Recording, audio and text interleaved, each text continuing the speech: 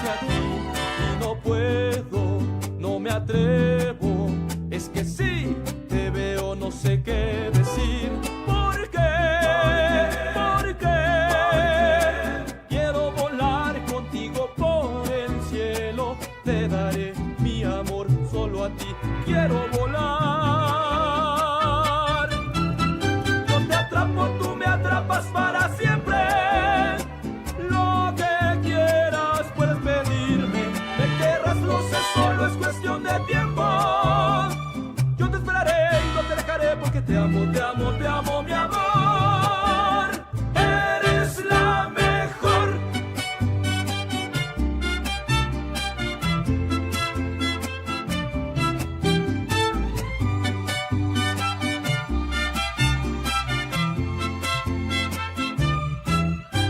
Yo quisiera que supieras que recuerdo cada cosa de ti.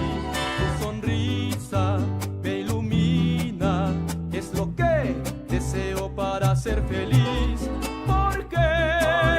¿Por qué? No despegamos juntos hacia el cielo. Te daré mi amor solo a ti. Quiero volar. Yo te atrapo, tú me atrapas para siempre. Lo que quieras puedes pedirme. Me querrás, lo sé, solo es cuestión de tiempo. Yo te esperaré y no te dejaré porque te amo, te amo, te amo, mi amor. Eres la mejor.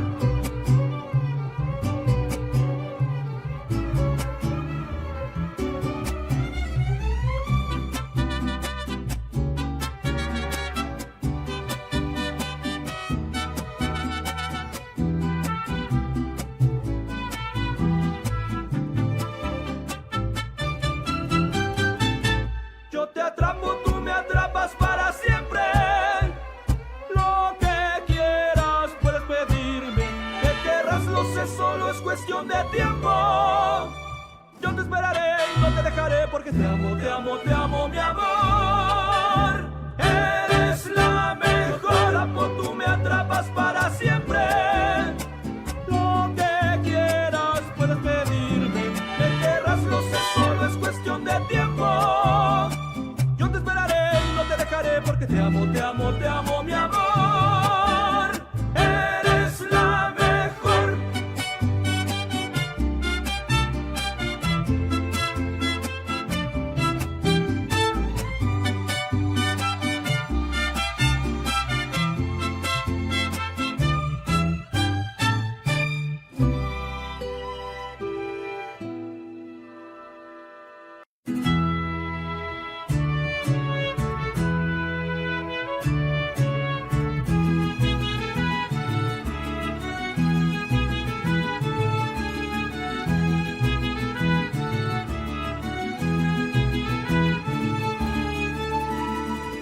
Yo solamente quiero amarte y todo mi calor brindarte. Te haré olvidar esas penas que te hacen mal.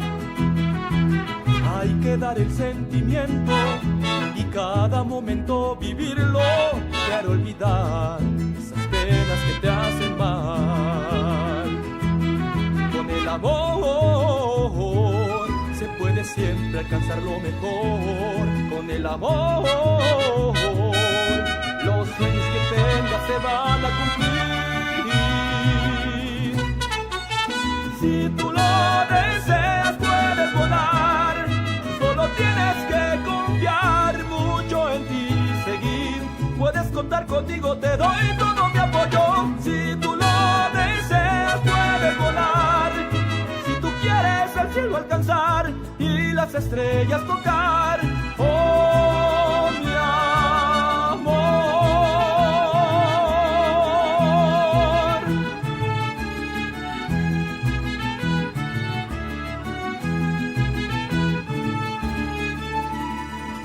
Ya sé que te decepcionaron el mundo, soledad y llanto. Tu gran verdad, nada en el fondo del mar.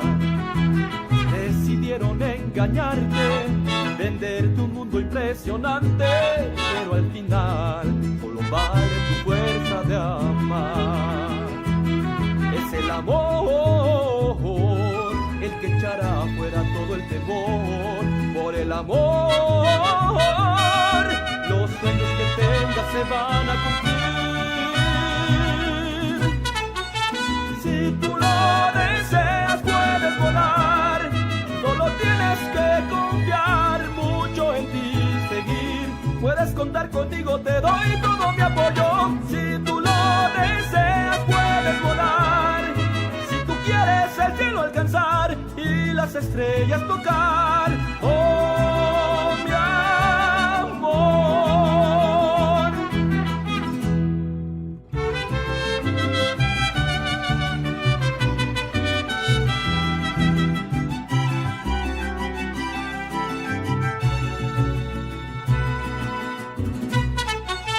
Si tú lo deseas puedes volar, solo tienes que confiar mucho en ti, seguir. Puedes contar conmigo, te doy todo mi apoyo. Si tú lo deseas puedes volar, si tú quieres el cielo alcanzar y las estrellas tocar. Oye, si tú lo deseas puedes volar, solo tienes que confiar mucho en ti, seguir.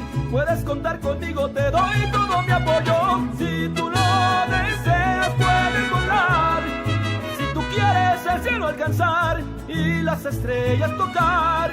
Oh, mi amor.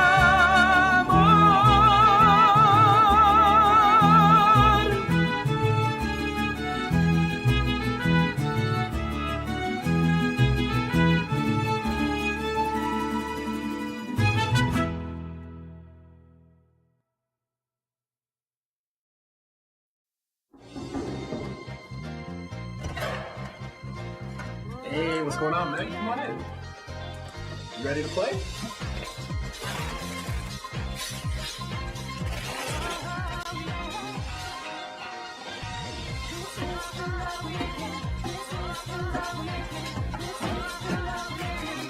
Hey guys, look who's here. Yo! Hey! Whoa! What's up?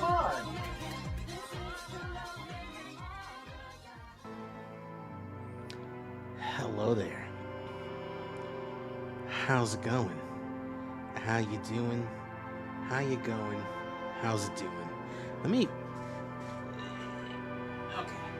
I just have to look at my monitor with OBS on it to see if everything was okay. Anyway, hello and welcome to Disco Elysium. Now, it should be noted I know so little about this game. I know it's good. I know the art direction is like otherworldly. Like the fact that you have the option to just press the B button and just let this happen while the music plays. Ah, chef's kiss immediately. Like so good. Apart from that, I don't know nothing about this game, or very little. So let's hit that Y button to see everything. So we got controls. I'm on controller because I like to be comfortable. Thoughts, active thoughts, altered dialogue options, thought bonuses. Tools, substances can be administered during dialogue. Tools are context sensitive. Equip them before use. Time passes. Read books to pass time quicker. Tasks, gain experience by doing things. Leveling up gets you skill points. Skill points you can use. Whoa. Okay, skill points. It's unlock skills or forget thoughts. Unlock or forget thoughts. Skill checks. Explore options or level up to try and red skill checks are permanent. Oh, God. And Revocol, pronounced Revachol. Revachol, rather. And Oranje. Revachol, Oranje, and Classier. Need to pass time? Buy a book. That's just true to reality. See a container you can't open? Equip a pry bar. Most people settle for bed after 2100 or not long after. At night, the streets are emptier. By 200, everyone's asleep. If you can sleep after 2100, sleeping heals. You can sleep after 2100. Sleeping heals all your health and morale. Police work is tough. Take breaks. Talk to strangers. Explore. Low on health, put points into endurance. Low on morale, put points into volition. Equip a flashlight. Skill points can also buy new thought cabinet slots or forget old thoughts. The map tab in your journal lists all the white checks you can reattempt. Pick dialogue options that begin with hold on or wait to gain additional information before the conversation moves on. Don't be afraid to say weird things. People are more forgiving to persons of power, like police officers. Interesting. Need to do something behind Rocky's back? Sneak out after he's gone to sleep. I wouldn't want to do stuff behind his back. That's a really not cool way to say that. I mean, I know I'm gonna have to, but saying it like need to do something behind his back makes it sound so nefarious. Short on money, equip a plastic bag, collect bottles, sell them at a fritte. It's so funny. I actually did that earlier today. I brought a bunch of cans and bottles to a recycling center.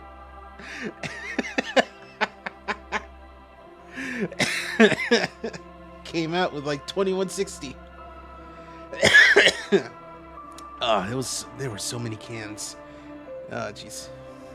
Most checks have secret difficulty modifiers. Talking to the right person can reopen a closed white check. Red checks can only be tried once. Failed white checks can be retried by increasing the relevant skill. Can put more points to a skill. Drugs raise learning caps, but they're bad for your health. They're bad. That's it. All right. Anyway, select an archetype. I could be the thinker. Extremely intelligent. Very bad with people. Knows interesting facts. Comes up with original ideas. Sensitive. Very psychological. A magnetic personality, but unstable. Might begin to lose his mind. Or physical. Extremely physical. Interacts with the world through his body. Gets things done, but dumb as a rock. Okay, so it is very feast or famine with like these specific stats. I was recommended that I try sensitive. That's what I'll do. The Furies are at home in the mirror. It is their address. Even the clearest water, if deep enough, can drown. Let's go. There is nothing. Only warm primordial blackness. Your conscious ferments in it. No larger than a single grain of malt. You don't have to do anything anymore. Ever. Never, ever. Never, ever, ever? Never, ever, ever, baby. All right. I am already into this. Fucking the ancient reptilian brain having this accent, tickles me. An inordinate amount of time passes. It is utterly void of struggle. No ex-wives are contained within it. What was that? About the ex something? An awareness creeps up on you. A mass lies hidden in your dead angle. Soaking in some lurid acidic sauce. It's bloated and shameful. A ball of meat Good afternoon, surrounding Cheese. you. This is a terrible line of questioning, and it will only lead to more awareness of the meat thing. The meat thing. Good afternoon, Shadow Realm. You might notice, because you're a regular viewer, there might be something a little bit different about the stream layout.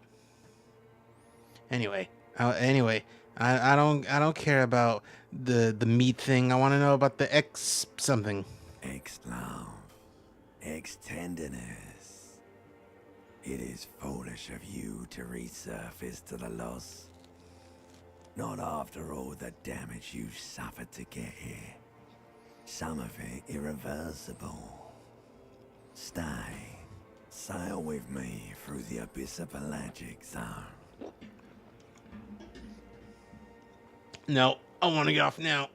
I like pain and burning light and wanting things from people who don't want to give them to me. Do you really? I do. Let me off. You wouldn't like it if I told you what was back there. Why'd you think you had to bludgeon yourself into oblivion? Or did you not sense yourself marinating? Poured so much on yourself. Got a bit carried away, did we, Chef? Fear and apprehension. You should ask what's out there first.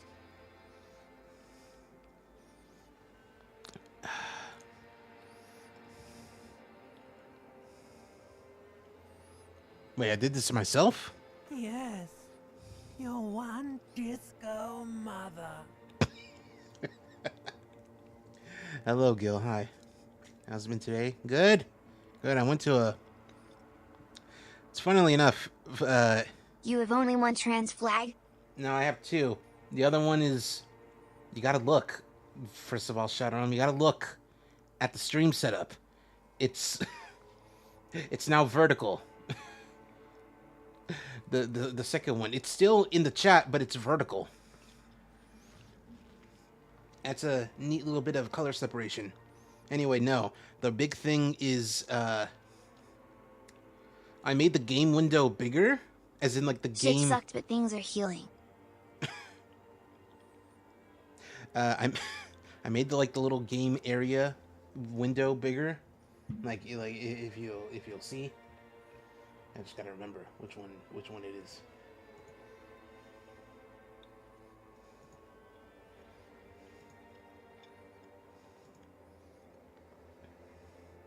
I don't think poggers is a command you can use. Yeah, it's bigger. Poggers.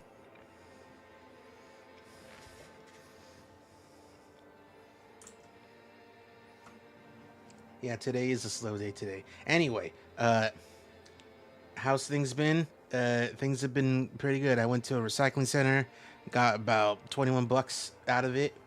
A lot of cans that were not on my person, but like in my home.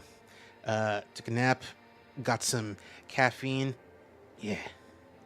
For me, it hasn't. My boyfriend's only getting his monitor on Wednesday, which was mega cringe from Bezos. That is mega cringe of Bezos. Should have gotten that monitor the moment, like, Bezos should have just given that monitor to your boyfriend. Like, that's, the fact that he just doesn't, big cringe. Anyway, what's waiting for me?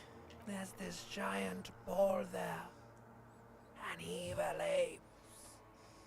And the evil apes are juking it out on the ball. You're one of them. It's basically all just evil apes juking it out on a giant ball. How small are the apes? Infinitesimally small. How big is the ball? You can't even make out it's a ball when you're joking it out. It's that large. And this duking it out I keep hearing about, what's that? He bought it for my money on Friday, so we were expecting it to come on Monday, but I think because Saturday and Sunday aren't business days, it didn't arrive on Monday as expected. Thanks, You Bezos. have to beat the other evil apes in the face. Or you So I'm managing my brain.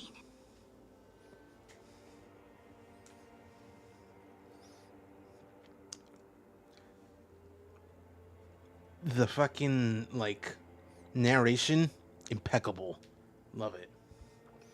Also, Shadowrealm, I'm not reading that out loud. However, why are you looking there? Why are people showing you that? You might wanna not talk to those people if they're showing you that. Anyway, that sounds like something I would like to do. Let's go. Somewhere in the sore, bloated man meat around you. A sensation. Like a fly to the ointment, your conscience sticks to it. The limbed and headed machine of pain and undignified suffering is firing up again. It wants to walk the desert, hurting, longing, dancing to disco music. You can take it. You're a champion. Mother help me, there's a head attached to my neck and I'm in it. Please, no, I've changed my mind. Take me back to the formless system body, nothing. No, I'm not scared. I am a champion. The stench of liquor rises from your mouth, and with it, an ungodly headache. Who am I? What sort of creature does this to their own mouth? A fiery streak penetrates your skull, trying to force your eyes open. It's a sound, a clarion call from hell. That's loud.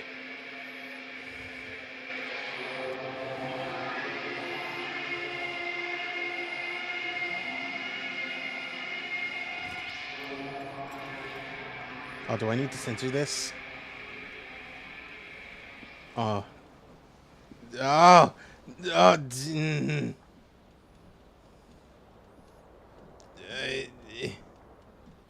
Okay. Might need to censor that.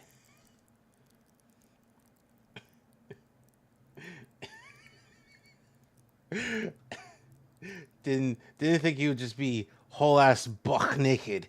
Thought he would have like maybe underwear on. I was very incorrect. Let's use one of these random images that I have. What is this one? Yeah, alright, sure. I'll just use this.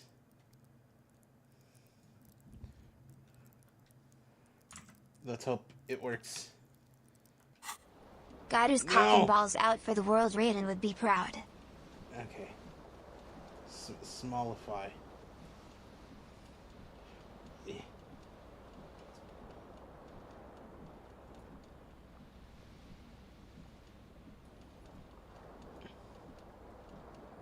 He's wearing underwear. He's just white as hell.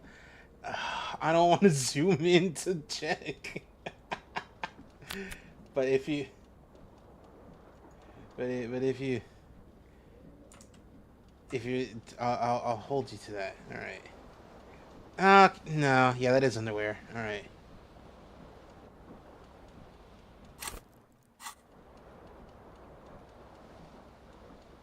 Oh. Right and left triggers are that. Okay. No, that's that.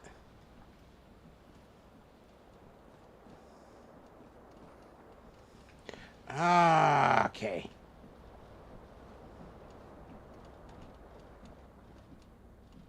This fan has two chain pull switches. One ends in a tiny fan, the other in a light bulb. A truly horrific necktie has somehow attached itself to one of the blades. Or has it been consigned there as punishment?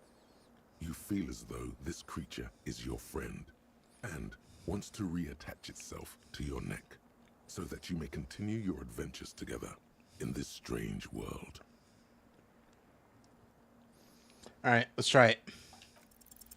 You reach out to grab Fuck. the tie, but what's this? Diffuse, radiating chest pain. Doom comes over you. This is bad. Feels like sharp stones grinding in your chest and keeping you from moving for quite a long time. Ow. Still ongoing. Now is a good time to start worrying. Might be having a heart attack. Finally, the pressure recedes. You find yourself covered in cold sweat and trying not to move, hoping it will keep you from dying. Alright, I'll just pull on the fan this time. The blades come squeaking to a halt. It should be easier to reach the tie now. Now I can super get it. You swoop up and catch the tie. Snap. It's released from the blade. Warning, warning. The necktie is no longer contained. What you have in your hand is a fantastically colorful tie with 4 or 5 different patterns. The knot reminds you of a noose.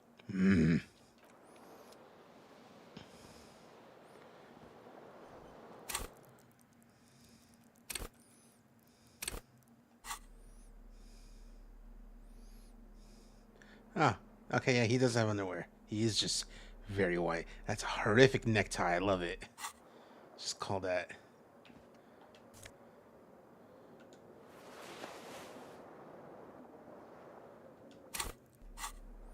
Mm-hmm.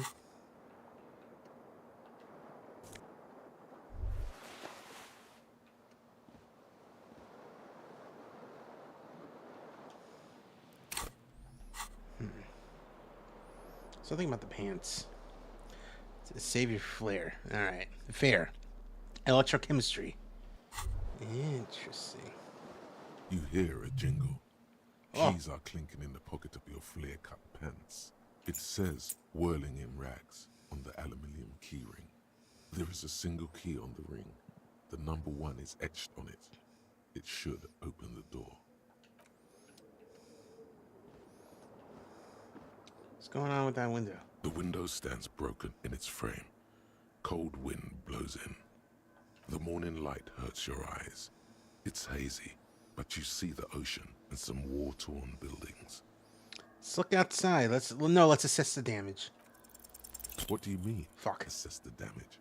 How would you do that? What are you even trying to do? I don't know, man. I'm curious, you know. Let's look at the bathroom. See if there's something in here. Bathtub. See bottles in the bathtub. Wine, beer, and sweet liqueurs. What's this? Oh!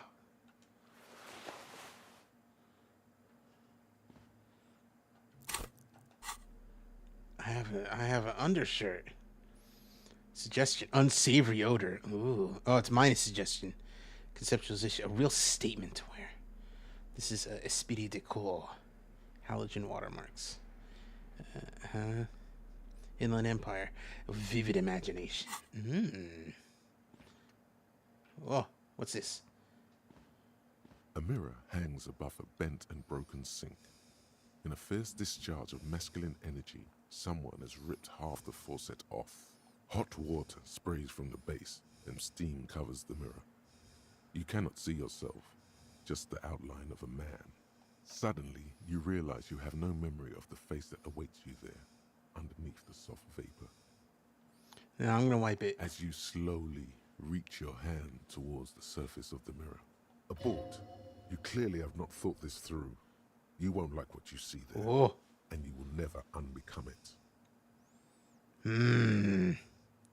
Maybe I should touch it first. Make sure there's nothing wrong with my face. Yeah, there is definitely something wrong with it. What? What's wrong? Where to even begin? There is the bloatedness, then the swollenness. It's like there's an upholstery of alcohol underneath your skin. I'm sorry. Touch your nose. Bet you are. Your nose feels like a small balloon in the middle of your face. It hurts when you honk it. It doesn't appear to be a particularly tiny nose either. Not with all the drinks it's absorbed for you.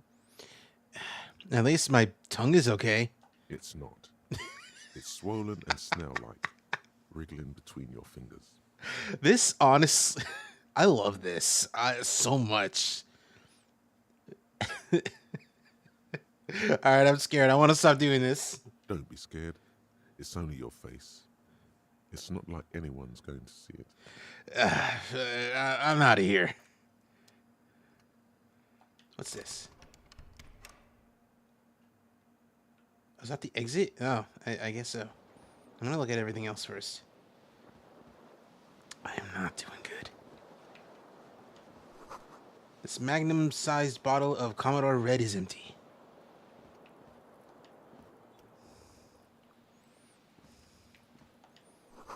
Looks like someone tore out the tape while the song was playing. Ooh. This reel-to-reel tape player is still on, rolling empty. Ah! What is it? Shoes! Green shoe. Oh, only one. This green crocodile leather shoe has a high heel and chrome embellishment. Almost said embezzlement. It fits your left foot perfectly. Now that all remains to find the other one. Seek the other shoe.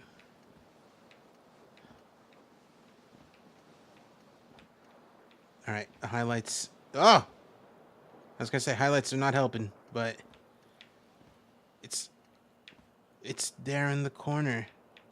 It's there in the spotlight.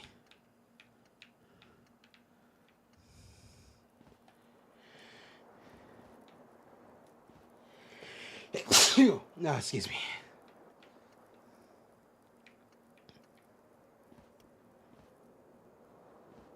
Voodoo reservation. Something about snowdrift.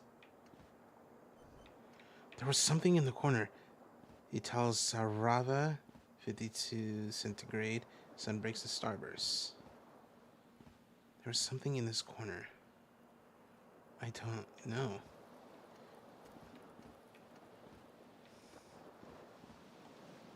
I want to see what this is.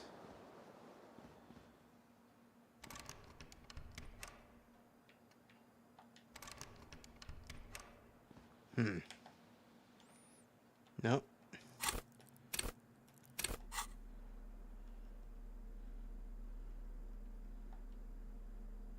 Okay, whatever. Since I can't find this other shoe, let's just get out. Might be outside.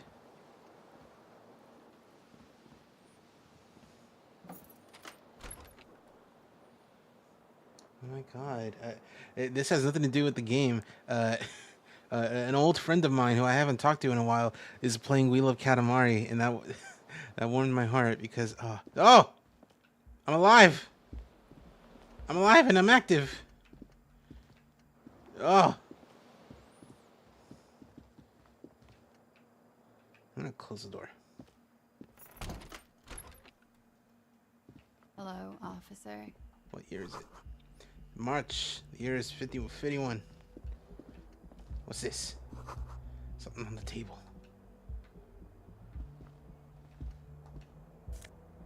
Oh! 40 pence. Hey, what's going on, girl? The young woman raises a cigarette to her lips.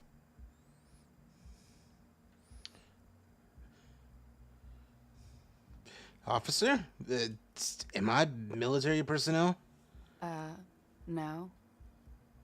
There's only one solution to this. You're a businessman. Well, I know. I'm a businessman, chief executive officer, right? The young woman shakes her head slowly. Okay, chief technical officer? No. You're a police officer, sir. You're shitting me. I'm not. Unless you've been shitting us all this time. That's pretty good. All this time? You've been here for 3 days. On official police business, no less. Yeah, what business is that? Couldn't say. In truth, so far, mostly drinking. Why don't I remember being a cop or anything else? Who in their right mind would let me be an officer of the law? Alright, try the expression on her. Let her know you want her physically. Not gonna try that. This is a red check. It cannot be retried. I don't trust like that. So let's not do that. Why don't I remember being a cop or anything else? Could it be because of the drinking? Who in their right mind would... All right, I'll try it after I do this one. Who in their right mind would let me be an officer of the law? Don't be so harsh on yourself. They let almost anyone be a police officer. Man, fucking... Ain't that the truth? A glib remark. Don't let it stand. Assert yourself. Actually, I could see why they would entrust me with the law. I have the right character. A fondness for contradictory statements. Yeah, well, you just said. I can't come up with anything. I'm sorry. I was being glib. I'm sure you're a great cop. No, she's not. Reassert yourself by being flirtatious. Try the expression on her. The expression. The words have already left your mouth. I want to have fuck with you. What was that? That's not even how words are used. What did you say? Come on. Say it again. I said I wanted to have sex with you. No. You see, that's not what you said. You said... Come on, man. Pretty, please. One more time. Don't back down now. Say what you said again. Proudly. I said I want to have fuck with you. I'm sorry if that was loud. Goddamn right you did. You crazy asshole, you. What kind of cop are you? I'm a cop of the apocalypse. Superstar cop. I can no longer deny it. I'm sorry. I don't know why I said that. You're pretty. I'm sorry. I'm the sorry cop. I'm not sure I'm a cop at all. I don't remember being one. I think I might have lied. I'm a cop of the apocalypse. Has the time come already? Yes, we're mere minutes away from the total collapse of reality. Cops walking around with no memory of who they are, saying what I just said. The end can't be more than 2 days away. That sounds reasonable. You're one intense cop. Anyone ever tell you that? Yeah, I guess I'm pretty intense. I'm sure I'm usually less intense. I don't know why this stuff's coming out of me. I wouldn't know. I have no... Yeah, I guess I am pretty intense. All right, then. Looks like I should go and prepare for what's to come. And thank you. This has been delightful. I do hope it happens sooner. Otherwise, it's gonna suck for you later when you have to interrogate me. That's... Whoa. And for the record, no, I didn't do it. A lot just happened. Very fun stuff. Oh, man. My first ever conversation. Big fan of that. Still smoking. All right. What's this? The weekend edition of the satirical newspaper Trompe le Monde. Down the stairs. Ray will show. Ah, frick. Oh! Hold on. I just saw him. Alright, no. Play the whole thing when he actually talks to me.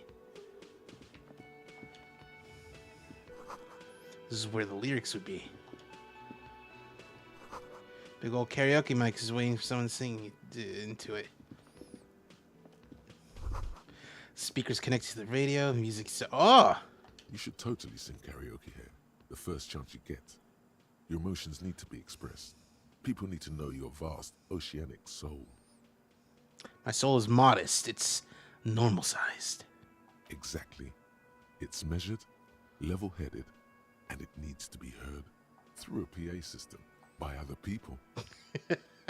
Whether they like it or not. Ram it up their ears, says your adrenaline gland. Violently express yourself.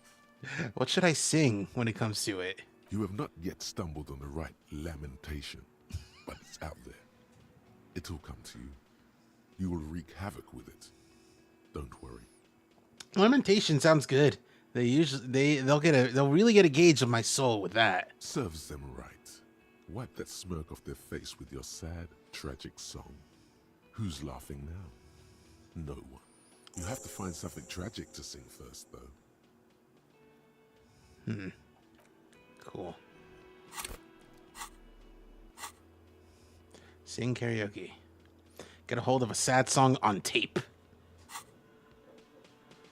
Hey, what's going on, man? A man in his late 20s stands behind the counter, inspecting a stuffed seabird. As you approach, he gives you a sideways glance, then looks down again. That was disdain in his eyes. Even now, he's purposely ignoring you. Something tells me you don't like me. Oh no, you're a hero. A real hero cop. You're being sarcastic. Am I? Or did you ride in, take the body down, solve the murder, and not trash my hostel room? Oh God, I did all those things? No, you see, actually, you didn't. You haven't done anything even remotely useful since you got here. What have I been doing then? Have you seen me around? No, I haven't seen you around. I'm not always here.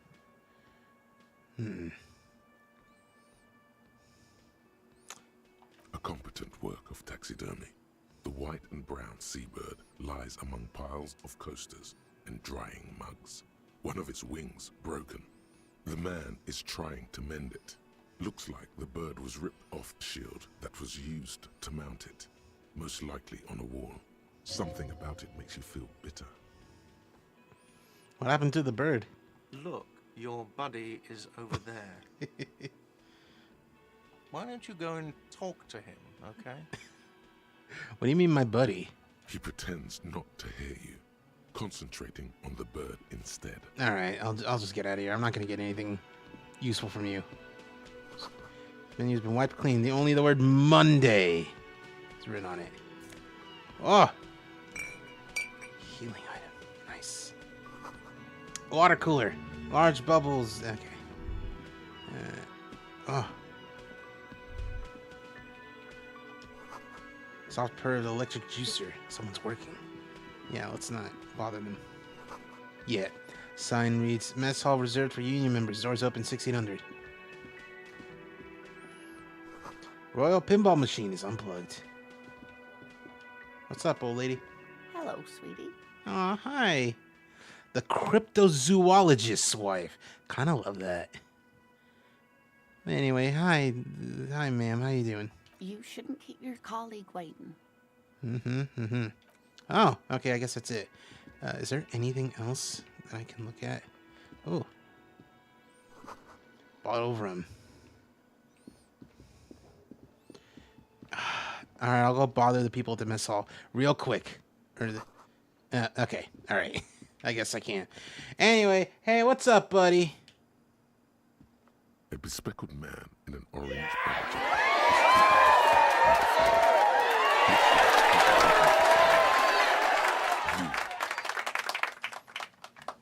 I don't know much about this game. I do know Kim Kitsuragi, straight up one of the best characters in fiction, period. You want to know how cool and good Kim is?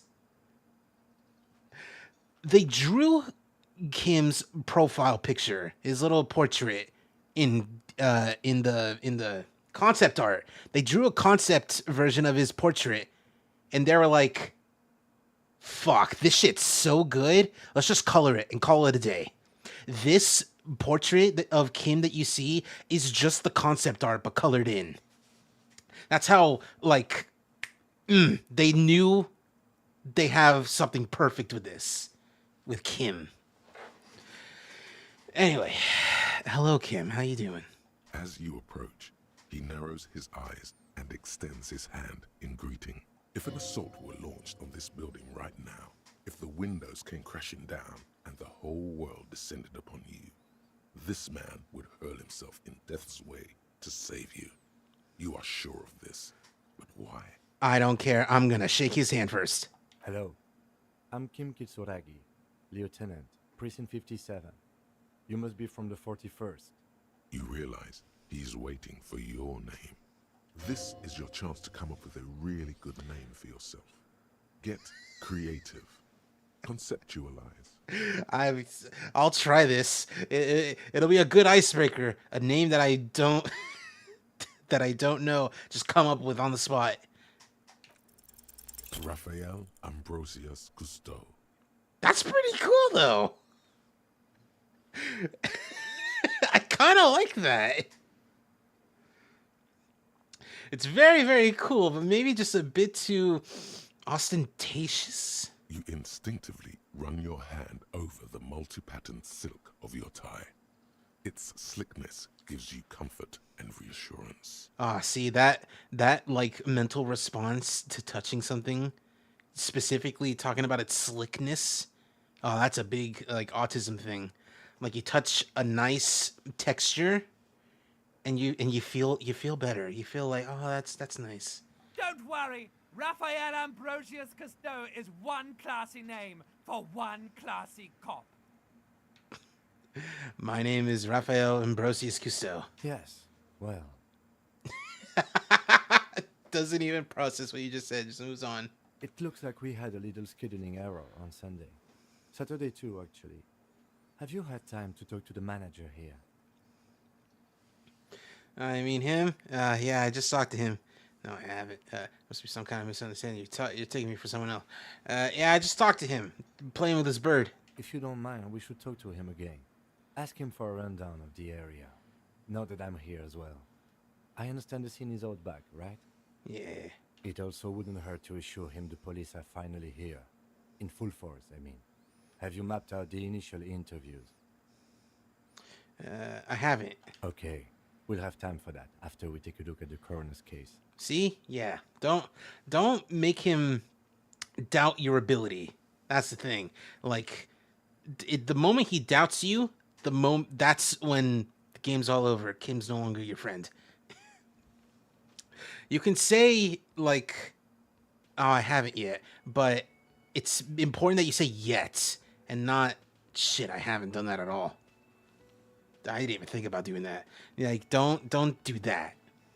Have you removed the dead body from the tree? Look, man, yeah, no. I don't like dead bodies. Sure. But did you take it down from the tree? No, I didn't because I don't like dead bodies. So, the body is still in the tree. Uh-huh. This is the first time you detect a weariness in the lieutenant's voice. It is obvious he would have preferred for the body to no longer be in the tree. Where it has been hanging for 7 days straight. We should go there as soon as we are done talking to the owner. I can't remember anything, though. I can see you drank last night and the night before, and that you are still drunk now. But I have seen officers go through worse. Much worse. I mean, total amnesia, though? I only have one shoe on. If you need something for your headache, there is a general store nearby. But as I said, the dead body should be our #1 concern. You know what? You got a point.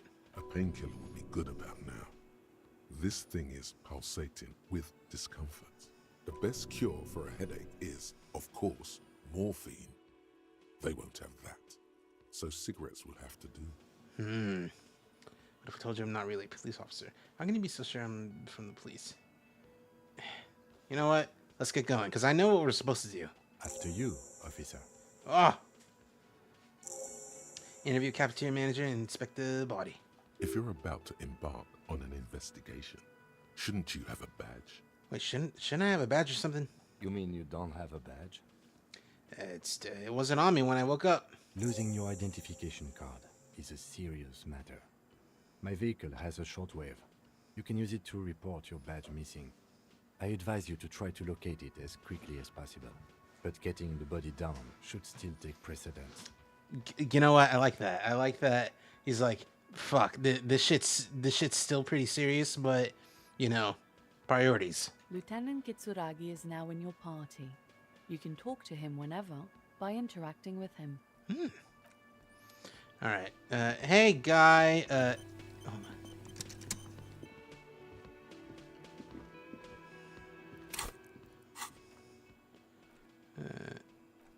I will do a normal save.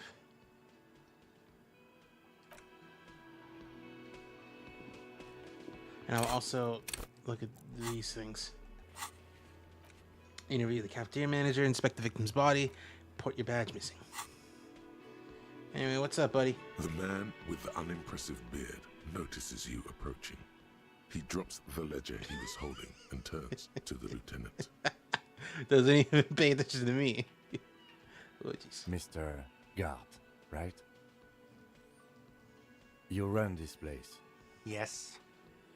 I am Kim Kitsuragi from Precinct 57. This is an inter-district investigation, so joining me from Precinct 41... The Harbinger of Ruin. As I said, Detective Raphael Ambrosius Cousteau. I'm currently in between names. You know what? Yeah. As I said, Detective Raphael Ambrosius Cousteau. Right. Now, I know it took us a while to arrive at the scene. It also took you a while to call us and report the dead body.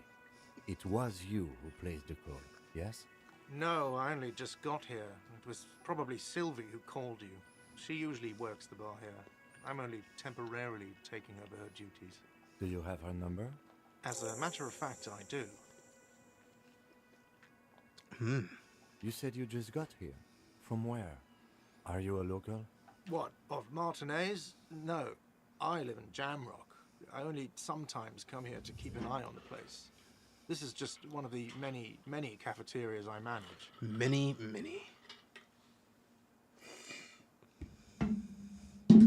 Wait, excuse me.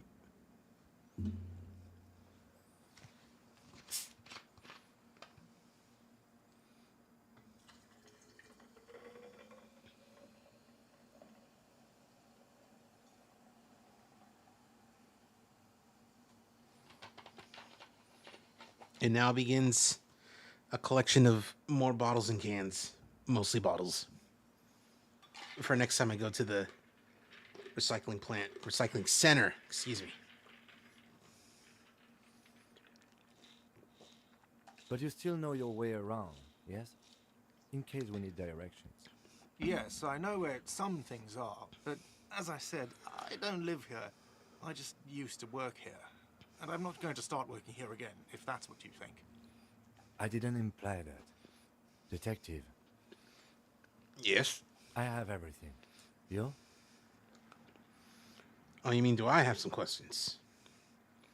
Yes. He means, do you have questions for me, like a police officer would? Where exactly is the body? Behind this building, there's a courtyard. They hoisted him up on a tree there. And how do we get there then? That's easy. See that door there? First you exit through that. Then to your right, you should see a big hole in the fence. A really big one. You can get to the courtyard through there. No need for the keys. The hole is big enough for the Franco-Nigerian cavalry to fit through. Does he want you to feel guilty of making that hole? It's implied in his voice. Do you know who killed him? I don't know who killed him. I'm not the police. That's your job. The lieutenant turns the page in the little notebook he's been scribbling in. Do you know why did Sylvie go away? She went away because none of your business. Fucking alright, fine. Extra fine.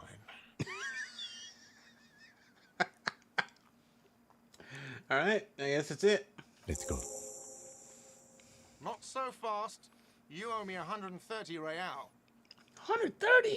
No one is saying the multi-pattern necktie you found tied to the ceiling fan can talk. No one. It must be merely imagination. But... Let's bail! Time to push the eject button! Sounds like a responsibility! You don't like those! no, don't listen to him. It's madness. Just talk. I don't owe you shit. Oh, you don't owe me shit. Well, officer, you're right. You don't owe me shit. You owe me money. Alright, he's got a point.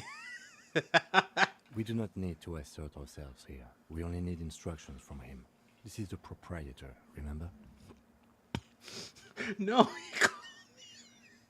he didn't call you that at all. What are you talking about?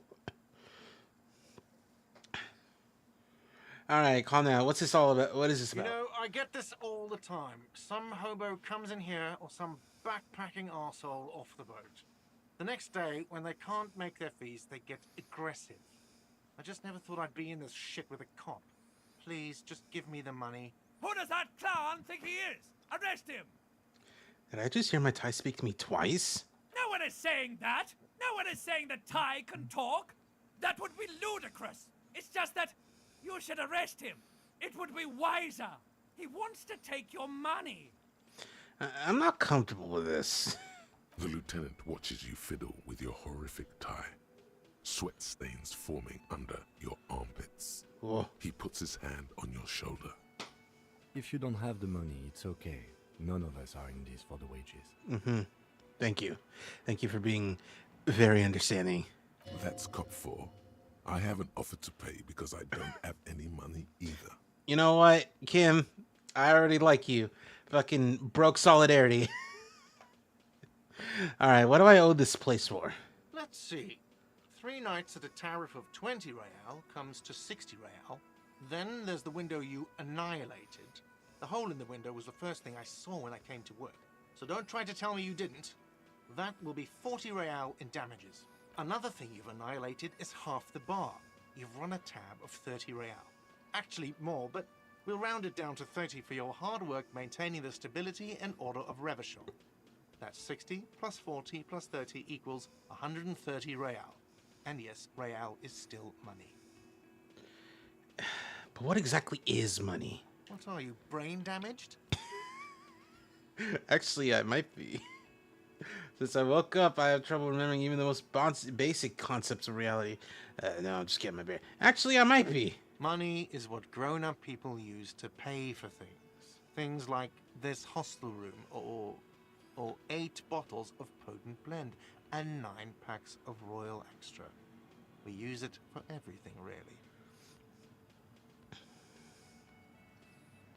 Proceed, but don't show him the coins. They're yours. That's only 40. That's not even like a whole real. That's just only 40 cents. There's a shuffle of nylon as Lieutenant Kitsuragi looks for something in the pockets of his orange bomber. Alright, so what happens now? I'm sorry, but he has to pay. I can't let him stay here any longer if he doesn't. If he doesn't have the money by tonight, then... Officer, maybe you are better off working this from home for now. You live in Jamrock, right? It's not that far away. Isn't there somewhere else I can stay around here? I don't remember where my home is. Oh, fuck this place. I'll take my chances on the streets. I'll see what I can do. I don't remember where my home is. Officer, you really need to take this up with your station.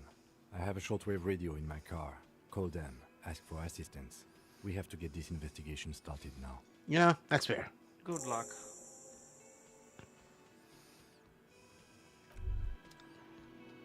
By the way, where is home?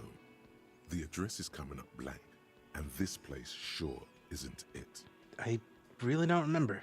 But you've been at this hostel cafeteria for only 3 nights. Where were you before?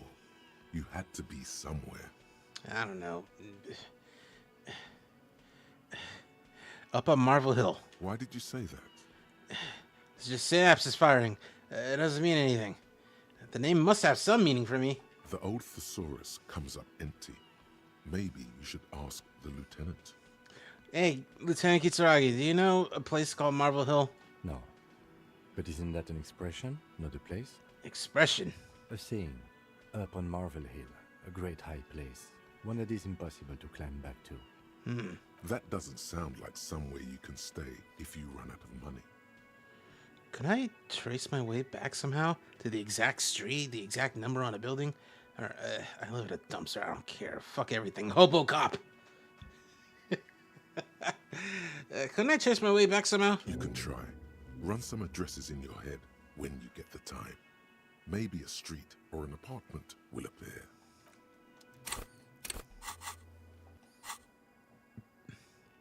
Lonesome long way home.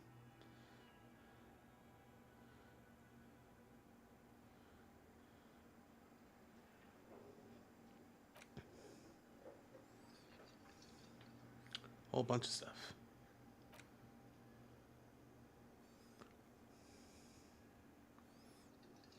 Research time 6 hours. Let's rewind. Trace your junk steps back home. Jump across the raised channel bridge. Call over to get off the asphalt. Perdition. It's footprints in your mud. It's a lot. Alright. Let's get to internalization. It'll take me 6 hours and 5 minutes, but fuck it. I have stuff to do. Some door closed for winter. Alright, I guess. This door. Oh, stuff and things. What's that? Heap of snow melts in the wheelbarrow. What's that? Sign reads, fuck the police. The RCM in Martinez. What can I help you with? You sound surprised. We don't see a lot of police around here, that's all. You know, I do have some questions, though. Of course. Cool. What can I help you with? What is this? Nah, I'll save that for last. We need directions. Of course. Where to?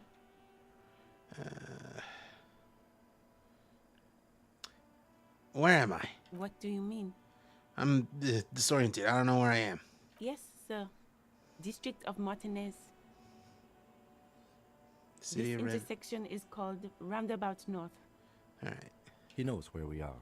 He just wants directions. Kim, I don't know where I am. That's what I said. I'm disoriented. Look at me. I look horrible. I'm like a clown, the melting clown over here. Anyway, what's up in the north? There's the pier, the Cape Side apartment buildings, some more tenements. Not a lot, really. What's in the east? The harbor gates. Some kind of commotion, I think. I don't follow the local politics. A fleet store, too.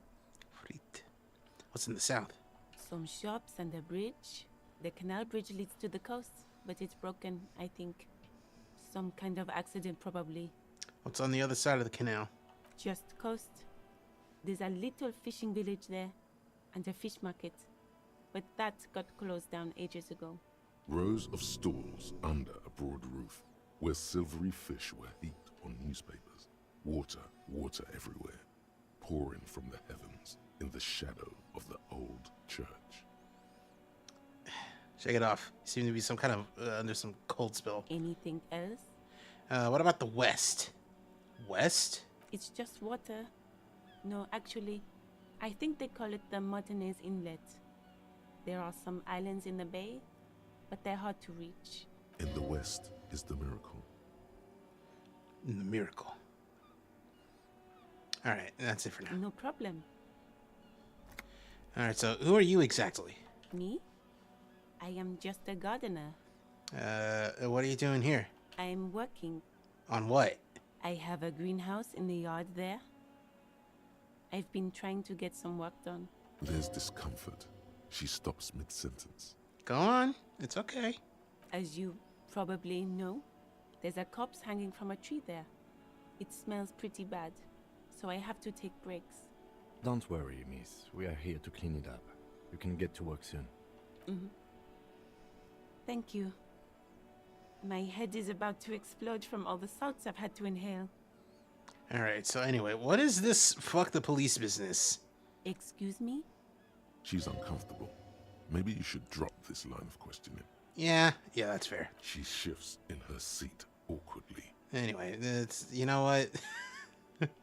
Sorry to make you uncomfortable. I was just kind of curious about what's going on over here. Anyway, see you later. Of course.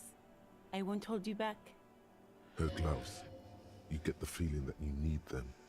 You have a dead body to deal with after all. One more thing.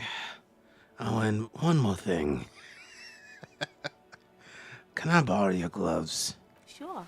Keep them. I have another... Ah! Cool. Thank you.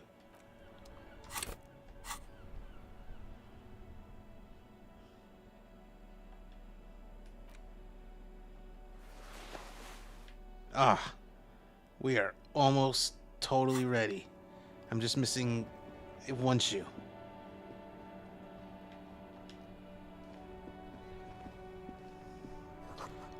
Pigs go home. What's that? Bottles inside. You could pick them up if you had a bag. Ooh. I see. What's that? This Post Lavatorie mail collection box has been heavily vandalized with graffito. A closer inspection reveals 2 bullet holes in the front. You know what? Good mail delivery box. Pat pat.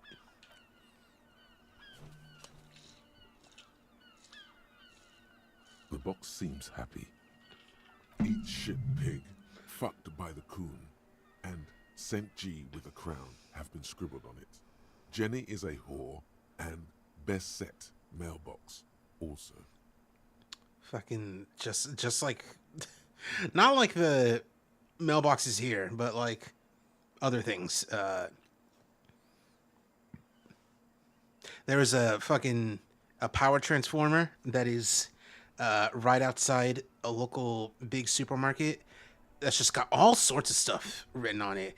Fucking someone was so mad that her boyfriend cheated on her, which, you know, fair. That makes sense. I don't blame them for being mad, but whoa, man, there is so much anger and rage and hatred in that writing. Whoa. I was like captivated by it almost, because it's like I could just feel it. Anyway, been there. Post Lavatorie mail collection box, been there. Man, mail collection box, you should man the fuck up. I feel you. The mail collection box seems cathartic. Thankfully even. So do you. You shudder. Then you swallow. And then suddenly, you see it. Over all the other graffitos, someone has, using the tip of a very sharp knife, cut the words, Reverchon forever. Alright, let's get out of here.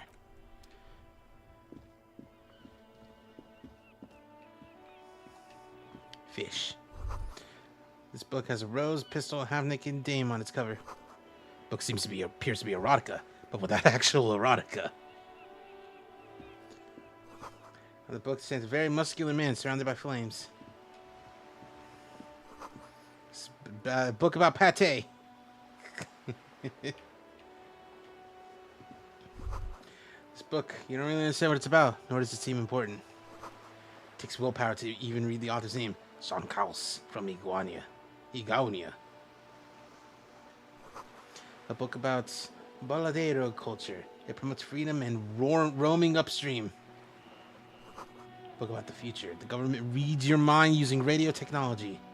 You know, I don't totally doubt it. Hello, sir. Step right in. The store is open. Hello. Are you interested in a new and exciting book? What kind of store is this anyway? It's a bookstore, sir. We sell books, postcards, and some board games. It's called Crime, Romance, and Biographies of Famous People. Whoa, whoa, whoa, whoa. Hold your horses, little girl. Don't be ridiculous. I know all these things. You're fooling nobody. Don't you sass me. Sir, are you okay? You've been standing here silently for a while now. Just arguing with my mind. Is it okay if I ask you some questions? Okay, sir. I'll try to answer any questions you have. I hope they're about books. Alright, what is romance? It's the type of book where there's a rich lady and she has to choose between the good man and the bad man. Or there could be a story about a poor lady getting a rich man. It's about man and lady business, sir. Uh-huh. What about a poor man getting a rich lady? Or what about when both of the men are bad? Or what about when everyone is poor? Or what about the book where the man and the lady business doesn't work out at all? Yeah, I want to like a complicated conundrum. I haven't read many of those. Maybe you should ask Mum. Yeah, you think she has one about an excruciatingly painful breakup? I don't think it's a romance story if the main characters break up, though. No, think about it. One where they plunge into a torrid spiral of pain and recrimination, only it's really long and drawn out. Scarred for life. Phantom limb. No, I don't know. I picked a really good build. You can take this. blossom like a pain flower. Yeah, and it drags on for years and years with no resolution in sight. The girl is at a loss for words. Each of you filling with resentment and bitterness for having ruined each other's lives. She shifts and sways on her feet, looking confused and uncomfortable. Stop. There's no need for this. It's in your power to change this subject. Each of you tearing at each other's innards, leaving a gaping emptiness, a vacuum heart that still hurts ceaselessly. On second thought, it seems like an inappropriate topic for to discuss with children. All right, that's enough romance. We have other questions. Maybe some about other books? Well, crime business. Crime fiction is about murders or burglaries or things like that, and the work of a policeman or a private detective who's trying to solve a crime and catch the criminals. Wait, not crime fiction? Wait, not crime fiction. I need to know what crime is. Why would anyone want to read about crime? Okay, I get it. Crime and murder gets people going. And it's kind of like a puzzle too. You can guess who the criminal is or how the good guys are going to catch him. I'm a policeman myself, by the way. You know, Peter, I'm something of a policeman myself. You don't look much like a policeman. Huh? Okay, well, what does a cop look like then? Didn't mean to offend, sir. Sorry, sir. It's just that you don't look like Dick Mullen. I used to be exactly like that Dick Mullen guy, and I decided to live a little. You know, nobody actually looks like the guy in the picture. That's just a stupid fantasy of a man. It's not your body that's important in police work anyway. It's your, Wow, look at that guy. I'll never be as good as Mullen. I used to be exactly like that guy. He decided to live a little. What's that mean? You know, cut loose, raise some hell, blow off steam. And everything's better now, sir? I don't know. Why is that? I mean, look at me, a hideous beast, a failure of a cop, a disgrace. A man can never be truly happy with who he is, or you'll understand when you're older. Look at me, I'm a hideous beast. Sir, please, sir, don't say things like that. You look nice enough. Nice enough for a small child, sure, maybe. Don't be sad, sir. I'm sorry I said that thing about Dick Mullen. Anyway, it's not about what's important in the police work. It's your yeah, that thing. Head? Yes. Yeah, that thing. Cool. No, it's your soul. Your blue soul. No, your resilience. Ooh. So, that Mullen guy looks like a Hempelman. Who could respect that face? It's not even drawn correctly. He lacks soul. I'm not sure I understand. Policeman's gotta have the right stuff.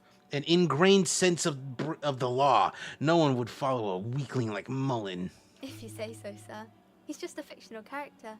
He's no match for your soul. Thank you for saying so. Maybe you can show me some real police work, sir. Like in the books.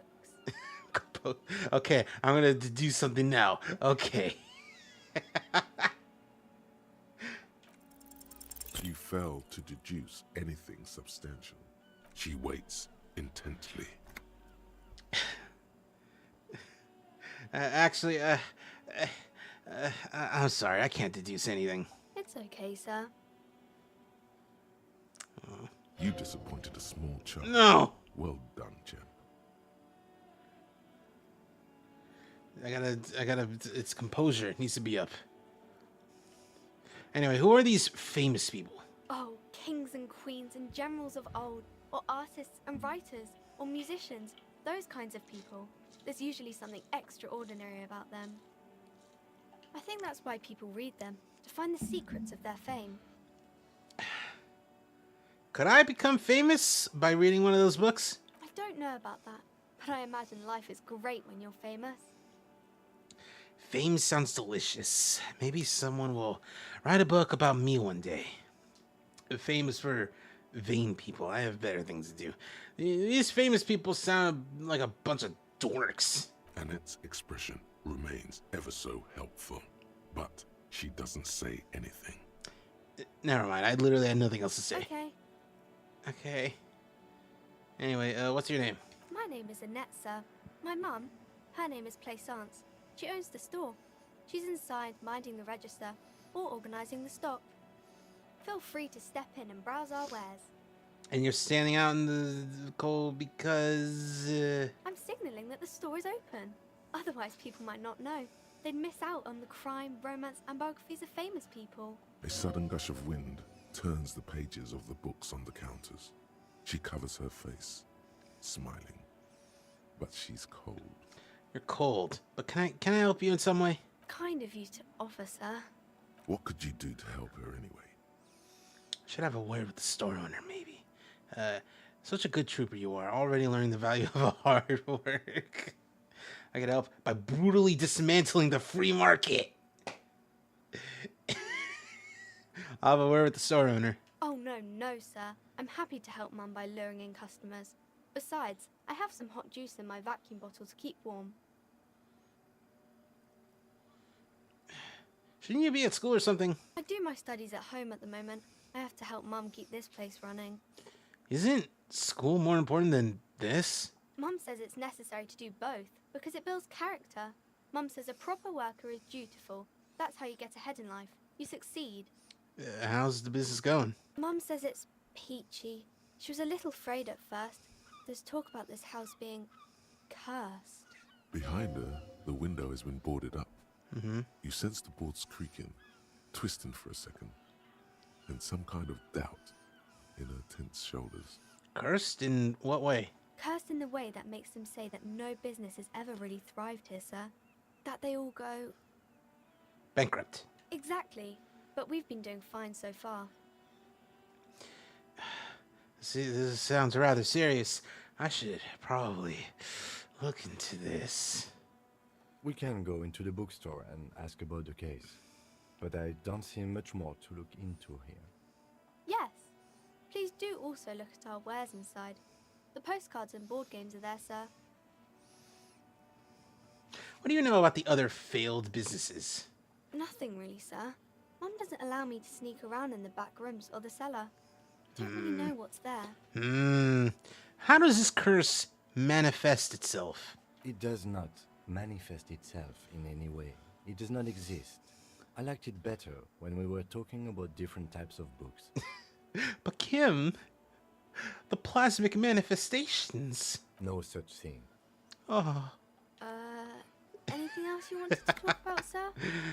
Enough about the curses for now. Maybe I can tell you about some of our books instead. All right. Okay. Let's try it again. The girl keeps her hands folded, hidden.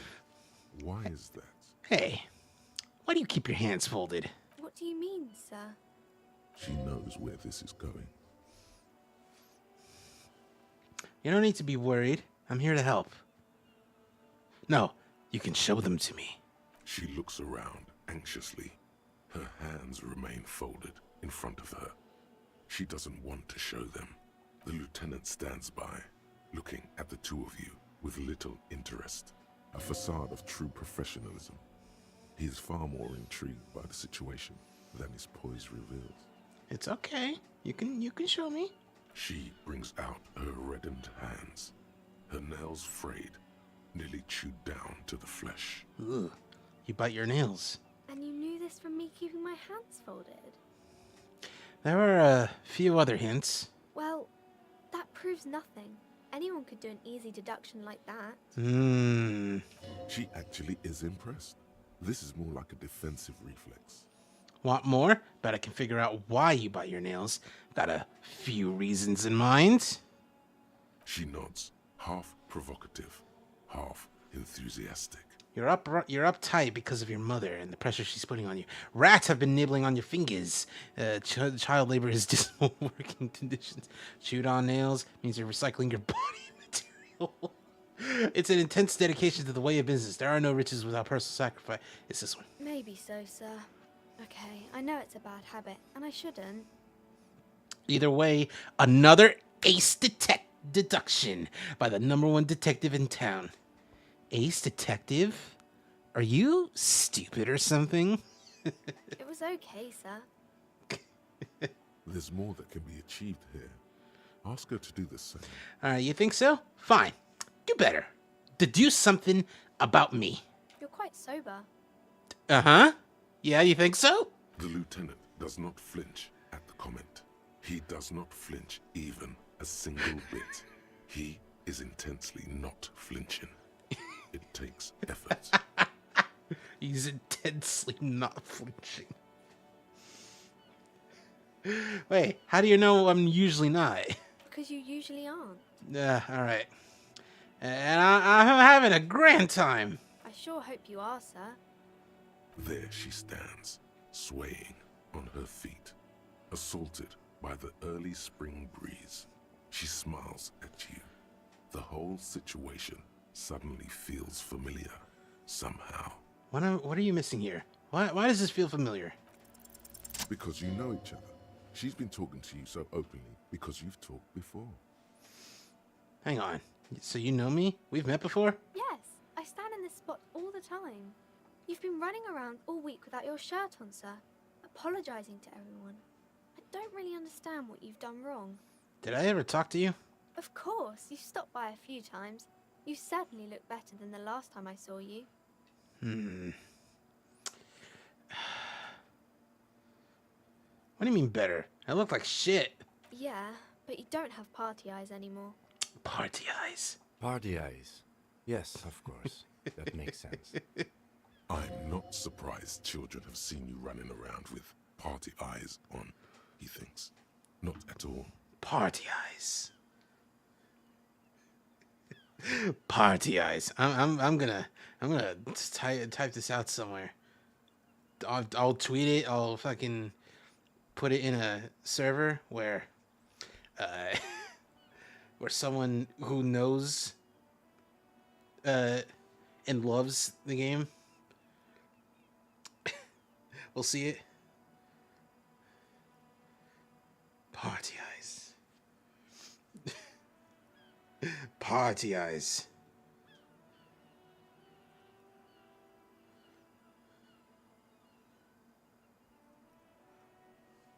Party eyes. You know, like a cat in the dark, all big and wide-eyed. It certainly looks odd on a man. The swiveling eyes of a loony drug addict. That is what she meant. You were probably gurning too. Fuck yeah. You should get some party eyes right now. Snap those sequins on you, boy. Get those party eyes right now. Does that mean I've been partaking in narcotics? Oh, baby, that's not what you have to worry about. Worry about the important thing. So, why didn't you tell me you knew me to begin with? I didn't know I had to do that. I don't really like this detective deduction game anymore. Thanks, I've learned something about myself today. I'm glad I could help you, sir. Alright, see you around in it. Bye-bye. That was fun. Nice autosave. Hold on, what's this? An old call box with a matrix of push buttons lists all the companies in the East Delta Commerce Center. That's a lot. That's a lot of stuff. I don't feel comfortable with any of those. Rue de Saint-Ghislain, 8B. Can't open that.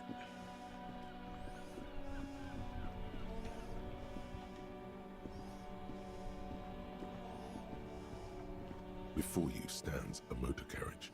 The bodywork is covered in blue and white livery, bearing the number 57. Vapor emanates from the large engine on the back of the vehicle. It hasn't had time to cool off yet. In the cabin, you are welcomed by a set of steering levers, a radio microphone on a hook, a pull-out toolbox under the seat, and the soft glow of the fuel preheater gauge. I'll pick up the radio. The frequency tableau lights up, and the green button labeled Prime Line glows like a feline eye. And then you hear something. The soft purr of electrical kittens. Radio waves cast far and wide over the metropolis. A woman's voice greets you through the static. This is Precinct 57. Hello, Lieutenant. How may I assist you? Hello, Alice. Please assist our colleague from the 41st precinct here. I'm putting him on. Come in, dispatch. Come in, dispatch. Anyway, hi, Alice. This is the officer from the 41st precinct speaking. Nice to meet you. This is Officer Alice Demetri, Precinct 57. How may I assist you? You should connect me to a civilian, Sylvie. Sylvie. She may have reported a murder. Could you connect me to the 41st precinct? I have something I need to report. Just a second, officer. Just put it on hold to while you hear an old man. 10-2, 10-5. This is 41st. Come in. Over. A scrawny old man sits in a dusty cubicle, smoking, with a large white rectangle sewn on his vest. In front of him is a box-shaped apparatus with an array of wires and antennas. The radio switchboard. Hi, this is me here. I work at your station. 10-4. What's your status? Over. It's not good. 10-18. 10-20. Over. Can you repeat that? 10-18. 10-20. Over. Oh my god, please, just talk human to me. These numbers mean nothing to me. State your message, sir. Over. I need to report my badge missing. 10-9, repeat message. Over. My badge, I can't find it anywhere, basically. It's gone. 10-4, message received. This is a very serious situation. I need to 10-22 the captain. Over. 10-22, the captain. This sounds bad. Bad and scary. Like being called to the headmaster's office in school. I agree. Is it him? What does he want? Says he lost his badge and needs to report it. He what? He lost his badge? I'll just keep Who lost his badge? Ah! Justin McLean. Dick fucking Mullen. Who do you think? It's Officer Dick Mullen from the bestseller Dick Mullen and the Lost Identity. Dick Mullen is not your name. It's the name of a fictional detective who would not lose his badge. And I know this because I talked to Annette. Defend yourself. Immediately. They're laughing at you. Yeah, come on, operator. Tell him to stop. This is serious, sir. Officer lost his badge. I am the first cop to ever misplace his badge. Can we move on? Just want to get a report and be done with it. 10-4, I hear you, officer. I'm just going to make a note here that you are in pursuit of your misplaced badge. Over.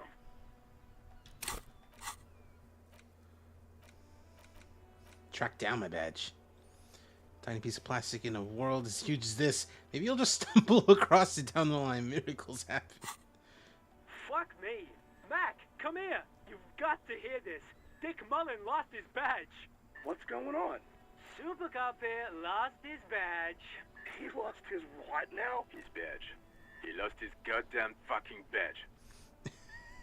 Anyway, enough with this now. I have other things to discuss. 10-9, come again. I didn't get that. Over. New heights even for Captain Sober. Ask him. Ask him if he's lost his gun, too. Oh my god, these guys suck. Sergeant Orson wants to know if you lost your gun, too. Over. Check your pockets. Check your... Holy fuck. You don't know where it is, do you? I don't have my gun? No. It's gone. It's not fucking on you. Don't sweat it, Bratan. You don't need a gun to have fun. We can still have fun. It's not all over. 10-9, come in, officer. Did you get my question? We were wondering about your gun. Over. Nah, I'll just say nothing. 10-1, you're breaking up. 10-9, repeat. Oh my please. god.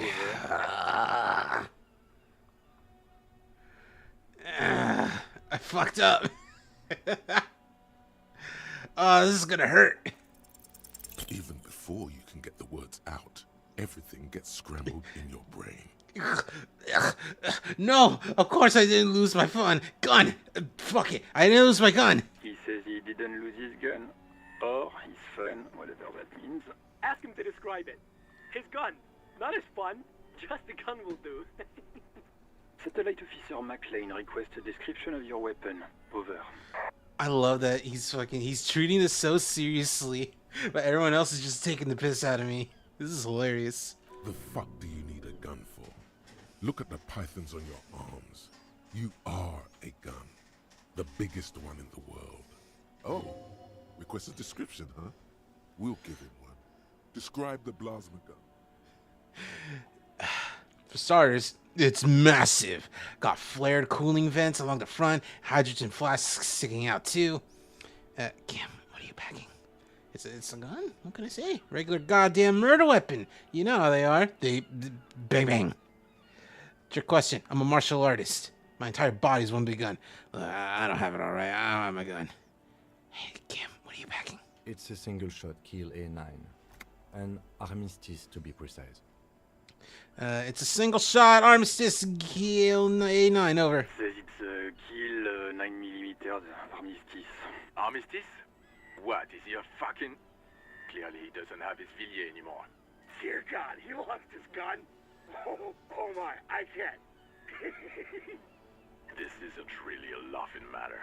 Mac can face a giant of Coco Nur by himself, but Disco hit made him piss his pants. Oh, I can't. Fuck. He lost his ass. He still got his wiener. I'm not going to. Ask him. Sergeant Orson here is wondering if you are still in possession of your genitalia. Over. Now is a good time to say fuck and ass and so on. That'll make this all right. Yes, I lost my wiener too. Just lay off, okay? I left it at his mama's after I fucked her ass all night. Tell him that. I don't need to listen to this firewalker out. I lost my wiener too. Alright, just lay off, alright? He acknowledges your joke and asks you to lay off. Lay off? Lay off? Tell him we'll lay off when he retrieves the goddamn police property that he has been entrusted with. Satellite Officer I heard him, and I'm on it. 10-4 affirmative. Officer is in pursuit of his firearm. Oh God, Officer, do you need further assistance? Over. This might sound odd, but there's personal details I'd like to discuss. Okay, 10-4, sir. I hear you. Relay your question. Over. Wait. Before you say anything stupid, think it through. What's there to think about? You're going to be looking at a straitjacket if you tell everyone you lost your memory. Be smart about this. Ask if he's there alone. 10-4, sir. I'm not hearing your question. Hold on, are you alone in the room? Need confidential information about myself. I want to know if you got any badge description in your report. Could you read it to me? Name, rate, Look from address. I don't know where I live. Please refer to me with my full name in the future. Any news about my family? Have I ever told you about my life before the RCM? Please refer me to a full name in the future. 10-9, repeat message. I didn't get that, sir. Over. Say my name. Stop calling me sir and just use my real goddamn name. Both of these options are very rude. This one's less. Sir, I will not have you talk to me in this manner. Over. Please just say my name, Jules. What? What is it? What can he possibly still want from us? He seems intoxicated and keeps asking me to call him by his name. Mullen's drunk and emotionally aggressive. That's new. Wrap it up. Don't indulge in his drunken antics. Anyway, are you alone in the room? I need confidential information about myself. That's a negative, sir. I got a 10-12 here. Over. Alright, fine. I wanted to know if you got my badge description right in your report. Could you read it to me? Name, rank, date of birth? What? What is it? He's still on the line? He wants to verify the information on his badge. But of course, it says Dick Mullen, High General of the Revacholian Cavalry Force. Tell him to stop wasting time. What do you need, sir? Over. Have I ever told you about my life before the RCM?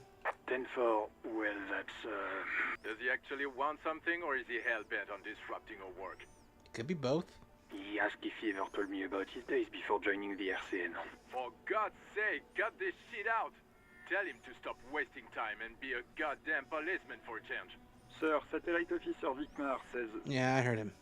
So, was there anything else? Excuse me. Yeah, I'm out of here. Don't worry. Understood, sir. Over. That's... I'm in dire need of financial assistance. 10-4, I hear you. I don't have the authority to grant your request, but... What does he want now? He's asking for money. Is he fucking kidding? I don't think he is. Don't give that asshole anything. He's just gonna drink it all. Right. That's a negative on the additional funds, sir. Over. It is paramount to the investigation that you grant me more money. Please, I'm begging you here. I don't even have a place to sleep tonight. You know what? No, I heard you. No funds. Anything else, sir? Over. Alright, that's all for now. Roger that. 10-10. Over and out. 18 kilometers to the south, in the 41st Precinct's relay booth, a small crowd has gathered around Communication Officer Jules Oldboy Pidier, around a dozen cops. The small room is filled with cigarette smoke, a buzz with laughter, when Officer Judith Minot enters. Her left arm is in bandages, and her hair trimmed short. What is going on here? Did something happen? I don't want to break up your conversation after playing the off 5LR story for the 100th time. I realized that really dropped the ball on Kokoro, especially when she was hype up into off 4. I haven't played more than like an hour of DOA ever. And even then, I think it was like DOA 5. But do they really, like... I was going to say, do they work hard on the story? Do they really, like... is the story really, like, that front and center in the games? Because I've heard literally nothing about any of the stories. I hear talk about, like, oh, Tekken 7 stories shitty. Fucking Street Fighter 5's story is shitty. MK's stories has been getting worse since MK9. I hear nothing about DOA, though. What happened is my partner made contact. It's not good. He's lost his badge and his sidearm. He seemed confused, delirious even. Mac, the torso Torson, is finger-fucking his fist, laughing hoarsely and apparently telling some dirty story to his partner, Chester McLean, near the entrance. Finger-fucking his fist. Yeah, Mullen was fucked, alright. Sounded fucking drunk to me. Yeah, Mac's right. This was some gnarly shit there. I mean, before he started begging for money, it was... Enough! None of this is funny. It's fucking sad. That's what it is. He's a cop. He's one of us, goddamn this. We must help him. Yeah? How do you fucking plan to do that, huh? Get him off the drink? Go jogging with him in the morning and get him on carrot juice? He's a lost man. I just know we can't give up on him when he's at his weakest. He wouldn't. Mac, man the door. You know what he told me? I don't want to get better. I want to get worse. Those were his words. This shit does not leave this room. Not a word of this to the captain. Or anyone else. We'll give him a couple of days to pull his shit together. I guess I can hold off the report for a few days. Good. Okay, everybody. Nothing but a prank call here. We all got our laughs. Now For the ninja characters, yes, and the side characters always get their own story that has nothing to do with that. For example, Doa 5 hinted that Tina could be running for mayor.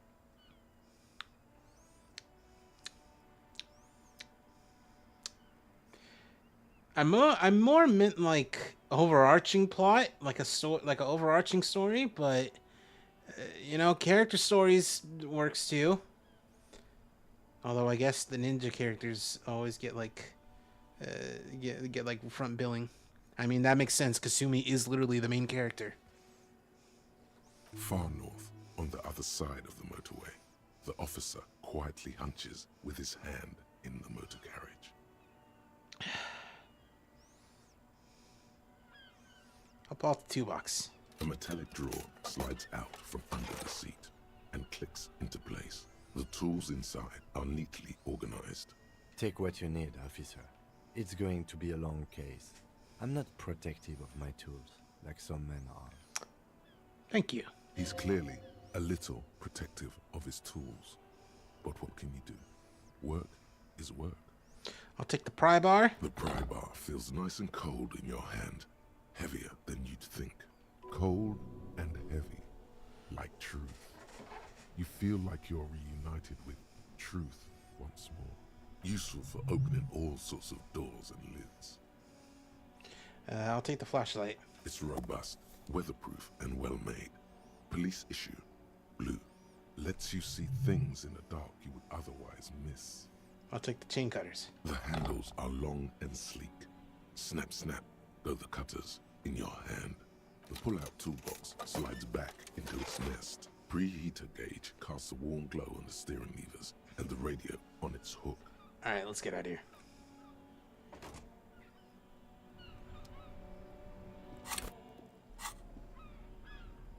Got a bunch of tools.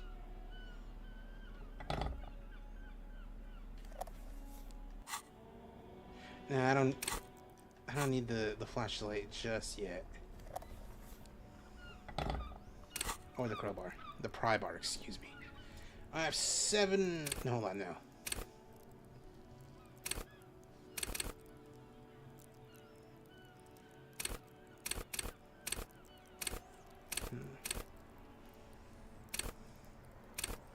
Okay, no. I don't have a skill point yet. But we're getting there. Pay for the damage.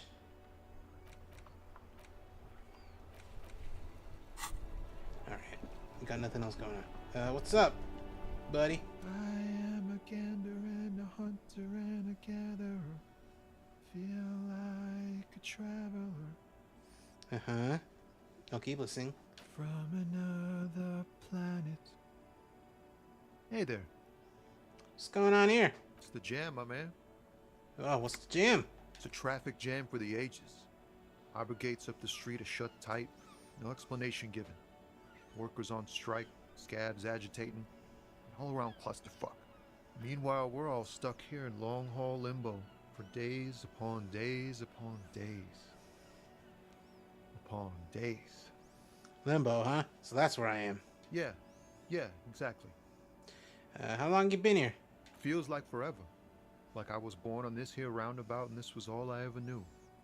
Just me and the metal and the tires, the oil and the fumes of my zoot. Extravagantly phrased, but I can roll with it. Yeah, imagine. It's been a whole week already. Behind the laugh, however, a touch of sorrow. So tell me, what do you need? Care to spare some change for a working stiff? Huh? Oh. No, I ain't got any money. They don't want to pay for unfinished work. The bosses, man. I don't know who these bosses think they are. That sounds like a good arrangement for them. Yeah, it sure ain't good for me. Or you. I'd spare a coin or two for a city cop down in his luck. If I had, say, 4 myself. Ooh. You know what? Tell me more about this strike. It's like whatever's going on over at the docks. Workers got a blockade set up, making demands. No way in or out. What's the union demanding? Some pretty wild stuff, I hear.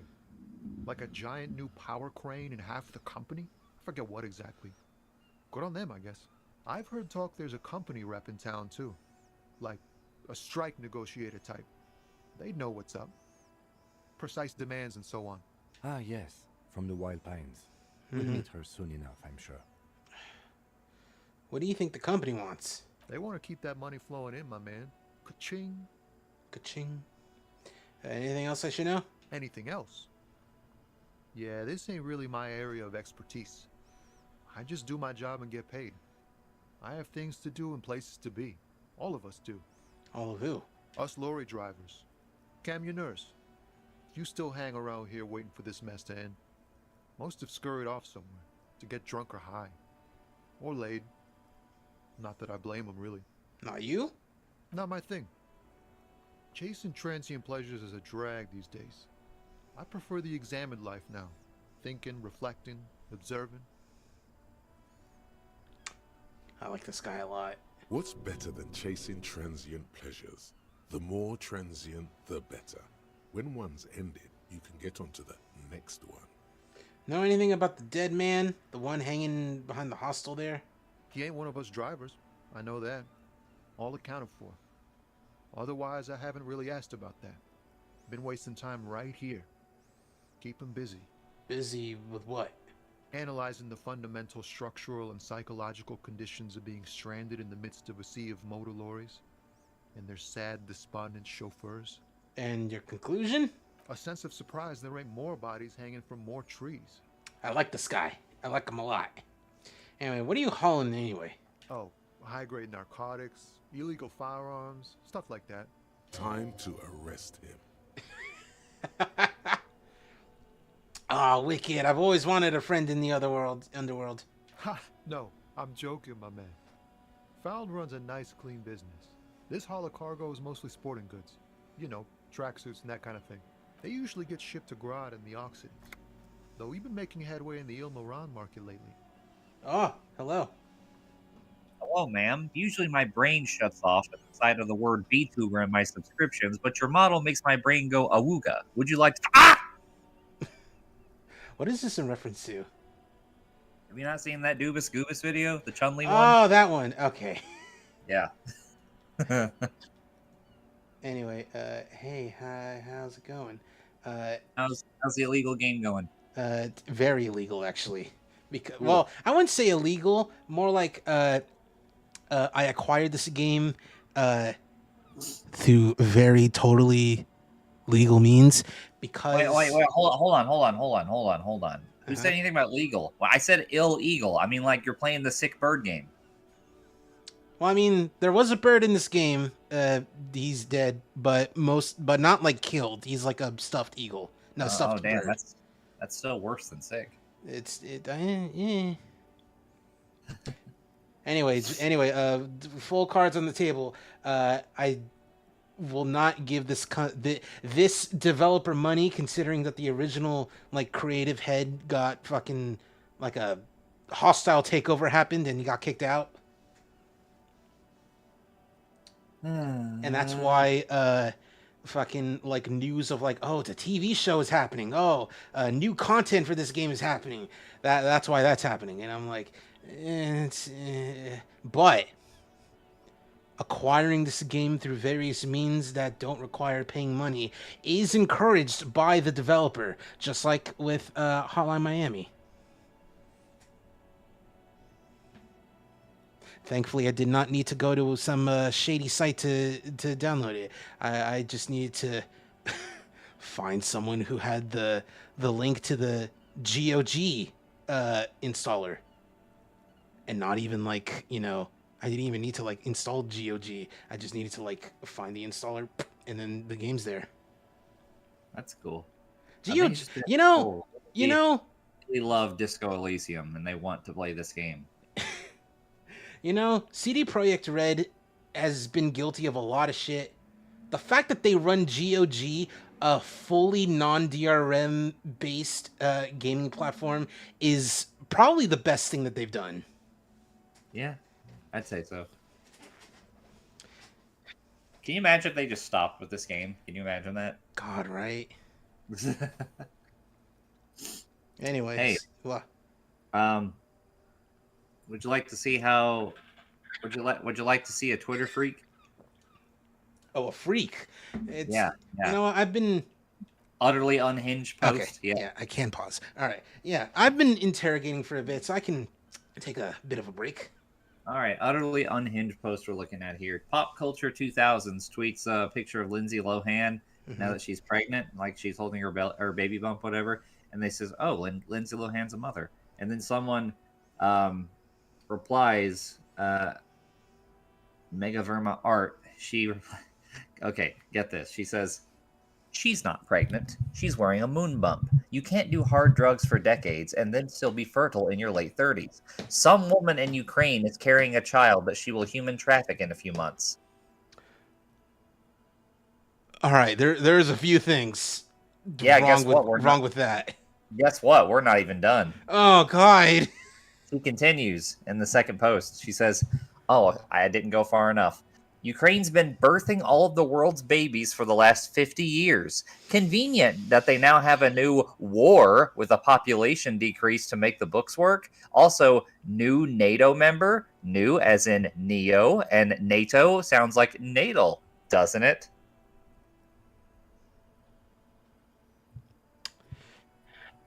Continue? No, that's it. That's the post. Oh, God. It's kind of cool how everyone has completely lost their minds now, isn't it? Hey, does this person have a check mark? She sure does. Yeah, all right. For those who don't know what the new Twitter meta is, if you have a check mark, there is a good chance that Elon Musk will pay you for engagement. So people are going like totally mask off, just stirring up trouble however they want.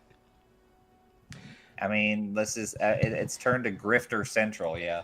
There was a post that I saw earlier today that's like straight up, it's just like, why are all male YouTubers so ugly? And it's like, you know, you got your PewDiePie, your Dream, your fucking whoever people, and then in there is Markiplier, and you know, regardless of your feelings on Markiplier, the man is not ugly, not even close. Oh yeah, no. Markiplier can get it any day of the week. Any day of the week. But the funniest thing at all is that didn't even wait for anyone to like really respond, or maybe she did, like when few people were outraged, and she doubled down, being like, "And they're all racist and canceled." Oh, like not even trying to hide it. Oh boy, they're all racist and canceled. Okay, so. Oh wait, no, I remember another one that was there. Probably less attractive than Markiplier, I'll say, Mr. Beast. So hey, you know, have you heard of the name? Have you heard of the name Colleen Ballinger? I've heard of the name Colleen Ballinger. I wish I didn't. I wish I knew her normal YouTube name. So like she did one of those things where she was like popular 10 years ago on YouTube, whatever, and then it turns out like for the last decade she's been messaging minors and be like, "Hey, what's your favorite sex position?" You know, shit like that. Being real creepy. And she did like a apology video on a ukulele where she's like really passive aggressive, and it's like people are like, "How is this video still up?" And if you go to her YouTube page, I'll tell you exactly why that video is still up, because her Gangnam Style parody video is somehow still up. Oh, so it's like literally no shame. You want to talk about shit that should be removed from YouTube? Okay, no, I see. All right. Like, I mean, it's just white lady being as racist as possible towards Asian people. And if you want to know what that looks like, she uses the word Tamagotchi at one point.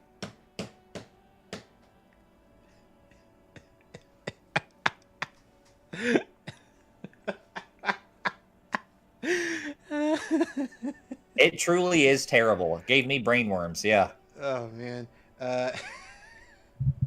Did you know that this woman was in fucking Wreck-It Ralph 2? I'm glad that they called their shots correctly on that one.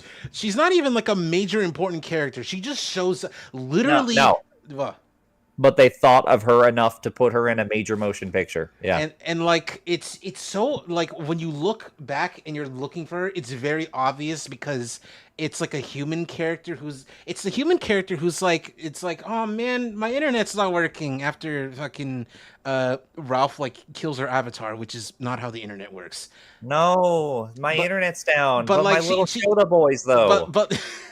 But she like is like mashing a button on her laptop and like making a pout face, and I've always thought for the longest time, like, why does this one character have like really pronounced, weirdly like shaped lipstick? Seems like there's too much on, and now that I know that it's her, I'm like, oh fuck, this is a Lily Sings.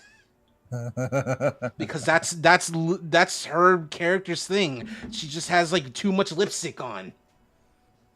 Oh boy. Jeez. Oh, hey, here's a nice quote. Here's a nice quote, though. Let me Oh. see. From Charles Barkley. It's Charles Barkley. Hey, let me tell you something. All you rednecks or assholes who don't want to drink Bud Light, fuck y'all. Hey, y'all can't cancel me, Barkley said to a mixture of cheers and booing from the crowd. Hey, I ain't worried about getting canceled because let me tell you something. If y'all fire me and give me all that money, I'm still going to be playing golf every fucking day. So listen, as I said last night, if you're gay, God bless you. If you're trans, God bless you. And if you have a problem with them, fuck you, Barkley concluded. You know what?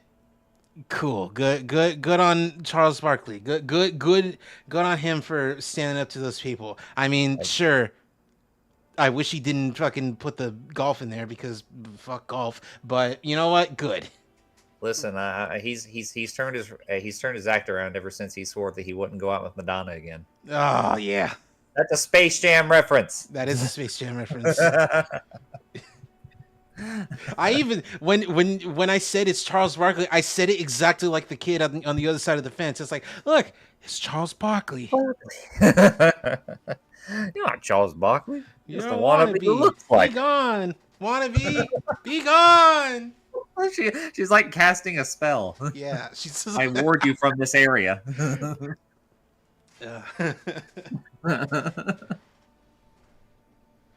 All right, so hey, oh, I'm not interrogating. I'm just like talking to this guy. This guy Tommy Lahome. His deal is that like he's part of a truck driver strike. And I'm like, hey, what are you driving? What are you hauling here? And he's like, narcotics, firearms, that shit like that. I'm like, cool. I have a criminal friend. And he's like, nah, I'm joking. It's just fucking tracksuits, sporting goods. So it's nothing illegal then. Not unless they've illegalized sports equipment while I was on the road. All right. That's your thing behind you? This rockin' beauty. Sure is. Like a rash you can't get rid of. You interested in heavy-duty cargo machinery? Interested? Not really. I just wanted to ask because, I don't know, it must be a cop reflex. Yeah, it must be. Your job's to know all these little things, isn't it? Well, my job is to deliver tracksuit trousers. There it is again. A little touch of sadness beneath his cool. He thinks he's spent too long in this lorry. I get it. Can I get one of those tracksuits you're hauling? We're pals and all, but I can't just freely hand out the merchandise. The bosses won't be happy. Right. I got another question. The man taps his fingers rhythmically against his arm. What do you see? What do I see in his eyes? Let's do a roll. Let's do a skill check. Ease into it. Don't go too far. Damn it. This seems like a personal matter. My man, I want to know about your soul. Hey, Tommy, spill the beans. What's troubling you? Man, you look sad. What's going on with you? I'm okay, man. Just the jams got me down. The fumes, the chemical rainbows, the tarpaulin stretched on the frames and the dull engines off. Maybe the full-on direct approach wasn't correct. Damn, it's tricky business looking into someone's eyes and not doing it wrong. All right. You know what? I think I'm good for now. Don't be a stranger. Cool. All right. Why do people say KYS? Yourself is one word.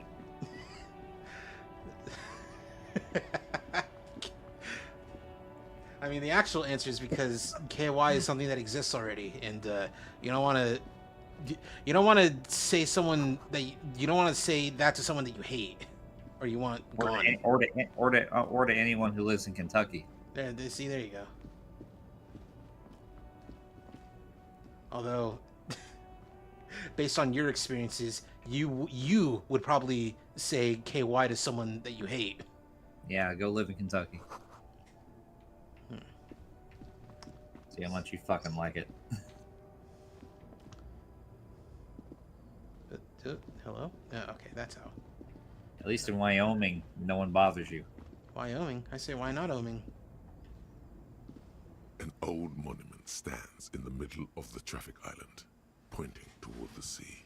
It looks as if it's been reassembled piece by piece, secured and mounted in the air with the aid of numerous ropes and rods.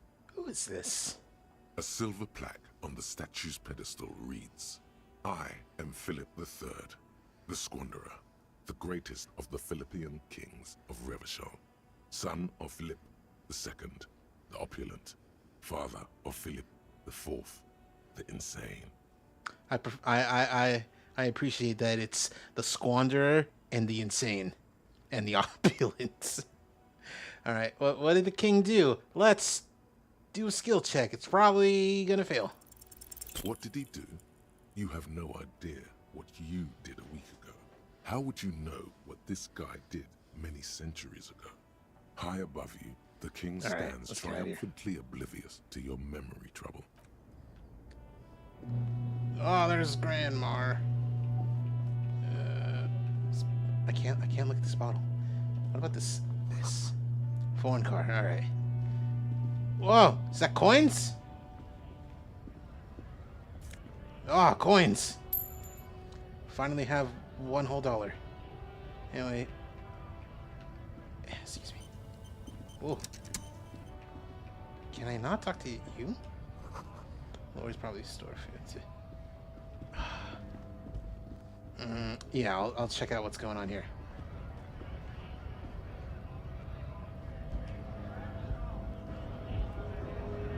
Bastards! We have a right to work! What's going on here? Hold up and stay frosty, everyone. Cops are here. I like that his name is Scab Leader. You just know exactly what he is. You here to fuck with us? Beat the honest worker down. Why should I?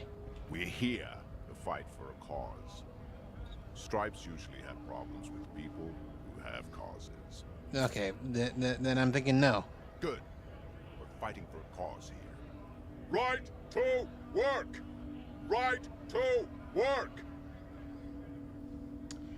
You know, it's a good thing that actors and writers that we know of aren't being this blatant about their scabbery. There's more than one way to lose a house. We're not that different. It helps if people see us talking, cops and strikebreakers together. Shows authorities are on our side.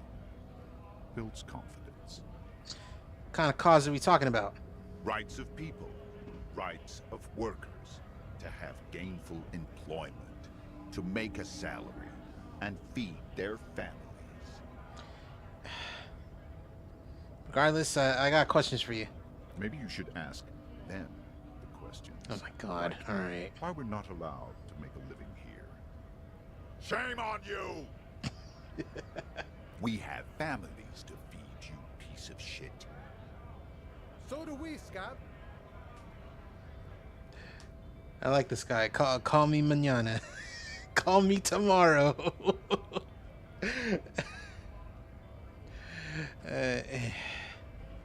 Who are all these strikebreakers? Honest men and women with rights to work, to be useful, not toys for corporate interests. We came here to help the harbor run smoothly in time of crisis. If union fucks don't want work, they ought to let in those who do want work. I have a question. Why do all these men follow your leadership? You think they follow because I'm big and loud? No. They follow the rules of the market, the rules of the economy, because they were given a job to do! What exactly is your goal here? We were promised work. We'd be in there, working, if the bastards hadn't shut the gates. And you are unable to breach the entrance? Main gate's locked. Would take heavy ordnance to bust it open. Could try to get in through the secretary's office. Door's locked. The guard's blocking the way to the access panel. And I don't mean the scrawny mess punk either. I mean head measurer. Or whatever he is. I think I know who this guy's talking about. Wait, head measure? Huge Seminese guy standing up there on the overhead passage. Won't let anyone by. The access panel is right behind him. How bad could one guy be? You seem capable. Bad. Standing on a narrow bridge, he's got a strategically advantageous position. And he's trained. I don't know how the Union has a trained killer up there. But that one's no joke. And my men are tired and hungry. They're workers, not fighters. Have you considered storming in? Like, all of you? Why don't you go arrest them instead? I'm sure they've done plenty of criminal shit. They have that look. It would be better for the neighborhood if you went home, at least for now, if you can't get in anyway. No! They will give up eventually. Or get drunk. Leave the button unguarded. Then we charge. You know, I'm just gonna go. I wanna see this head measurer. He's not around. No. There he is. All right, I'm gonna go. Scab? No, I'm not a scab. I'm a cop. I was just messing with you.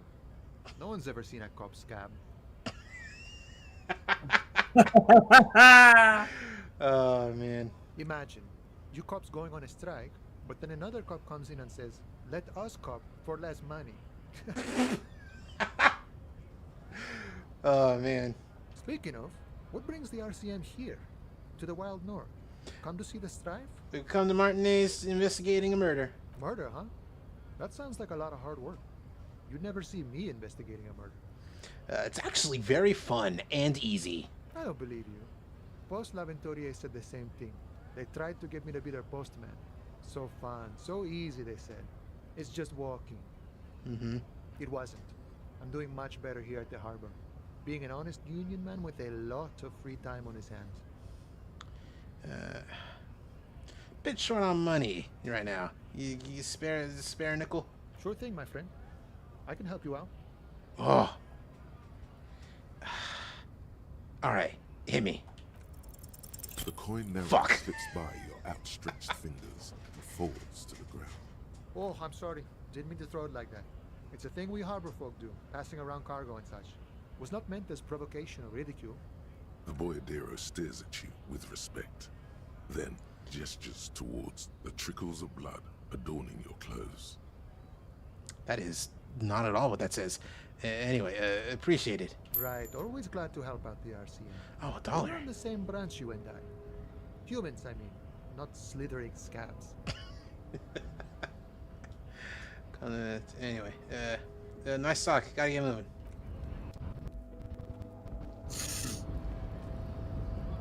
Hold on. Let me look at these. In case of a strike, press button by card.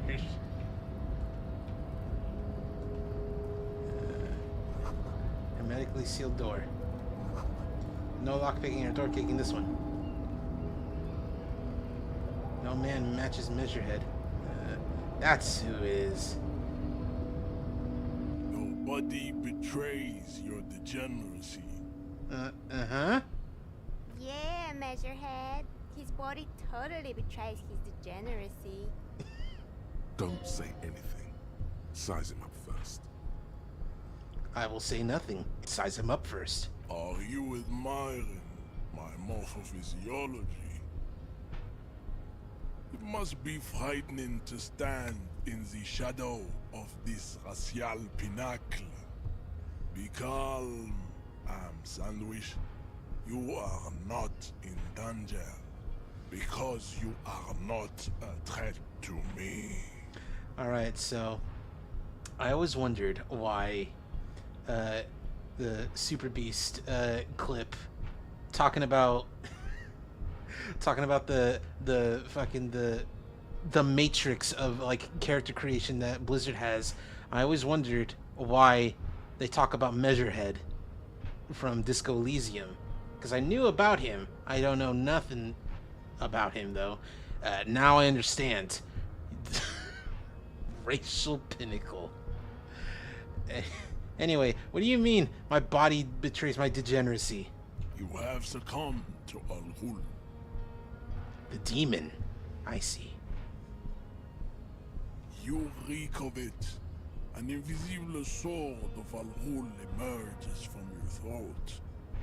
You cannot see it, but others can. It is making the woman in my company sick. Kim, is it really so bad? It's not good. Okay, thank you for laying on me straight. It's like a rat crawled into your stomach, got drunk, and drowned. All right.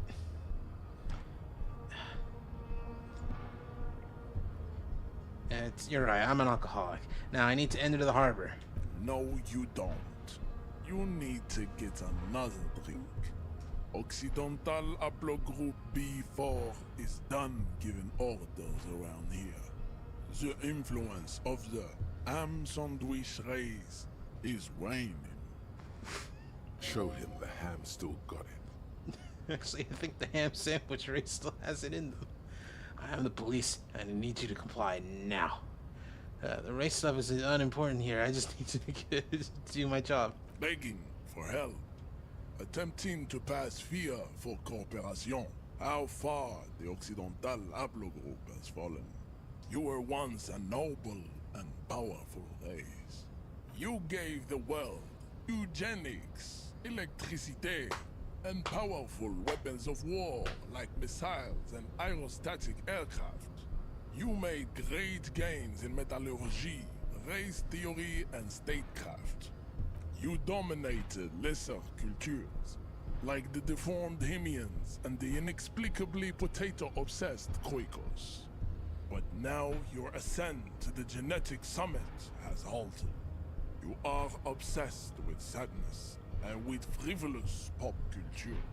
You will be superseded. Isn't that right, babe? It is, baby, yeah. You know it. There is a button right behind him, just out of reach. It must be the one that opens the door to the harbor. Let's continue to push the move out of the way. You're right about all this. I just need you to let me go into the harbor. Enough with this begging. You should leave the stage of history with dignity by inviting the other races to a great world war. Bring your troops to the Simenon Islands and to Boogie Street, and we will pulverize you. When you are gone, we will build a museum for you. Measurehead is such a good fucking character. Yeah, he is. Like, you can tell that this man is, like, sculpted to be the most, like, sophisticated bigot ever. Which is saying a lot, considering most bigots are very unsophisticated. Just absolute caricature of racism. Yeah. The walls will be lined with bottles of Al Ghul, your beloved beverage. Inside, we will store the odes to homosexuality you call art, and your microcephalic colors.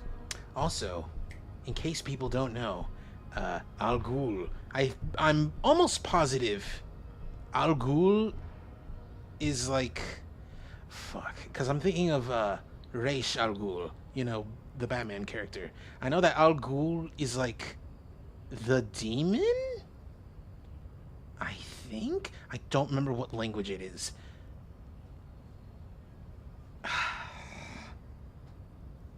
I'm gonna actually look this up, because it's gonna kill me if I don't know it.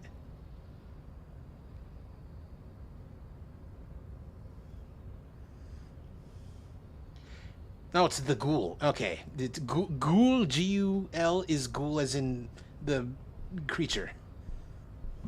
It's not demon, it's ghoul. With the ghoul.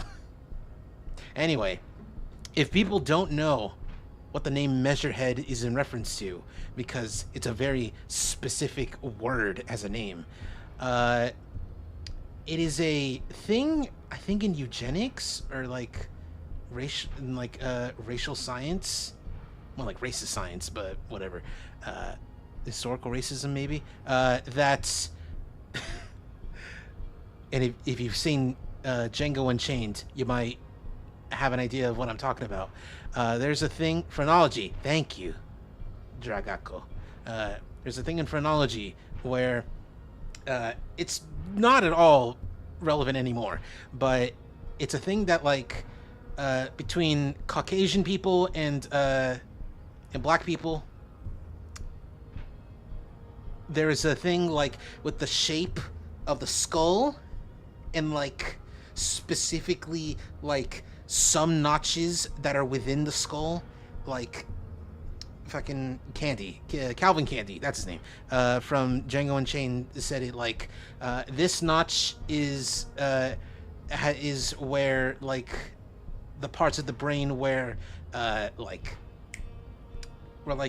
creativity, imagination, intelligence, that's where that is, and that's in Caucasian people. But in black people, this notch over here is where like athleticism, violence, aggression, things are in this notch of the skull. It is very, and I mean very outdated thinking. I don't believe anyone realistically studies that or believes in this theory anymore. But Measurehead, oh, welcome back.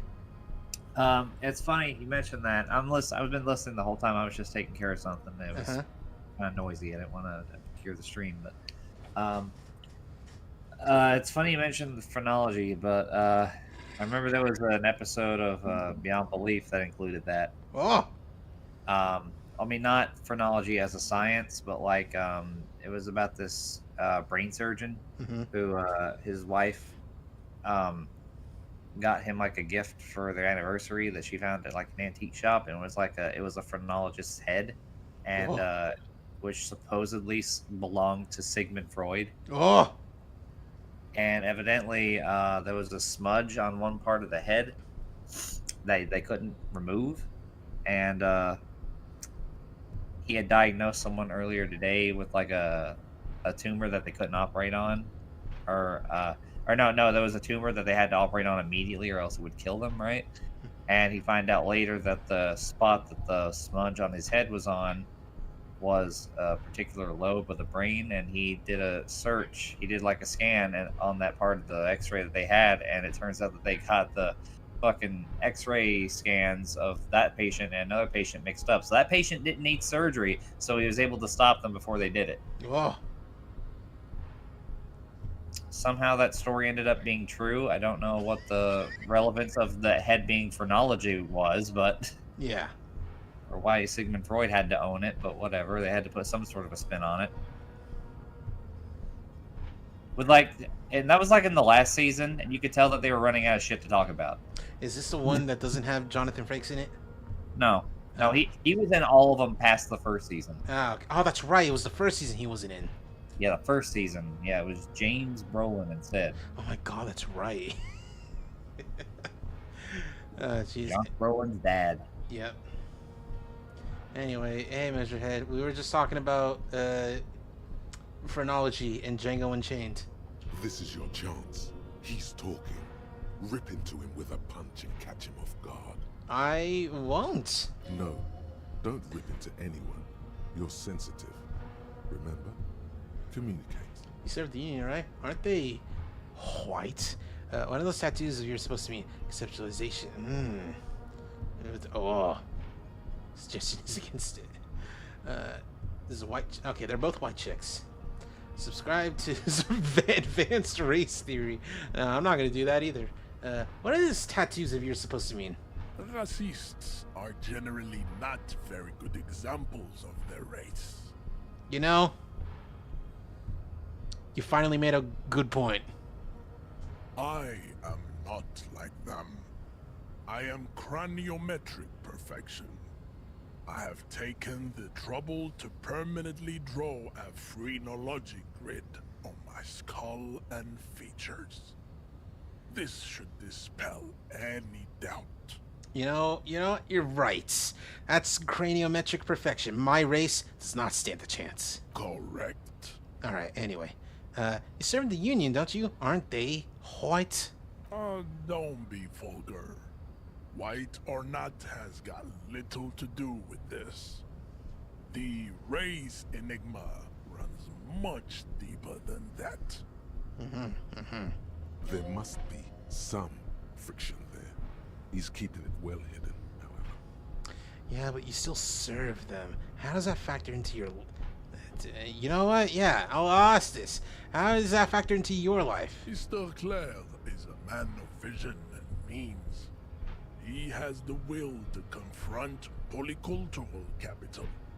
Something your race, naivistic communists, never did.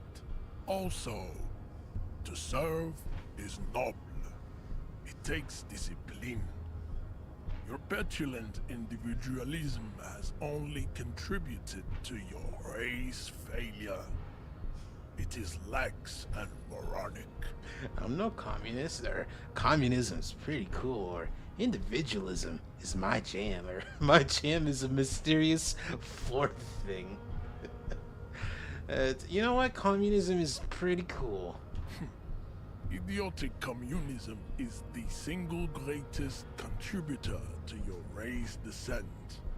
Everywhere around you, the fruits of its failure to challenge the world order. Individualism, rock and roll music, sexually transmitted diseases, above all, rampant multinational finance still reigning large. Tell me, where have you gotten your love of pathetic communism from? Degenerate youth culture? Rock and roll music? I've actually gotten it from disco, actually. Offshoots of the Seminoles people invented disco while having sex under the influence of cocaine. It is a shame upon my race. But what is done is done. I am not surprised you enjoy it so much. This has happened to many of the side products of the inevitable cultural victory of the Seminoles race. I don't really know who the Seminoles are. I've recently experienced head trauma. I can see that. The Seminoles are the South Island race. Haplogroup A4A. The rightful masters of the Insulindian archipelago. We descend from the Areopagites of ancient Pericarnassus and arrived here 4,000 years ago. We are the future. That is all you need to know. So you were born and raised on the islands before you moved to Revachol? I am a descendant. The narrow streets of Ulembuir are with me in my genetic dreams. I see young Seminoles women walk into the grey mass on Ile de Fantôme, waiting on immaculate conception from the pave.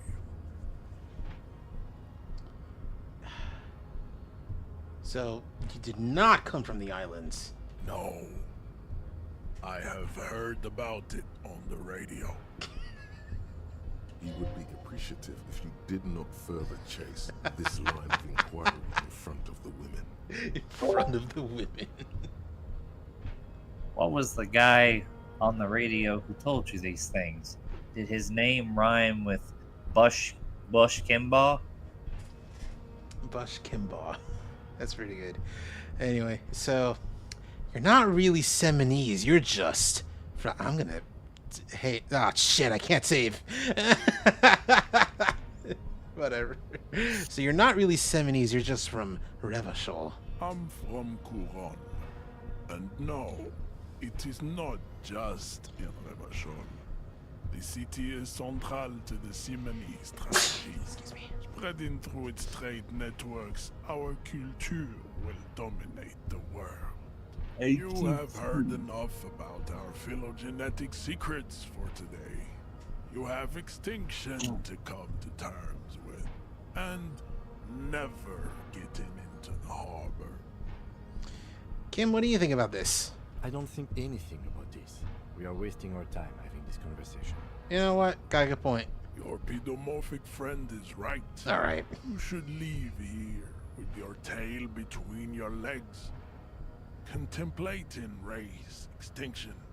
I am an immovable obstacle. All right, let's get out of here. You're cool, but also I don't ever want to know someone like you in the real world.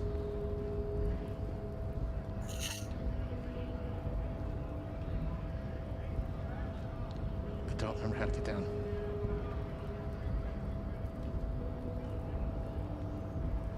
Oh, that's not good. I don't remember how to get... No, it's this way. Okay. Yeah. Whoop. Okay. Isometric. Oh, coins! Excuse me, sir.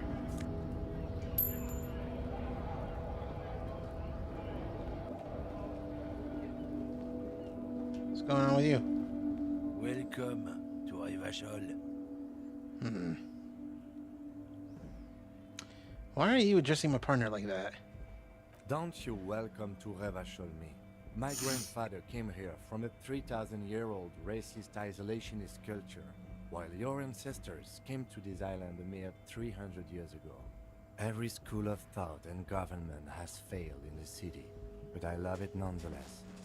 It belongs to me as much as it belongs to you. You tell him, Kim. It's men like you who keep Revachol divided, making it that much harder for everyone to climb out of this post-war limbo. Oh, so we are in a limbo. Oh, come on, man. I just said welcome to Rivachol. It's a lorry driver thing. I know exactly what you meant. You think my kind doesn't belong here, that I should watch myself and behave.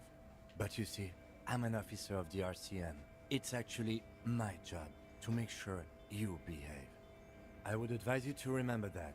Silence. The air between them becomes tense. Your partner needs backup. Now's your moment to shine. Fucking A, Kim. I got your back. You two make a cute couple. You know that? Oh, I'm gonna fuck this guy up. The lieutenant exhales and resumes his regular calmness. Okay. Anyway, I got a couple questions. Whatever you say, officers. What are you hauling? Oh, not much anymore. I'm here to pick up some cargo, but the dock workers are on strike, so it's a sit and wait on your ass situation. How long has this been going on? The strike? Oh, they've been at it for a while. A month, 2 months maybe. But this here is just the last week or so. What kind of car are you supposed to pick up? Apples. Apples? Yeah, apples.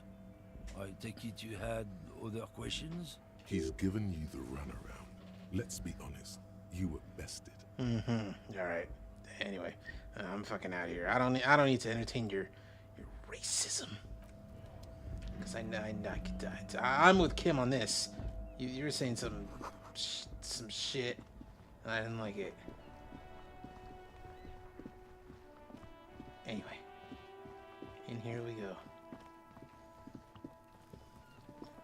What the? Jimmy Olsen, what are you doing here? Oh, you're playing with the dead body. All right.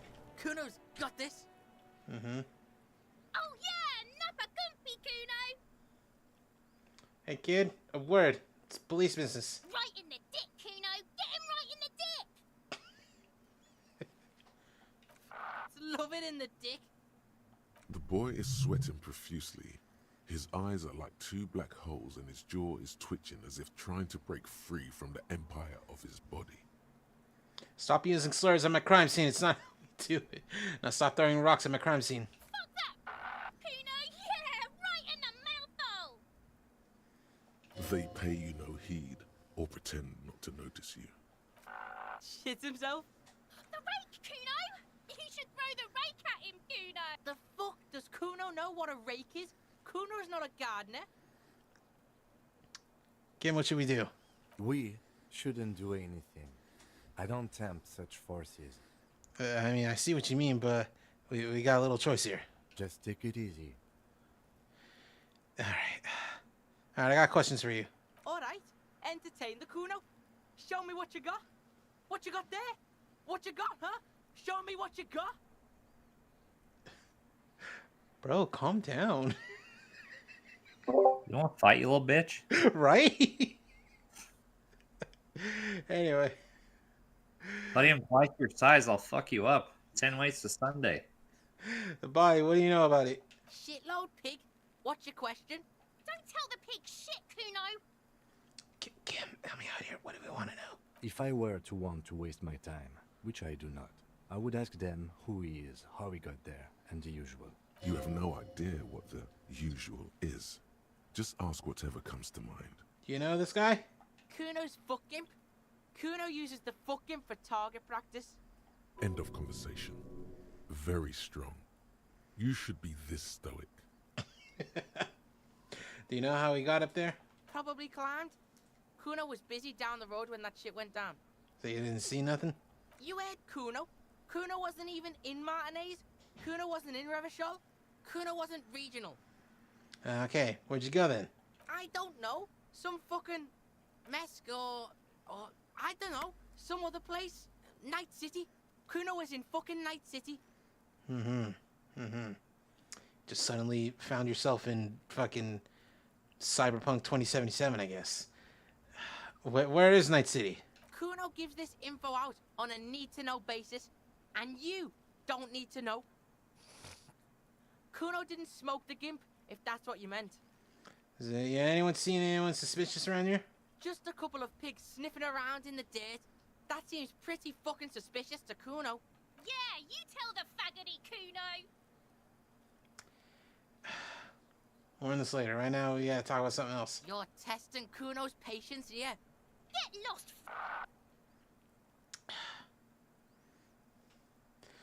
About this crime scene. You kids often play in this yard? Right, pig. This is where Kuno plays with his little wooden choo-choo. What do you want with it? I might have questions later. For now, let's talk about something else. Yeah, whatever. Kuno doesn't give a shit.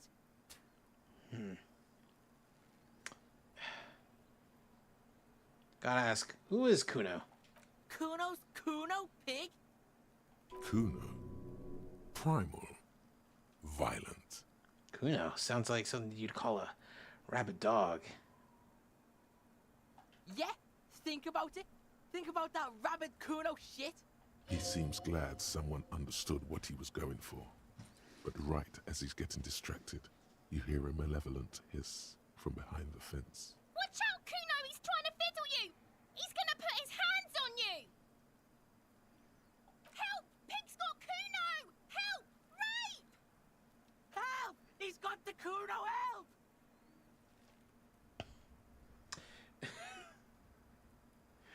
I'm just gonna leave. Yeah? Get out of here before the Kuno beats the shit out of you. Yeah, that's right. Drag your fat ass out of here, fat boy, before Kuno fucks you. Bang! Got fucked by the Kuno. We alright? You wanna get fucked again? Come back. You know, for people who use faggot as a slur, you're talking about having gay sex a lot. I know, right? Like, come on, man. Like, at some point, like, kind of...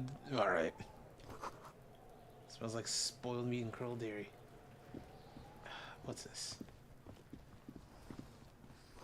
I need to be careful. I've been losing morale because I'm fucking up with things. Well, yeah, you've just had two goblins scream faggot at you for 10 minutes straight. It's like, I'd be a little demotivated too. That's not even the only time. Like, I tried to fucking deduce something about a little girl selling books, and I fucked up that, and it hurt my morale. Oh, jeez. What's this? There are several footprints in the mud, left by work boots.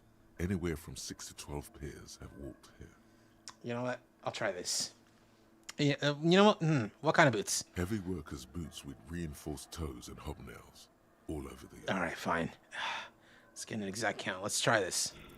What Shit! do you think you are? A super detective? You're hungover. These are just dents in the mud. No pattern emerges for the time being. Oh man, I am absolutely like, I don't know if I die or what, but I am fucked if I don't fix myself. The winch mechanism. Oxidizing. Oh, what's in here? Oh.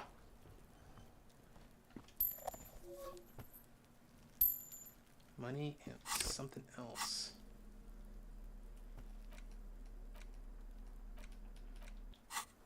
It was bullets. Someone is trying to grow herbs in the greenhouse. It's a rickety ladder, climbable.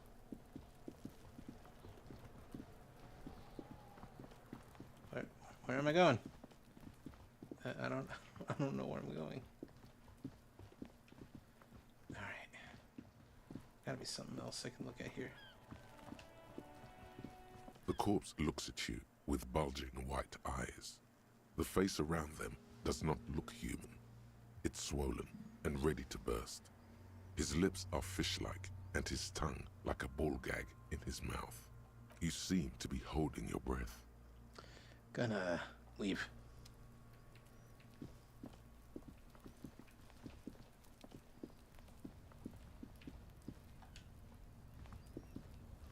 An inconspicuous pile of the roofing material, Eternite.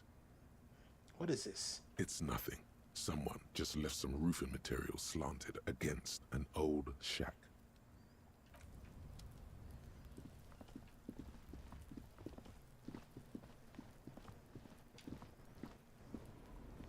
What's going on, other kid? Other goblin? Kuno, the pig's getting pretty close to me. Come to snuff my shit out, I think. Looks like it's time for me to go, Kuno. Pig's come to take me in. She means it. The fear is real. Just want to ask you some questions. I'm going away for a long, long time, Kuno.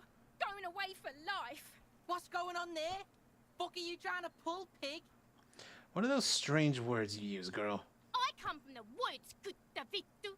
You don't want to go there with me. You don't want to. Promise you'll wait for me, Kuno.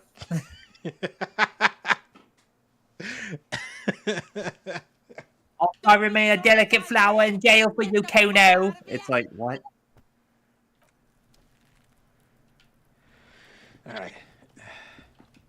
Hold on. I don't think I've actually looked at this. This trash container is locked. The sliding lid has a padlock that says, "Whirling in rags." There's something in there, not necessarily connected to the case, but still. Why am I looking at you, trash container? You're just a trash container. The body is downwind from here. Maybe you prefer the smell of garbage to the smell of death. Lieutenant, what do you think could be in here? Trash, food waste from the cafeteria. They lock these containers to keep the derelicts from flocking in. Could be evidence too. Yeah, I feel like there's something in there. What do you mean, feel? Extrasensory perception. Whatever it is in there, it holds a special significance. Just a hunch. Maybe someone threw something in there. Mm-hmm. How do we get the lock open? We could try using a pry bar. The one you took from my motor carriage, or... No, or pry bar. We might want to ask for a key from the manager of the Whirling in Rags. He probably has one. And he also has information. Alright, hold on. I mean, I can't equip it.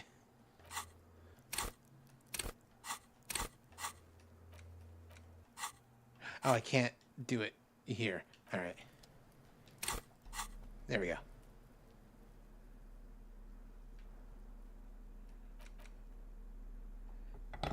There we go. This trash container is locked. It's still low. The sliding Shit. Alright. I'll just go. Let's go ask the manager.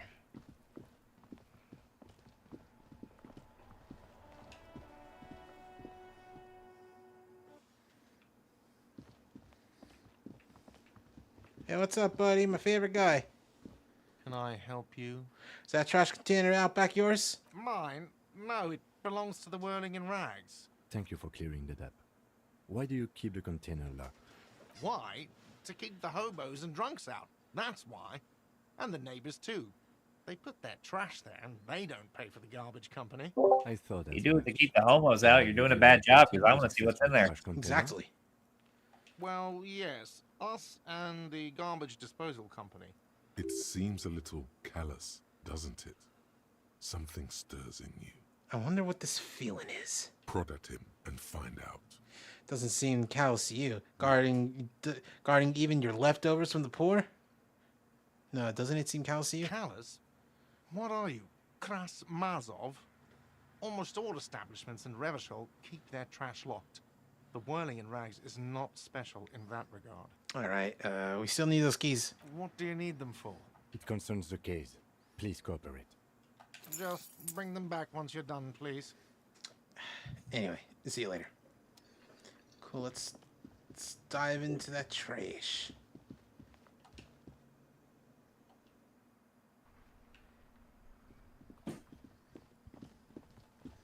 Oh, I know, I have a thing to heal my morale.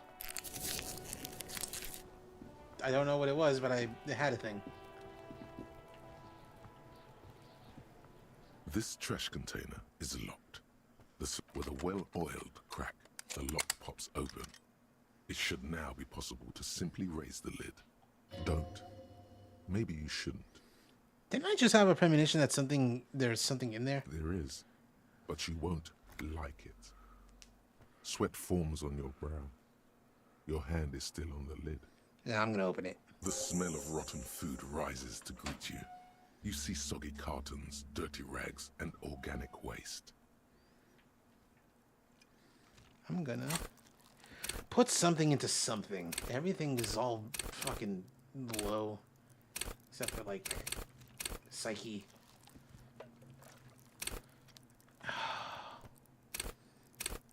Man, I don't know. Lying detects lies. Intimidate the public, assert yourself. Volition, hold yourself together, keep your morale up. It's just charm men and women, play the puppet master.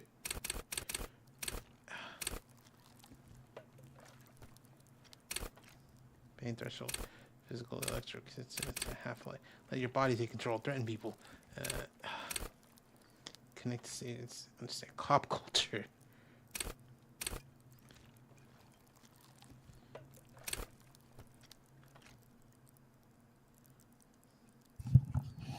So, what's up? Here's a post. Uh-huh.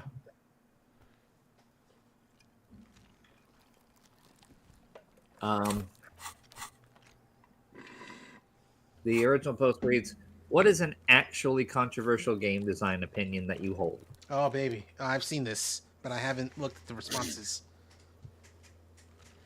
One reply reads,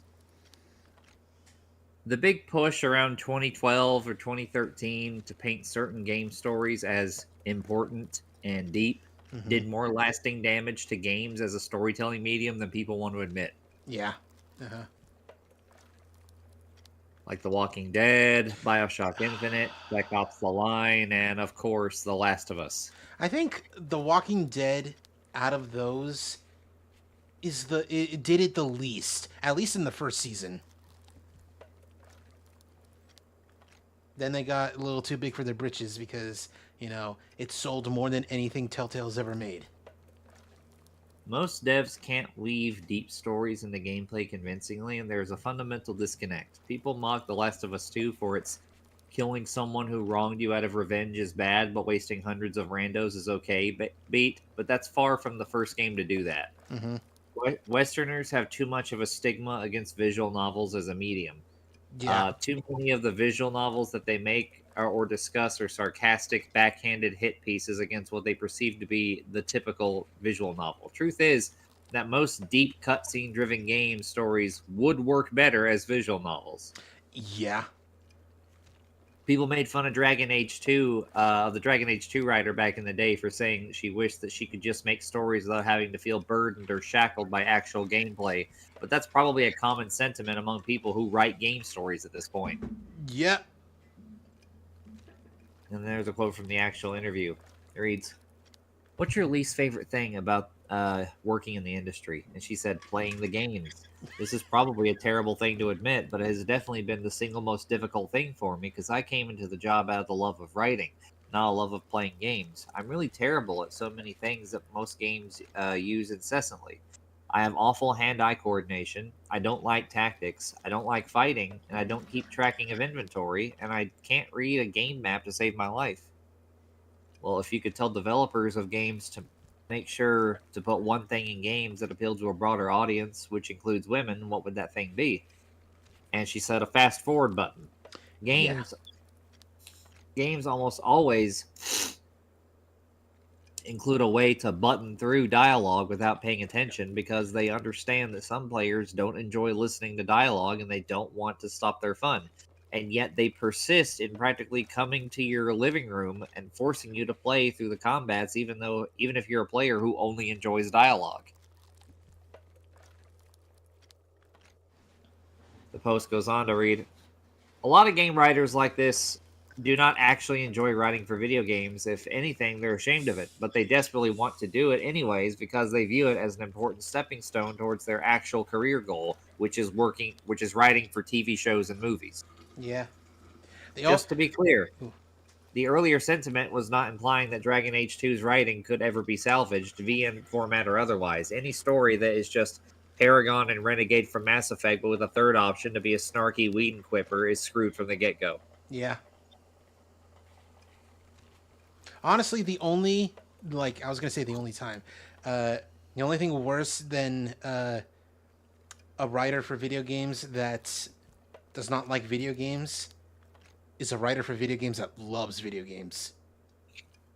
Points directly at Anthony Birch. I feel, and the last thing this post reads is, just as an aside, it reads, I feel that brief period in 2008 where people scrambled to call Braid art was some kind of test run for all this nonsense. Yeah, I remember when everyone was sucking Braid's dick. I remember that. Man, I'm ashamed to say I was a part of the Braid is art camp. Braid is only neat in that it's an indie game that looks pretty and has a unconventionally told story.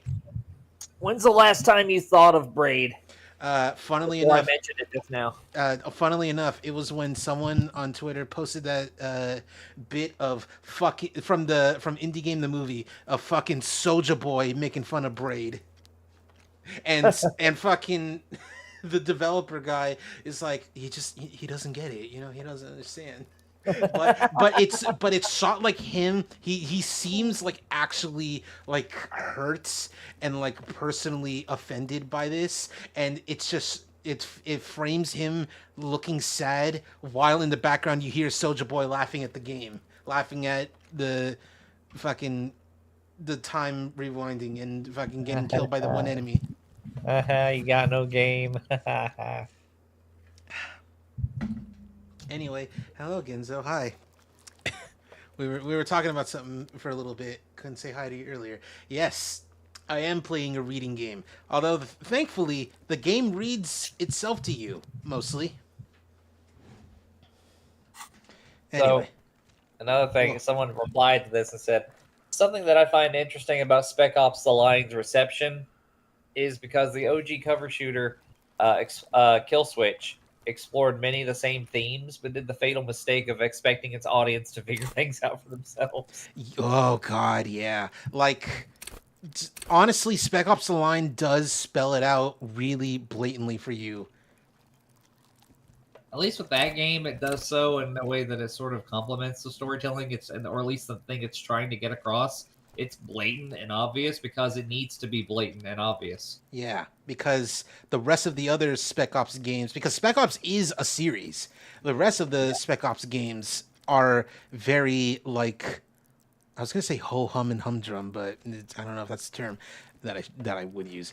Very of, like, run-of-the-mill, like, shooting military-type games.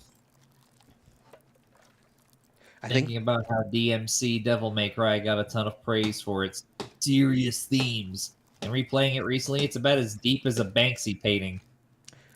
The deepest thing that I've gotten out of DMC Devil May Cry is a deep hatred for what it did to my fucking GPU. Or CPU. Whatever. It made my computer run unnaturally hot, and I hate it. the bar for what's genuine prestige writing is on the floor in the major game space at this point. Yeah.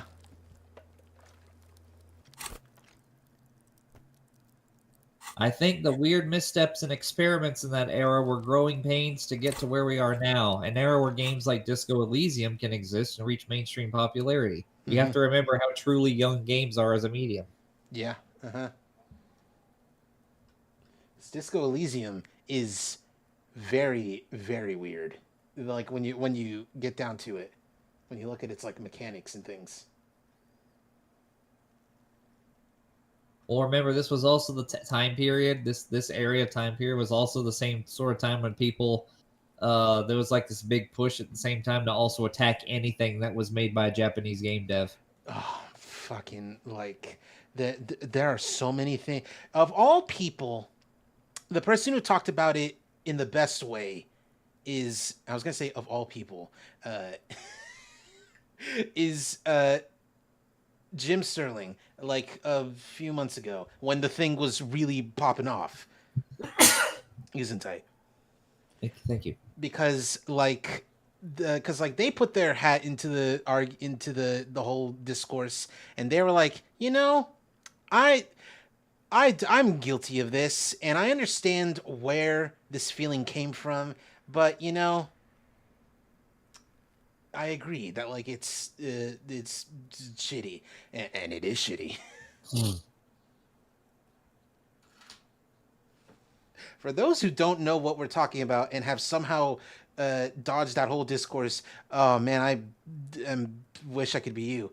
There was a point in time in the mid to late 2000s, like 2005 to 2009, 2010 even, where American developers, like Activision's,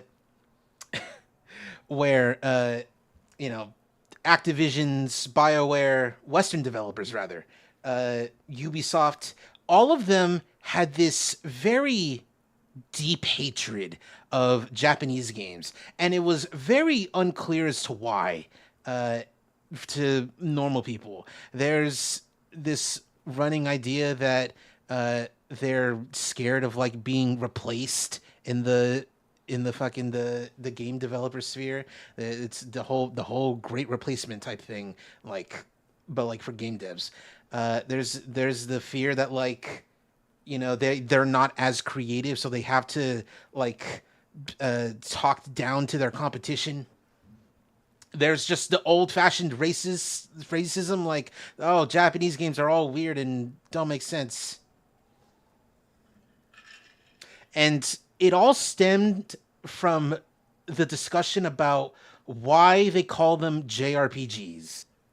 Because JRPG means Japanese RPG. But in Japanese markets, they don't call them that. They just call them RPGs. So like why even have the discriminator of Japanese, of J? Like why even have that? The reason is because it's a whole thing that people used to do to other Japanese games.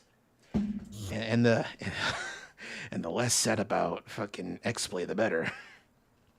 Did you know I came across something on my recommendeds, literally an 11.5 hour long marathon of almost every X-Play video or episode. I saw that and I was like, oh, that seems interesting. No, wait, hold on. I had to talk myself out of it. Okay, so there's server admins talking about this thread, and someone mentioned how one of the games mentioned was BioShock Infinite. For example, and what they Japanese don't understand is how for years and years and years, people would go on about how amazing BioShock Infinite is, and now you hear nothing but hate for that game, and they say, I don't get it. What happened? What happened? Because the thing about BioShock Infinite, I didn't play it, but I was there I was there watching both sides of the discussion.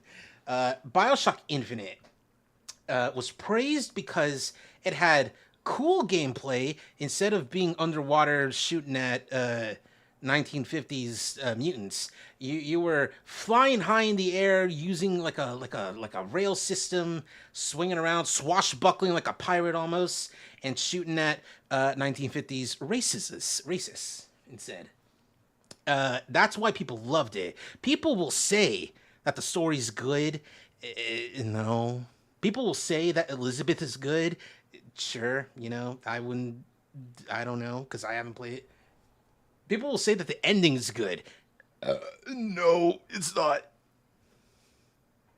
I did not.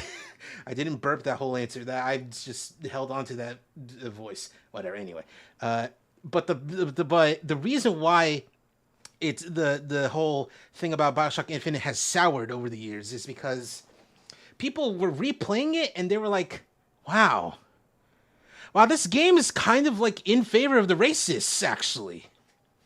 There's a legendary post on Tumblr that's like a basic BioShock Infinite cutscene is like hit X to say racism bad, hit Y to hit B to say racism good. You hit X, racism bad.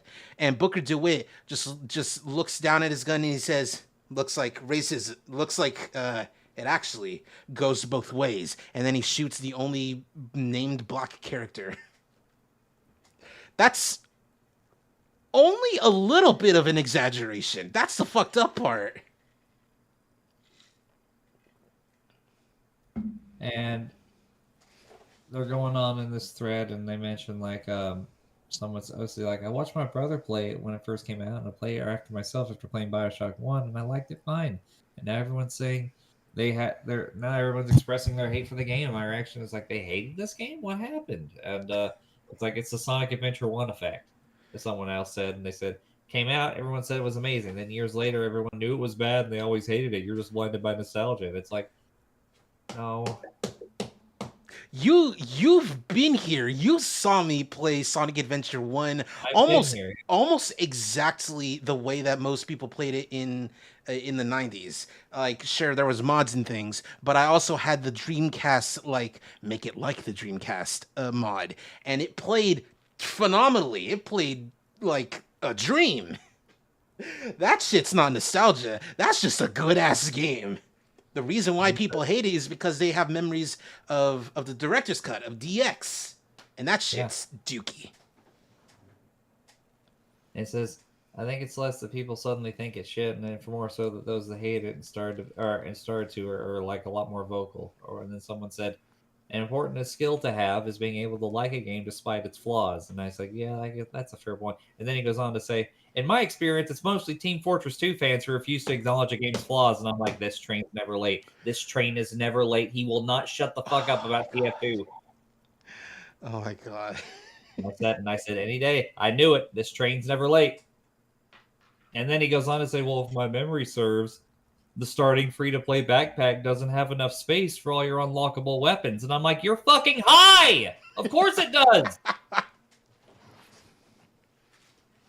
Don't think it's true, buddy. Oh, man.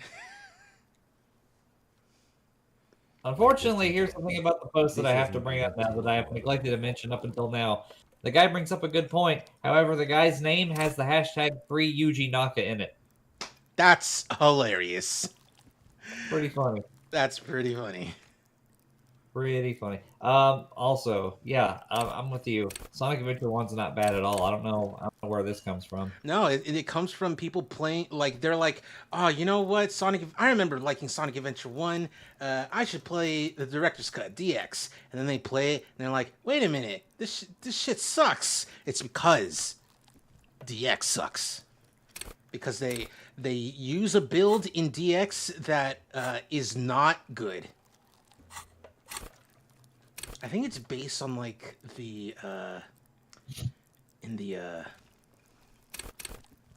based on some different like port of Sonic Adventure.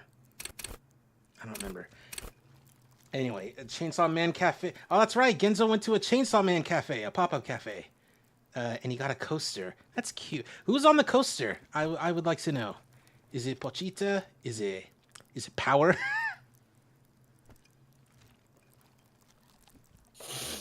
Oh, what? okay. I forgot that the big Splatfest was happening. Shadowrun says that he's on Team Vanilla. If I had Splatoon 3, I would have repped Team Strawberry because I'm always on Fry's team, regardless. I just love her that much.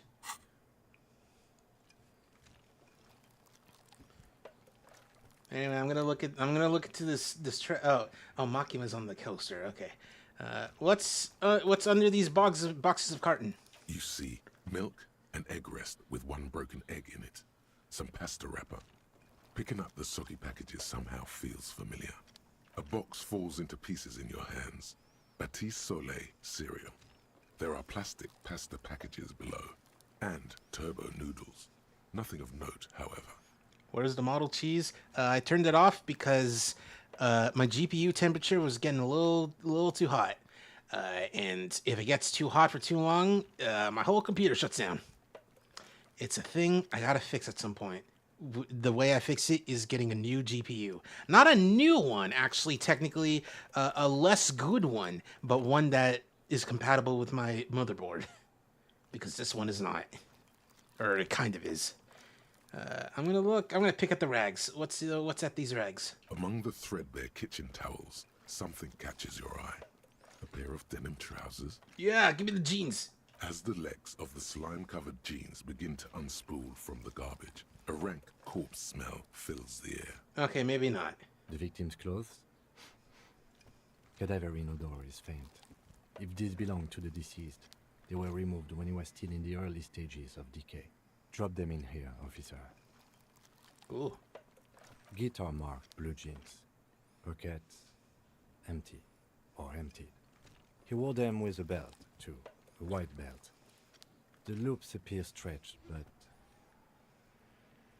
So does that mean no Hogwarts Legacy?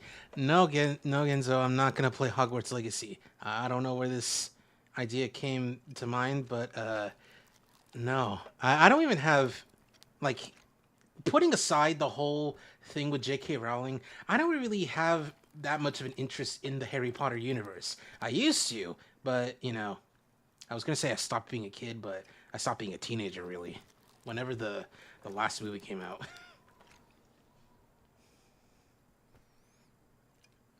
I wouldn't even say, because I'm thinking about, like, what about the opposite? What about Star Wars? I wouldn't even really say that I have much interest in the Star Wars universe either. Thankfully, there was no one. There's the one creator assigned to the Star Wars universe isn't even really involved anymore. He sold that shit and got out of there. The belt is missing. That's it. Do you see anything else in there? I have another bag here. Something slimy catches your eye. Oh, slimy? A drab, long-sleeved shirt, olive-colored, appears from the food waste, dripping with pus. Ah, delicious.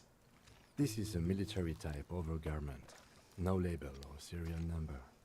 This is the kind of rib-knit shirt that's worn over light armor to conceal it in an urban scenario. Anything more? The rest of the rags are just kitchen variety waste. A yellow old mug that catches your eye. But other than that... Thrown out towel, mug, that's it.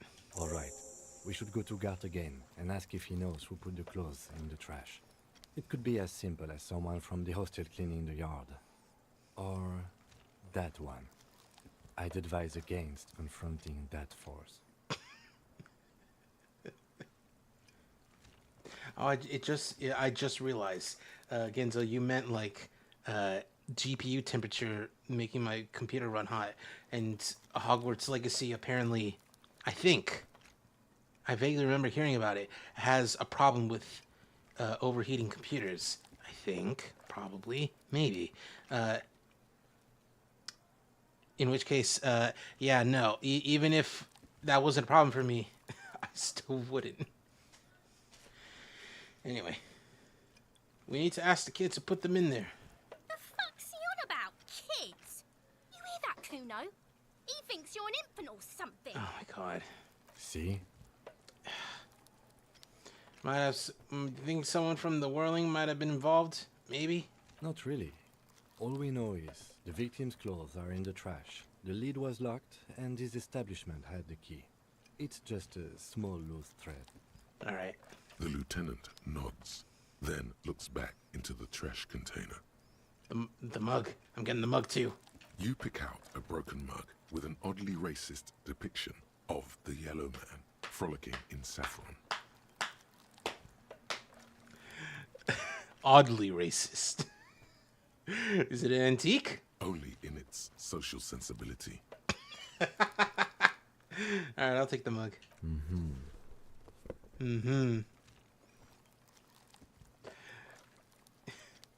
You've acquired an interactable item. Investigate this item further by going to the Interact tab in your inventory. Cool. I'll look at the food waste. Why not? It's just organic waste, cold and slimy on your hands. Apple and potato peels mostly. Unidentified sludge, and the occasional chicken bone thrown in for good measure. But hey, nothing. It's nothing.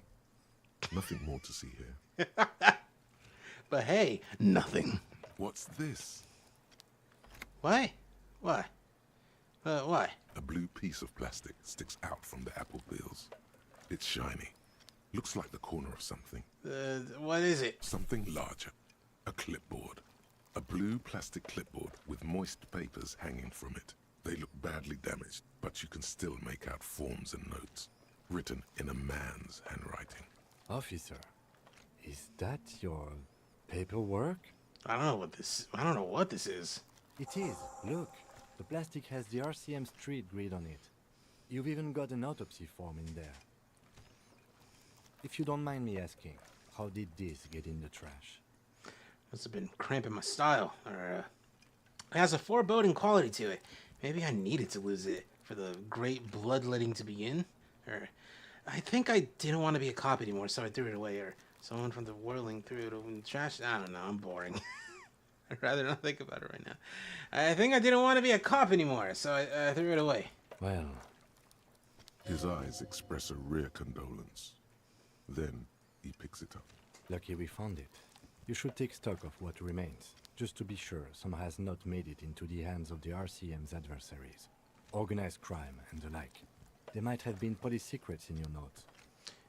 You know what? Yeah, I'll do that. It would also not hurt to start taking notes on the case. Now, Senpai, tell me what your eagle eyes see. Or are we finished? Yeah, I think we're done. Senpai found a great game for you to stream. Well, what is it? I already have my schedule posted, but I'll make a note of this game. Hopefully it's free, because I'm broke. Some items, such as the ledger you found, are interactable. Go to your inventory and select the Interact tab to read your paperwork. The container sounds a muffled gong. That's one thing off the list. I think we got it all. I'm gonna look at this stuff. Put the clothes in the trash. Read your ledger and name the case. The closing shit. I think I've seen this game before. Hold on a moment. Hold on a second.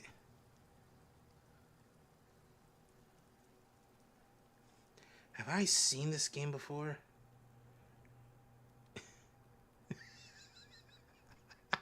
The first video that comes up when I search it on Google is a Let's Play video from ya boy Roshi Gaming, and I was like, what is this? What is this thumbnail? Because it's very Boondocks anime-esque, and then I was like, what is this? And I was like, oh, it's ya boy Roshi. Oh, that makes sense. Ya boy Roshi. Have I seen? I have seen this game. I've not played it, but I've seen Let's Play videos about it. It is interesting. I'm not very good with horror games. However, wouldn't mind it if this is free. Then I wouldn't mind playing it for like a Halloween. Anyway, I know inventory. Interactable. Oh, I have two things. Broken ear mug somehow made its way into the whirling in accents. Samara did saffron flowers. But Cheap knockoff of some colonial era antique.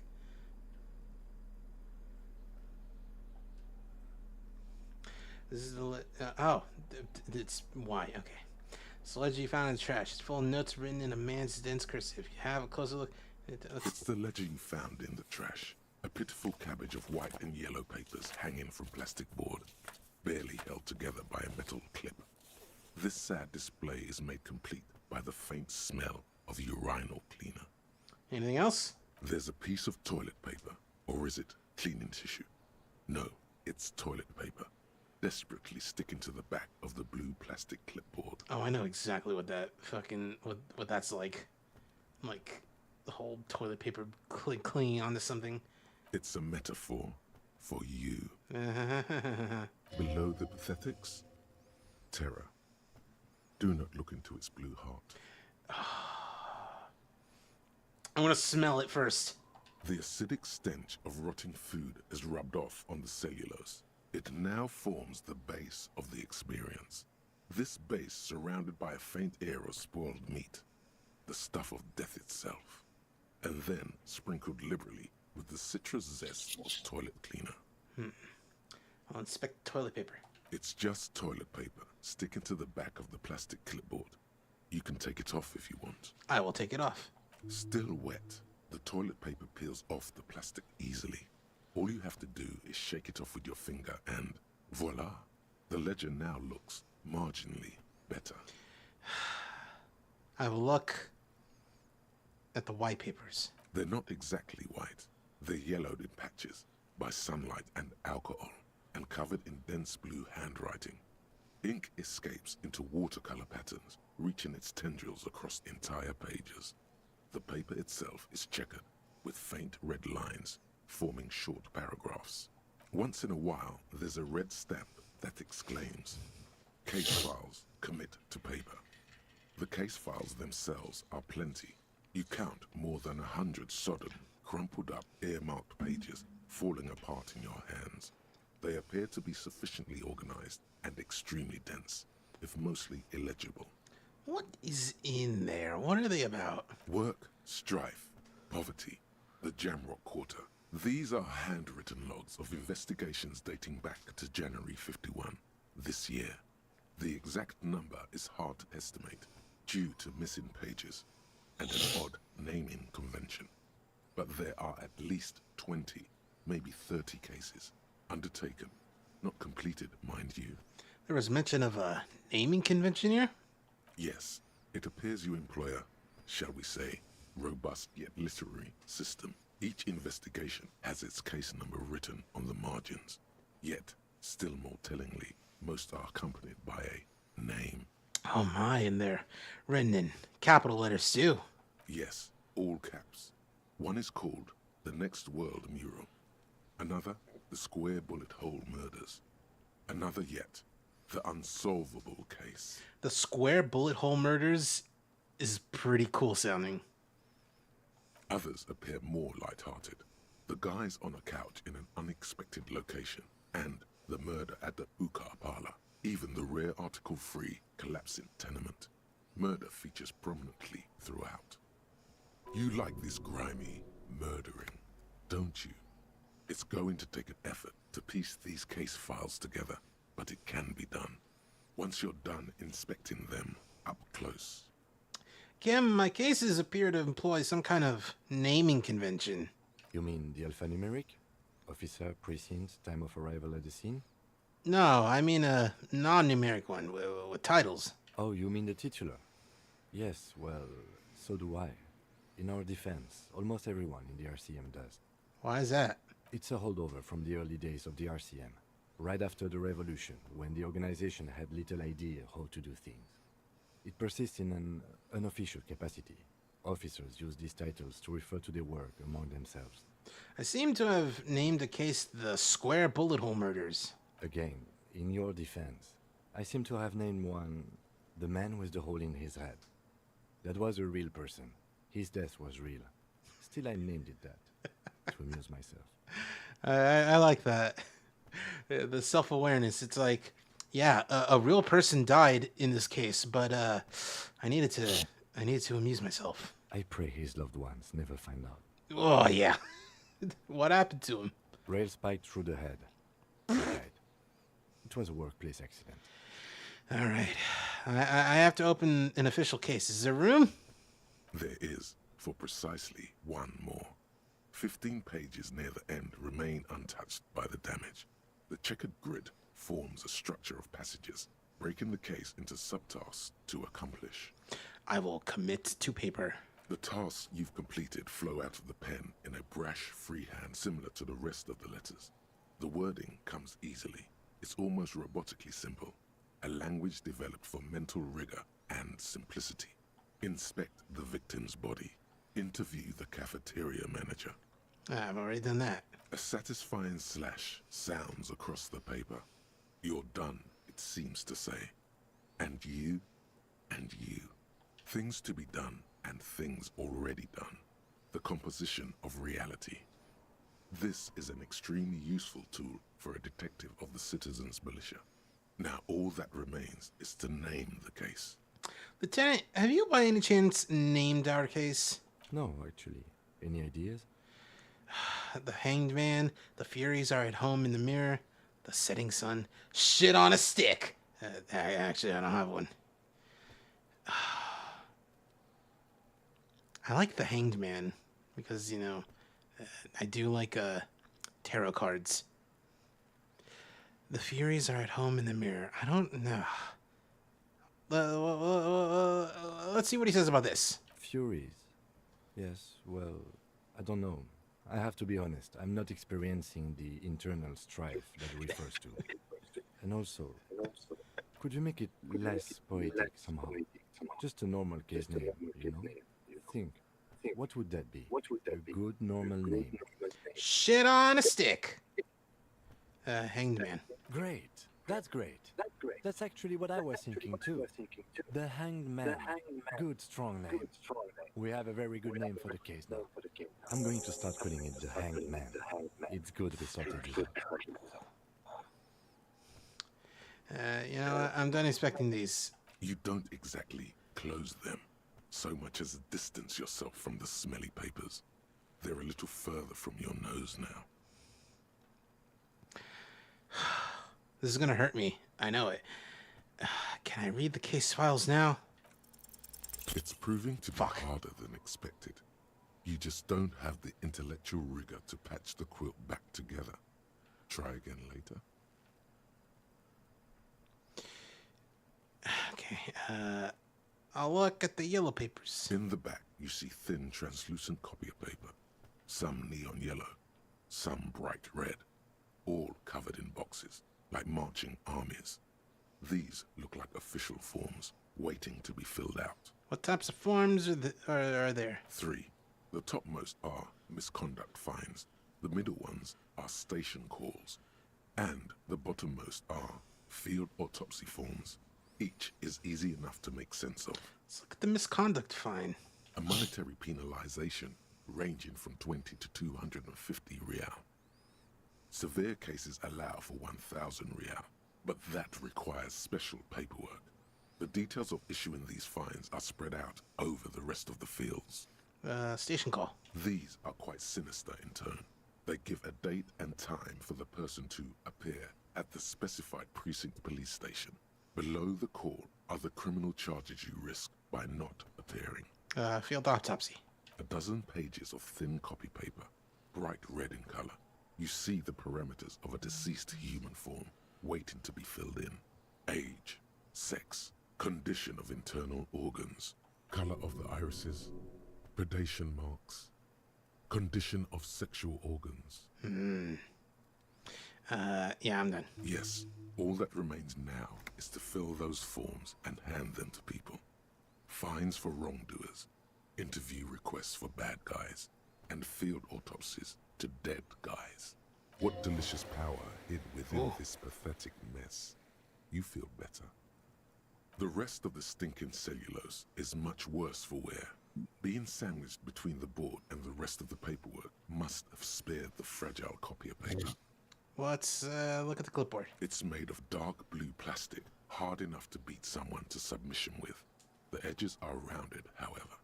The U4 size board feels thick and heavy in your hand. Light shimmers on its wet surface. On the back, you see the embossed letters, RCM. I'll shake it. Something rattles inside, ever so lightly. Is there a hidden compartment? Look inside. The plastic shimmers like lapis lazuli, but it is not see-through.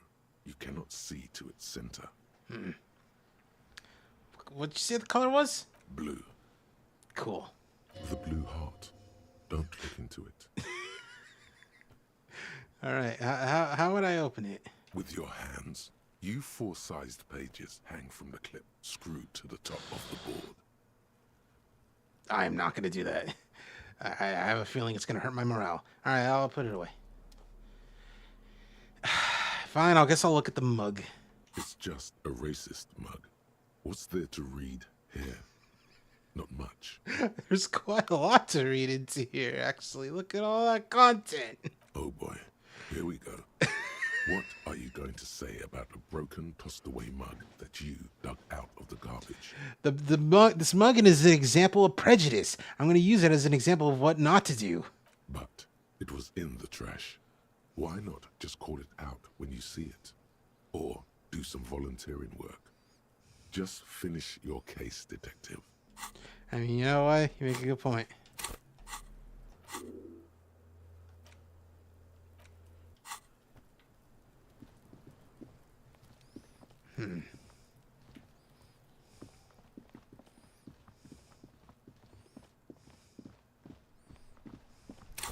Wait a minute. Okay.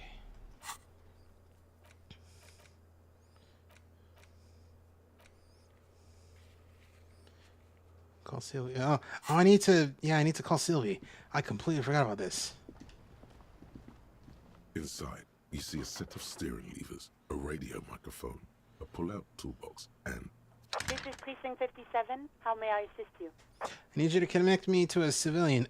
Sylvie. She may have reported a murder. Of course. What is her number, officer? Kim, didn't God give you Sylvie's number? Yes, hold on.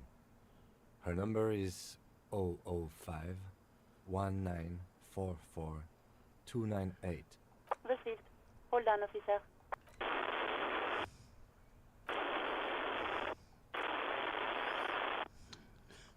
I'll start slapping a marching rhythm on my thighs. Give it a minute.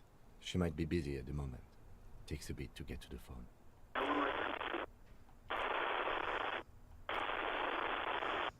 Officer, I have Sylvie Malaika on the line for you.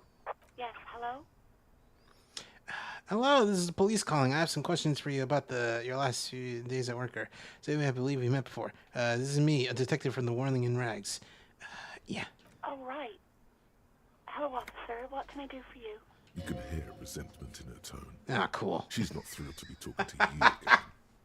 There is no resentment in her tone. She wants you to ask her out. No question about it. Oh, I love that, like, the parts of my brain are, like, actually, like, add on to each other. That's great. It's happened a few times, but I love that when it's just this blatant. Quit your job at the Whirling. Was it you who called the police, or do you know who put the victim's clothes in the trash? Or, hey, you want to grab a cup of coffee with me sometime? What? Was it you who called the police? No, not me. But why didn't you call? Didn't the corpse behind your workplace bother you? What? Of course it bothered me. But I thought the union already knew about the corpse. What? What does the union have to do with anything? No one calls the police. The union would get angry. What do you mean by that? You know, what the union says goes. People listen to them and they take care of their own, which is like everyone here. Mm-hmm. Garbage. Garbage. Wait, Kim, she's speaking truth? The union's the law around here? Legally, Oh no. my god. In Look at all my reality, god. yes. Martinez is de facto policed by the Dock Workers Union. Words are not necessary to feel the lieutenant's discontent for the situation. Anyway, tell me why exactly did you let a corpse... Nah. I see. Maybe there's something else you can tell me I don't about. know what to tell you, officer. I didn't call you because I didn't want to get in trouble with the others. With the union. I'm sorry about that. Do you know who made that call? No, sorry. I don't. Not a lot of people have phones around here. Copper thieves take the wires. Ah, fuck. Even in this... I was going to say caricature. Even in this unique interpretation of the real world, copper thievery is still a thing. People don't have the money to have the cables put in again. They use the Union's phone, or the one on the coast. It was someone else. We'll find them sooner or later, officer. It just might take a while. All right, next question. Yeah, go on. Do you know who put the victim's clothes in the trash? No, I don't know. It wasn't me. I haven't been out there since. I was terrified of the stench and the corpse. All right, anyway. Have you seen my badge? Yes, I know who you are. You're a police officer. The law. How did you first learn about that? I feel like it'd be obvious because it's like, oh, you flashed your badge at me or something. My badge is missing. Have you seen it anywhere? Oh, no, I haven't. Sorry. Real policemen have uniforms too, by the way. Where's yours? Ah, oh, not my uniform too. Oh, God, I really should look into this. Kim doesn't have a uniform, and he seems real to me. He's in plain clothes, voluntarily. It's different from not knowing where your uniform is. There are officers who wear the signature Perseus black uniforms to the highest ranks in the RCM and end up buried in them as well. Others do it more casually. Looks like you're one of them. You see my gun? Please, no. Not this again. Everyone's sorry. Full gun detective. I showed you my gun. What did happen? You were trying to impress some people with it. Everyone was eating and... Sounds like it's going to be bad. Do you really want to know? I actually don't. No. I don't want to know. I don't want to know what happened. Great. Not anymore. Anything else? No. Do you know how my paperwork ended up in the trash? Well, you tried to jam it down the toilet, sir. Clogging it completely. Yeah, that After sounds I like me. unclogged the toilet and retrieved the paperwork, I threw it out in the trash, thinking you didn't need it. I mean, listen. Fuck paperwork. I am sorry about that. Anything else, detective? Well, what you have to understand is that I was going to do the paperwork, but then my mind started screaming and it wouldn't stop until I stopped thinking about doing the paperwork, so I didn't. You have to understand. It was necessary that I shove it in the toilet. Because then the voices stopped. Why'd you quit your job? I had to throw it in a fucking lava pool. Honestly, I'm not really comfortable discussing it with you, sir. You know what? Sure, fine, all right. Maybe, Listen, I I don't agree. know. I just know I have to take some time off right now. I should not ask her out then. I also think if I ask her out, I'll get my morale damage being like, sorry, but you stink. Anyway, see you later. I do hope so. Oh! Please, don't call me again. Bye. Wait, why does she seem angry with you? Oh, damn. Oh, she definitely... This is big. It's a high. Let's go. Yes, you have obviously done something to upset her at the Whirling in Rags when she was still working there. Wait, before you go, you're mad at me, right? Tell me, what did I do? I can't remember anything. I'm not mad. It's just you were so drunk and so emotional all the time, and then the skua thing happened. Just made me want to quit. What skua thing? The stuffed bird. The Ah. white skua. You threw it against the wall while screaming, "Fuck that bird," and laughing like a maniac. I think you said it had been giving you shit ever since you got there. You know what? Bitch bird gobble was coming to her. You know, that does sound like me, alright. Listen. Didn't seem like you had fun doing it, though. Mm-hmm. Yeah, well, I never do. It's an abomination with wings. Yeah. Anyway, so you're telling me that I was the one who made you want to quit? Yes, obviously. You were the worst client I've ever seen. And I have seen so many assholes in this place. I've had sailors fighting, Union guys grabbing my ass, kids stealing booze. Once a guy was glued to the karaoke machine every night for 2 months. But you, Go on. I want to know what I did. well, you were worse than all of them. Honestly, you were getting borderline aggressive. Even about little things like not turning down the volume at 3 a.m. I even liked one of those songs you kept listening to on repeat. No more. I hate it now. Hold on. What song? We Go On by the O.O. I can't listen to it anymore. You've turned it into a parody. Sorry about the song. To hell with that song. Then there was your room. Your project. An experiment to see how bad it can get in there. I tried to send the cleaner, but you wouldn't let me. Threatened to make me understand. I had no idea what you meant, and I don't want to know. And then you screamed something about how you're a piece of shit human being, and why does anyone even let you work as a policeman? That you'd fire yourself, but you can't even do that. I'm sorry. And then Listen, I had to deal listen. with your toilet. The one you clogged with police documents, causing water damage downstairs in the kitchen. I won't even mention you waving your gun around, harassing customers, threatening to sing karaoke, threatening to kill yourself. Okay, I get it. I wasn't a very good tenant. No, you really weren't. You were simply the worst. I am truly sorry for everything, Sylvie. God, I knew I shouldn't have brought it up. Just try not to call me again, and let's pretend it never happened. Right. Thank you for talking with me. Take care. Look, I'm sorry. I'm sorry you're so mad. The other No, end listen, of I'm the sorry radio. you're a bitch. Wordless, the call breaks. Then the already familiar voice. Anything else I can help you with, officer? No, I'm done with the radio for now. 57's over and out. In the cabin, you see a set of steering levers, a radio. Yeah. Hey, so we've been monitoring you internally, and now we know your Copo type. Well, there are couple types. Yes. Guess what's yours? Sorry, cop? I don't know. I'm not sure. Yes, sorry cop. The cop who's sorriest. Let's make it official, shall we? Huge lack of enthusiasm going on in here. Okay. But what are the other couple types? Oh, you know.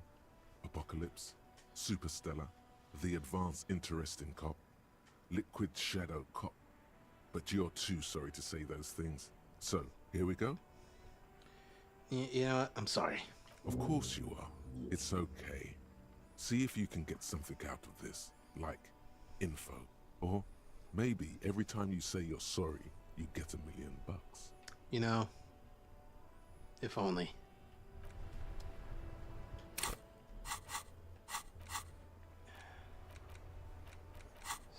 Okay. Rigorous self-protection. Oh, I'm 64% of the way done with this one. 6 hours. Excuse me. Oh, I lose 1 authority. Yeah, no. I don't need that. I do need to know what can I do now?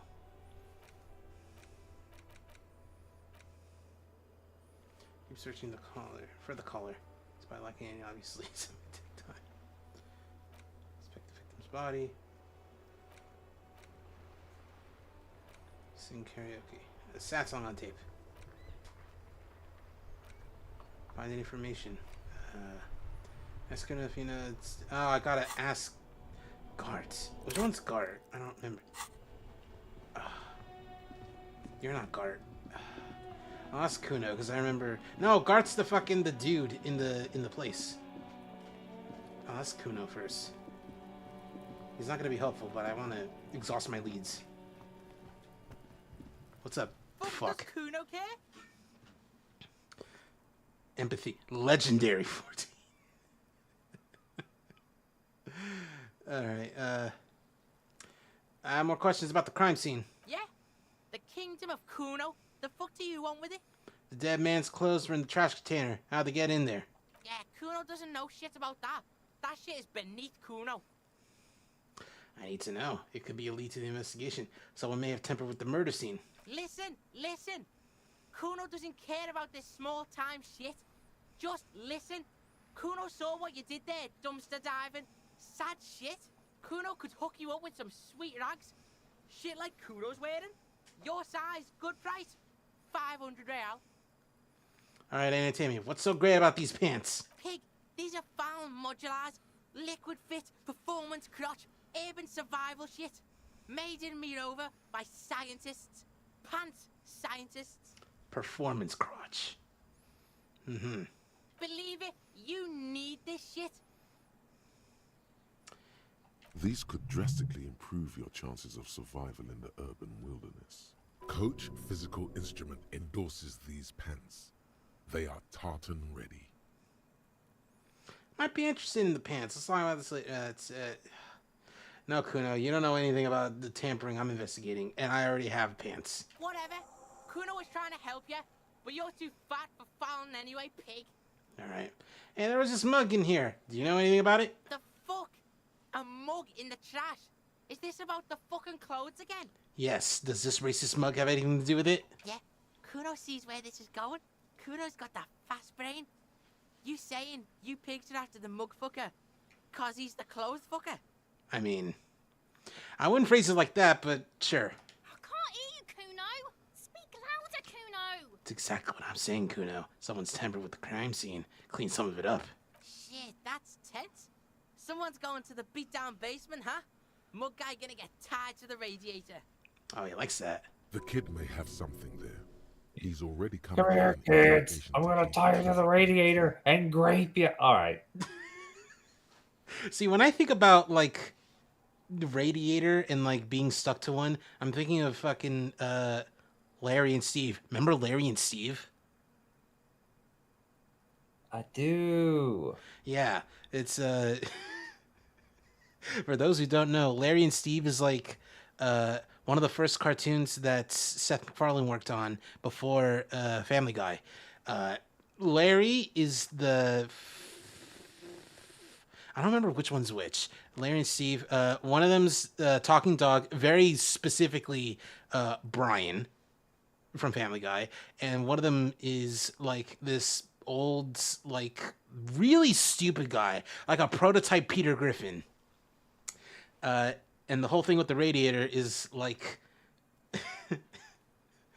one of them's like, it's like a... Listen, I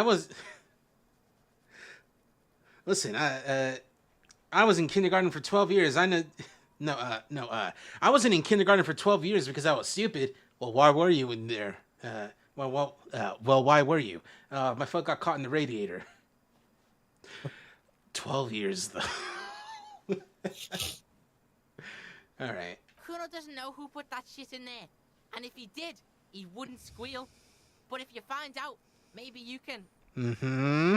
Stop turning into a pig, Kuno. They're trying to get you hooked on the snitching. Get away from my Kuno. Yeah? Get your bacon shit away. Kuno doesn't like to be seen with the popo. Get your shit done and out of Kuno's face. You know what? My favorite joke from Larry and Steve was this one. Listen to me. If you don't get me out of here, I will be put to sleep. Are you listening? Do you understand me? You will be indirectly responsible for the resulting euthanasia. Boy, they got enough kids over there as it is. Oh, that was great.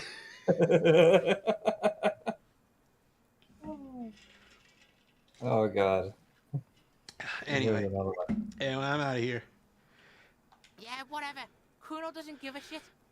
Yeah, see you later. Kuno doesn't fucking care. All right, see you later, Kuno. Hey, never let it be said that you won't make a good cop. And I mean that in the most derogatory way possible, Kuno. How do you feel, Steve? Like Agamemnon after the fury of Clytemnestra. Oh, yeah. Oh? It's a tragedy. Oh. Well, I hope they're all right. I'll die before I squeal, pig. All right. Child, converse with me. Murder was the case they gave me. Larry, it says here that your license was suspended. Oh, they just took it away temporarily. trying to remember the other stuff. Oh, a gag that I really like that I remember is the fucking anytime there's like a building that's called the quality something, fucking the queue always falls on someone. Yeah, it's a good one. All right. Hey, buddy, I'm done. Oh, the door's open. Cool. I can look in there. Can I help you? Here's your trash container key.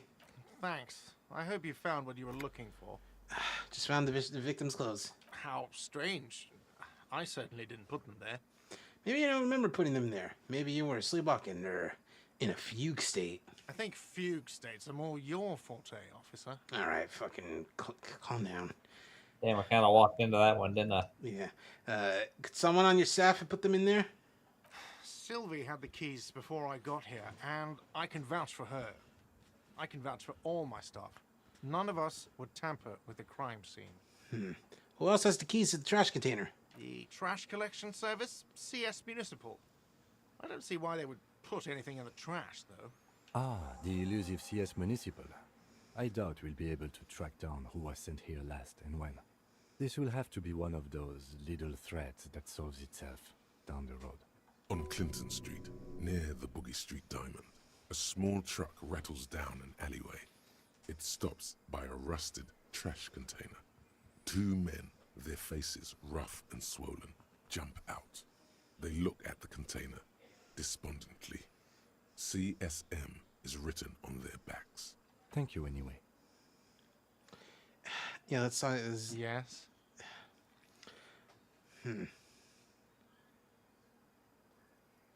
I've seen something here at the Whirling Guard. I think I need to talk to you about. What thing?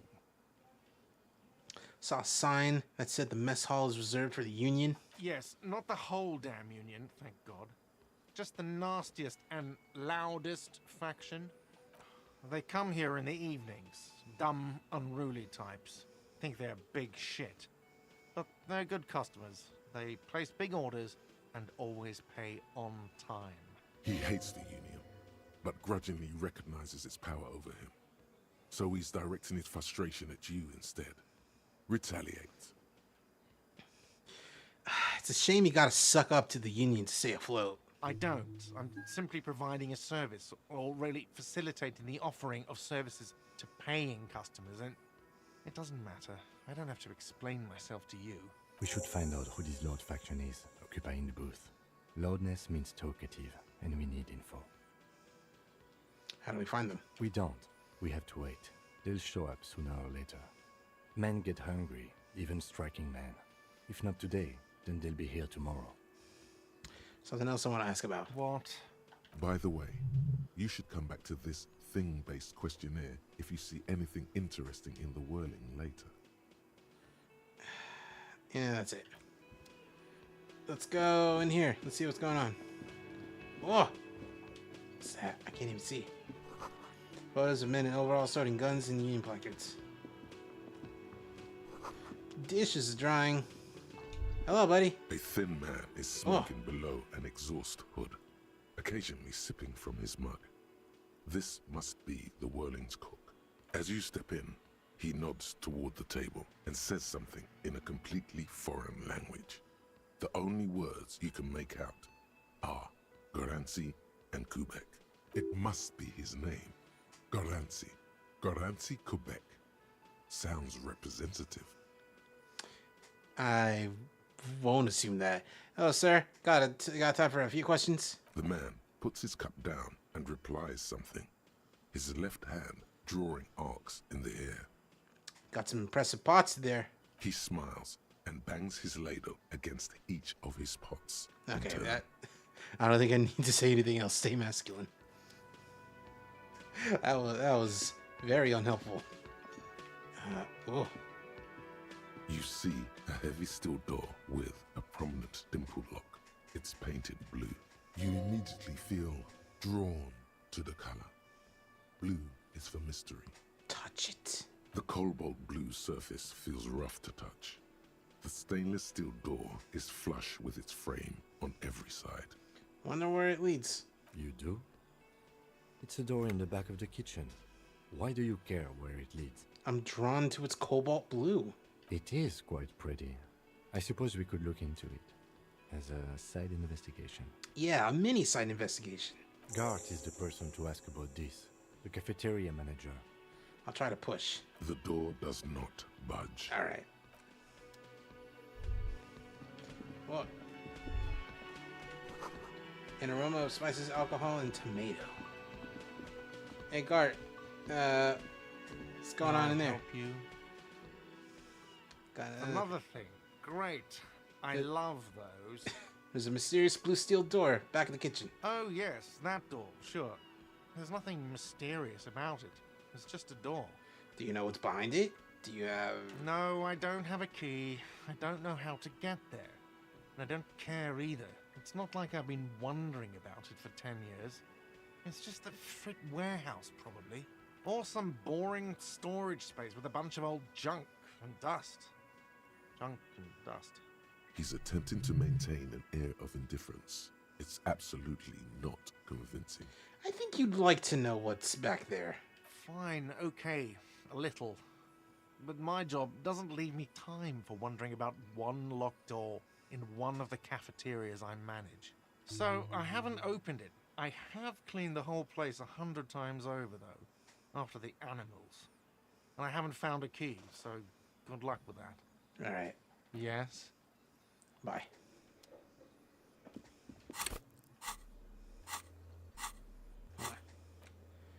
Union box, secret passage. Let's go back upstairs. It's been... Hello?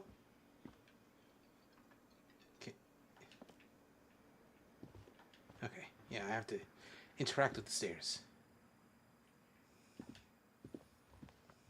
The door is closed. Try the handle. This door can only be opened with a key or from the inside. Knock. There is no answer. All right. You hear the shower being turned on. Somewhere inside. A tremendous loneliness comes over you. Everybody in the world is doing something without you. All right, fucking relax. The door is closed. Is there anything around here? Oh, hold on. Nothing on the front page rings a bell. Strange. You should pick that fat, juicy cigarette butt from the tray, light it up, and smoke the living shit out of it. The what now? The living shit. Your mesolimbic doesn't mince words. It wants smokes. Am I a smoker? Who knows what you are? A monster, a murderer, the gnome of Jeroma? You feel like a smoker. Especially when you look at that juicy, succulent, seductive cigarette stub, still smoldering deliciously. Midnight. You want to know the fucked up thing about that song and my history with it? You know where I first heard that song? I first heard it during the standard stock ass fucking dance party ending to The Love Guru. Oh. Yeah. Why would you put yourself through the love? Because I was young and I was like, oh, I like. Dude, even as a kid, even as a lover of comedy movies, even as a Mike Myers fan, I thought that movie looks like dog shit. I watched it and I was like, all right. I mean, it's kind of funny, but I don't know, like. I don't know why people are shitting on it this bad. And then I grew up and I'm like, God, what the fuck was I talking about? What was I thinking? What was I thinking? What were you thinking? What was I drinking? Heineken? What were you smoking? Cigarettes? Like, God, I didn't think it would get as bad as The Master of Disguise. I thought like I didn't think like, man, we're never gonna see a career killing movie like that again. Boy, was I wrong. What is he up to? I wouldn't like to know. Like Dana Carvey? Not Dana Carvey, no. Oh God, no. I Myers. don't care for Dana Carvey. I mean Mark Myers. Oh, well, he's okay. He's doing fine. See, his career killing movie happened at a good time. Mm-hmm. Or like the only other thing he ever did, I think, after this was like Shrek 4. Yeah. And I think that's it. And he had that one bit part in Inglourious Bastards, and I think that's all. And I mean, that's fine. He had already made all the money I think he was gonna make. There's no Austin Powers 4 anywhere on the horizon, so Okay, so yeah, hold on. All right. Yeah, okay, so after The Love Guru, immediately was Inglourious Bastards, Shrek 4, various Shrek things. He was in something called Oscar Etiquette, and he plays a whoever. no idea. Saturday Night Live. He was in something called Terminal from 2018. He was in Bohemian Rhapsody. Fucking what? Yeah. Someone named Ray Foster, who may have been a real person in the real world. Wow. What the fuck is this? Oh, okay. The image fucked up. He's in some movie from last year called Amsterdam, which it's so funny. I look down at all these, and like after Inglourious Bastards, every movie that he's been in, apart from Bohemian Rhapsody, has not scored anything above like a 6.5 on IMDb. Ugh. Yeah.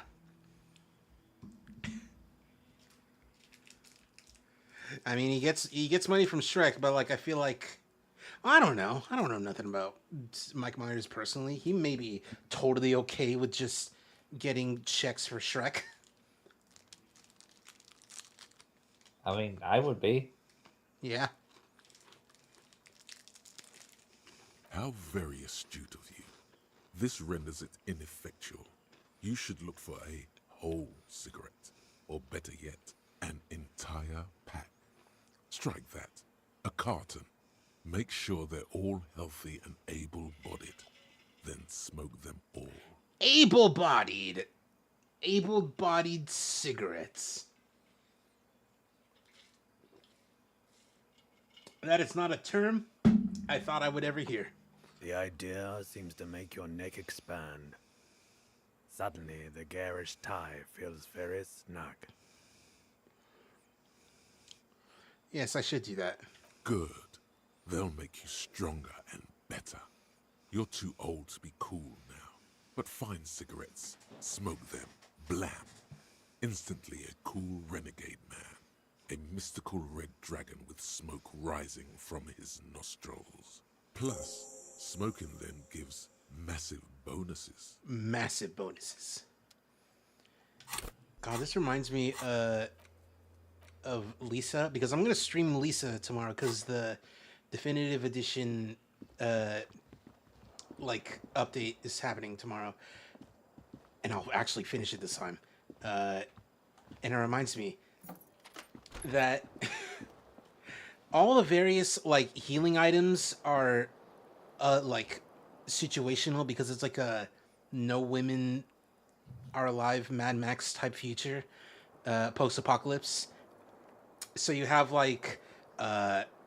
various jerkies as health regens, alcohol, soda, and the like for SP or MP regen. To heal from poison, you smoke a cigarette. And I've always thought that was really funny. You get bit by a snake, you're poisoned, you win the battle. What do? You smoke a cigarette, you're all better. Wow. I can't believe I gone my whole life without knowing the beauty of A mirror hangs on alcohol prep covered pad. and steam. You cannot see yourself, just the outlines of a man. You have no memory of the face that awaits you there, underneath the soft vapor. Really? Nothing? Really? All recollection of the person you are, the people in your life, and even the world you're in has drowned in a sea of blood alcohol. This was no mere night of drinking. It was a deluge of world-ending proportions. Now I'm gonna wipe the mirror. As you slowly reach your hand towards the surface of the mirror. Abort. It's like You clearly have not thought this through. You won't like what you see there, and you will never unbecome it. I don't care. I'm gonna wipe it. Behold. Ah! Finally! I have a face! You have no idea who this thing is, do you? Of course I do. It's, is it some kind of superstar? I think I'm a superstar. Or, dear Lord, help me. What is this? This is the face of a late-stage alcoholic. It appears you're also dead. There's clearly rigor mortis on your face. Oh, wait. Is that an expression? Are you trying to You make got an sauce on your expression face. Why? I think it might be because I'm a superstar. Please stop. It's horrible. Nah, this is what superstars do. You can't, can you? It's like it's not even voluntary anymore. You have worn that grin into your face, and now it won't come off. What does it even mean? What is the emotion you're trying to convey? So it's superstar. I don't know. It's indescribable. I think it's supposed to look suggestive. I'm afraid it's meant for the ladies. It's insinuating that I'm vaguely sympathetic. I think I'm some sort of pulling it off to you in a sad has-been kind of way. There is some kind of charm to it. There might have been. Oh. 10 years ago. It's little more than a cadaverous spasm now. All of these. I'm not getting roasted by Keith David over here. What's going on? I'll try the normal low. All these very lows make me nervous. Like the rest of you, it comes from a bad place somewhere in the past. That's all you know for now. All right, let's get out of here. Hey, at least I have a face this time. I'm no longer a melting clown. Kim also tries not to look at the pile of No tech longer a viscera melting clown, on she the said. carpet, or the weird suitcase on the hat rack, or the potted plant dying in the corner. But it's all just too morbid to ignore. You're looking at the destruction? He nods. I'm sorry for this. No problem, officer. Okay. Cool. Glad we had a nice chat about that. Close the door. All right, Kim. I'm kind of lost. What do we do? Yes? Tell me about the case. What do you want to know? Literally anything about it. I don't remember a single thing. Maybe you can tell me what you do know to help me narrow it down a bit. I literally know nothing about it. Only what you told me before. Do you want me to brief you? Brief? Yes, that sounds good. 3 days ago, the RCM emergency desk received a report about a security guard who was found hanged in Martinez. An anonymous caller said there was a dead body behind the Whirling in Rags hostel cafeteria. The cadaver had been there for 4 days. No one had come to investigate. During that time, the victim had been stripped of his belongings. The caller did not identify him, but used the word lynching. There is an ongoing labor dispute between the local dock workers and the logistics company Wild Pines. I was told we should approach the death as part of this dispute. Wait, does the briefing say who the victim was? A security guard or worker of some sort hired by Wild Pines. This was just hearsay from Martinez, of course. We need to find out the truth. Why didn't we know anything about the caller? They didn't identify themselves in any way. The tone was muffled using a device of some sort. The desk could identify neither the caller's age nor sex. Why hide themselves? There's a strong prejudice against involving the RCM in what's seen as union matters. The dock workers' union is the de facto police in Martinez. Now it appears they've started executing too. We cannot allow that.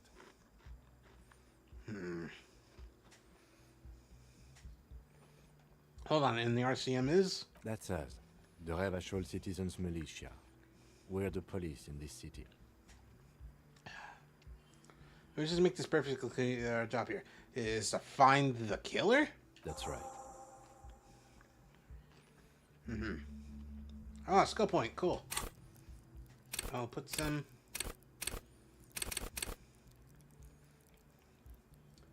in empathy.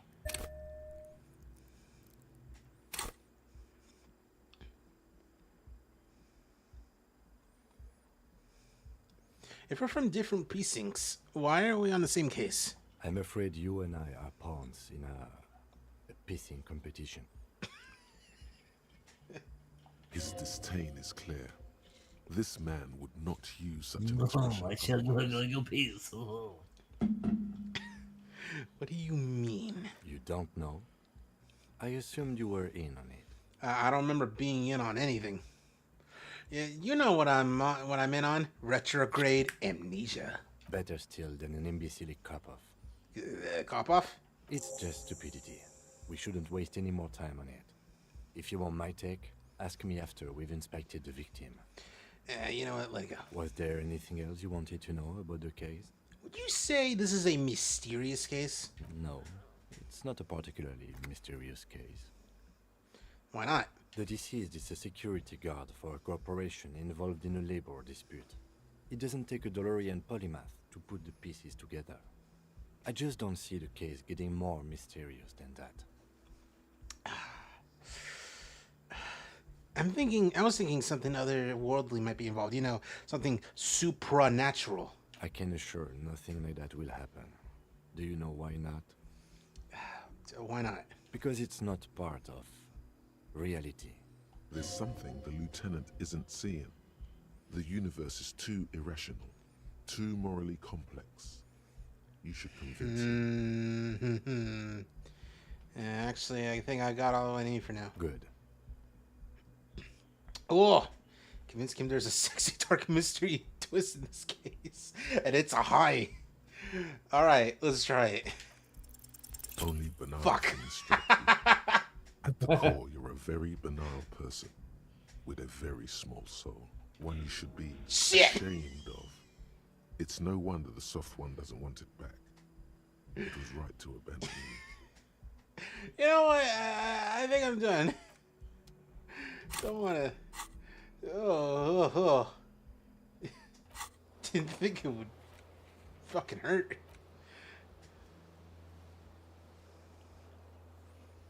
Massive bonuses. I do not have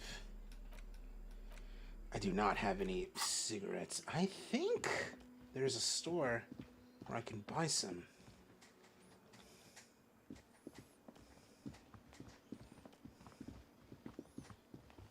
Man, I'm so ready to stream Lisa tomorrow. For some reason it just didn't. Because the original game was not in like an HD resolution, so I'm excited to finally play it in something resembling HD, so it's not a weird box.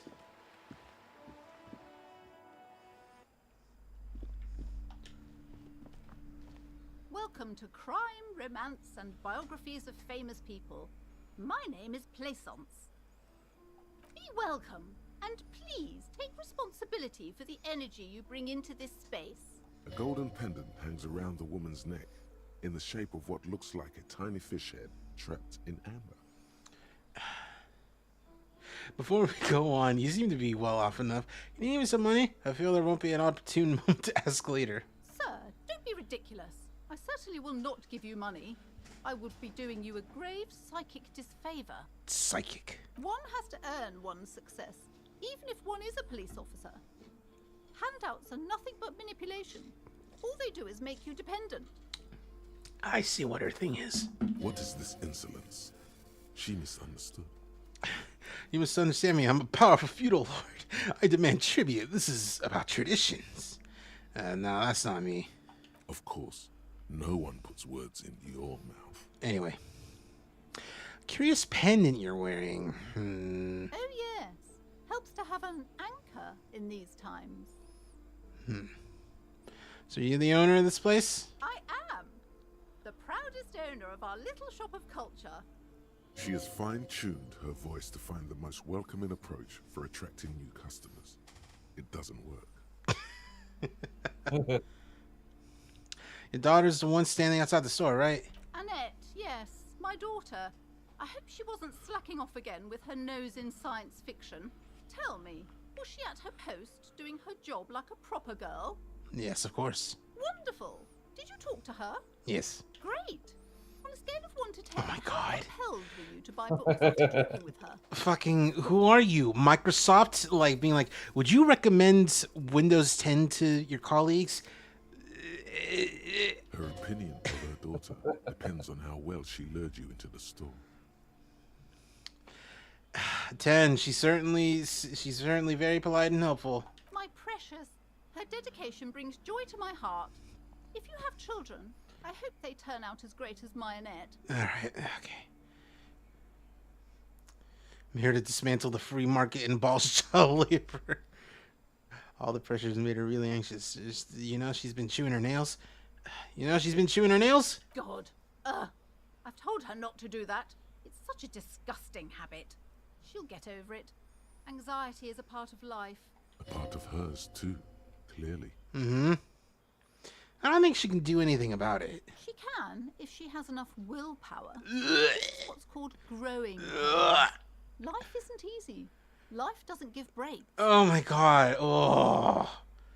Ooh, I feel it. I can feel it. Yeah. I can feel it, Mr. Krabs. Uh-huh. Come on, ma'am. It's obvious she can't do anything about it. You are placing an unnecessary burden on a young child. What you're doing is wrong. Even I know that, and I usually don't know anything. She stands stiff and severe, silently fuming. 10 or so seconds pass without change. Oh no. Hold on. I need to invite her inside and apologize. She must be freezing out there. Mm-hmm. There. I don't know what to say to you. My husband, he tries to teach me business lessons. I have what my mother called a dull mind. All this stress.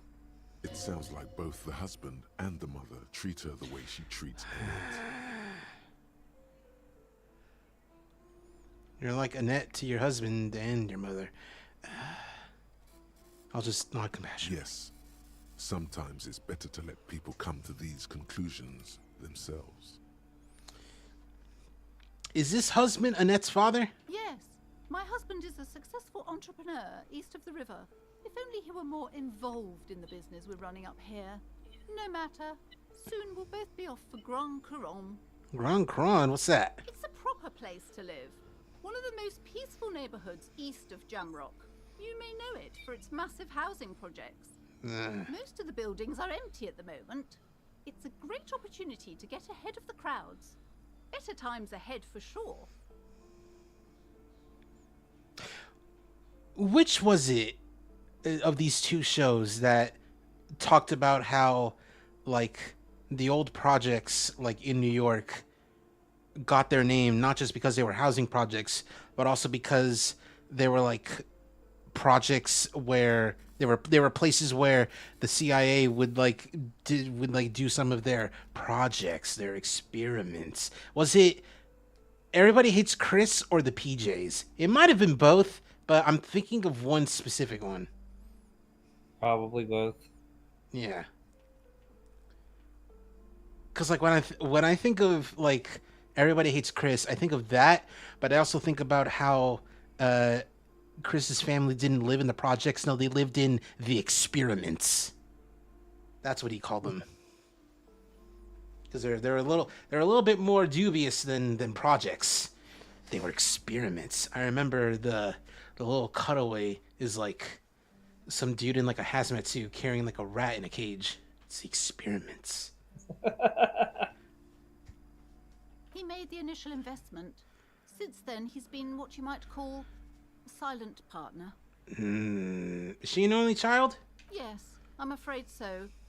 A real treat she is. It would be nice if she had... No, we couldn't have afforded more children, really. Not in this economy. Oh, yes, of course. Yes, this economy. Uh-huh. Exactly. Uh-huh. Yes, all right, this economy. Uh-huh. I'm making, like, a sarcastic response. I wholeheartedly agree. I'm fucking, like... Even if I did want kids, not in this economy. Yeah.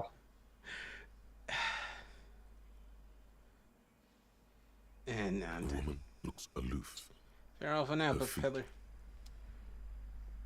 What's around? What's this?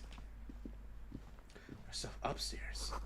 National books, recipes of Arda, lake trout.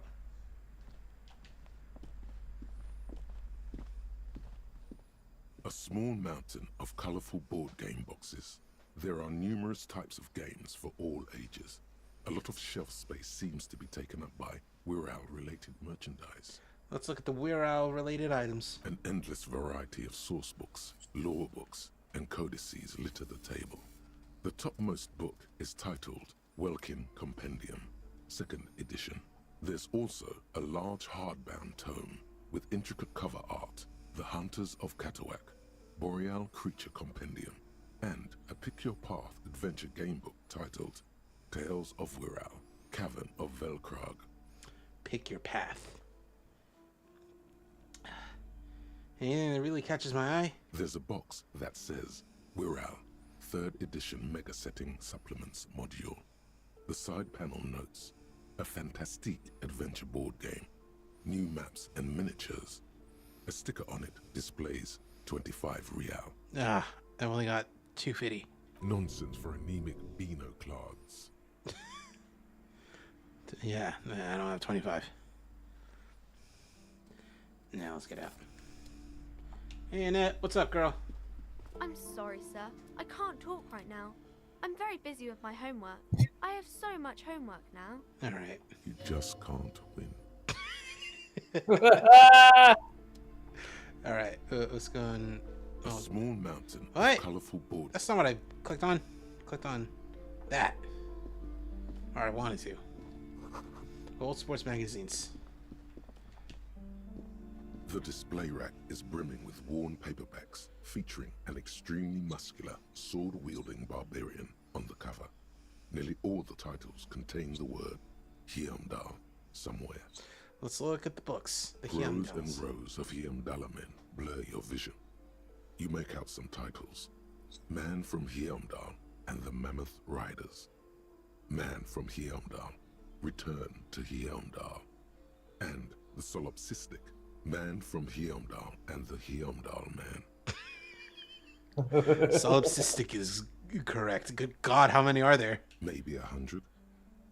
Man from Heimdall Yeah. and the sages at the end of the world. Man from Heimdall and the false god. Man from Heimdall and the scorched earth. Man from Heimdall, the Heimdall colonies. Man from Heimdall and the swamp beast. Man from Heimdall and the snow crabs. Those snow crabs are worse than they sound. Is that all? Not even close. Man from Heimdall in hell. Man from Heimdall and the forest of slaves. Man from Heimdall under the lake. Man from Heimdall, Heimdall burning. There's even the Trial of Death, a pastoral combat game book set in the world of Heimdallaman, and so much more. Pain threshold. Do any of the books call out to me? Nothing of interest. Fuck. Only silence and the cosmic background pain radiation. Alright, let's get out of here. Still keep telling me about the Muscle Man books. Alright. What about these? Gift books and molten candy. Molten candy. Hold on.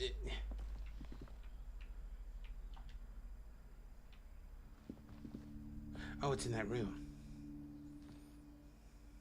These shelves are overburdened with books from the same series. You see the name Dick Mullen over and over. Mm-hmm. What's up with Dick Mullen? Crime fiction is a disgrace. An asinine misrepresentation of the physical attributes of the arduous everyday work of actual police officers. These books greatly overstate the excitement of police work, glossing over how long it takes to actually follow up on leads and eliminate dead ends. Furthermore, they have no idea how hard it is to simply remove a body from a tree. What's more, they completely ignore the psychological hardships of year after year coming into contact with people during the worst days of their lives. Not a single mention of all the stress this work creates upon the officer's family. Detective fiction just doesn't tell the truth at all. Now, would you like a list of all the books found on the shelf? Oh God, no. Shelves filled to the brim with crime novels. Alright. What's going on up there? It's a tome of fascist magic. Rather candid. Quaint picture book brochure, very colorful. The plaque on the shelf reads, Biographies of Famous People. You see a large variety of names, none of which ring a bell. So look at the books. Browsing through all the books with all their names makes your head spin. None of these seem important or relevant. It's all just vapid egoism. Suddenly, a particularly odd title catches your eye. It reads, High Speed Love, the tragic true love story of Jacob Irv and Alfie Delatraz, by one Cecilia Averbrook. What's it about? High Speed Love chronicles the romance between two of the finest tip-top tourney racers in history. One of them is the madcap driver, Jacob Irv. His blonde mane graces the cover. Next to Irv's life story, you see a slim biography of an Occidental rock star called the Anti-Star. He's famous for shooting morphine into one of his eyeballs and cocaine into the other. You know what that reminds me of? I've been rewatching, because they're being recommended to me, I've been rewatching various Robot Chicken clips, and it reminds me of their parody of Armageddon, and how they plan on shooting fucking actual band Aerosmith to destroy the meteor. Oh yeah, that and one. Fucking what's his name? Fucking like Aerosmith man. Steven Tyler. Steven Tyler, yeah. He shows up and he's like, I'm ready to rah! And he just starts throwing up. And fucking because they pick Harrison Ford as their big guy, they're like, he's like, my God, did you just get out of the centrifuge thing? And Steven Tyler's just like, no, I just shot smack into both of my eyeballs. Yeah. And they have like a dude, like a real ass human dude. Like it cuts to the real world. Just he's like a fucking like a fat nerd man, and he's supposed to be like the audience. Oh, yeah. It's like, oh, come terrible. on. Steven Tyler's been clean for years. I'm gonna write an angry letter. Dear Faith.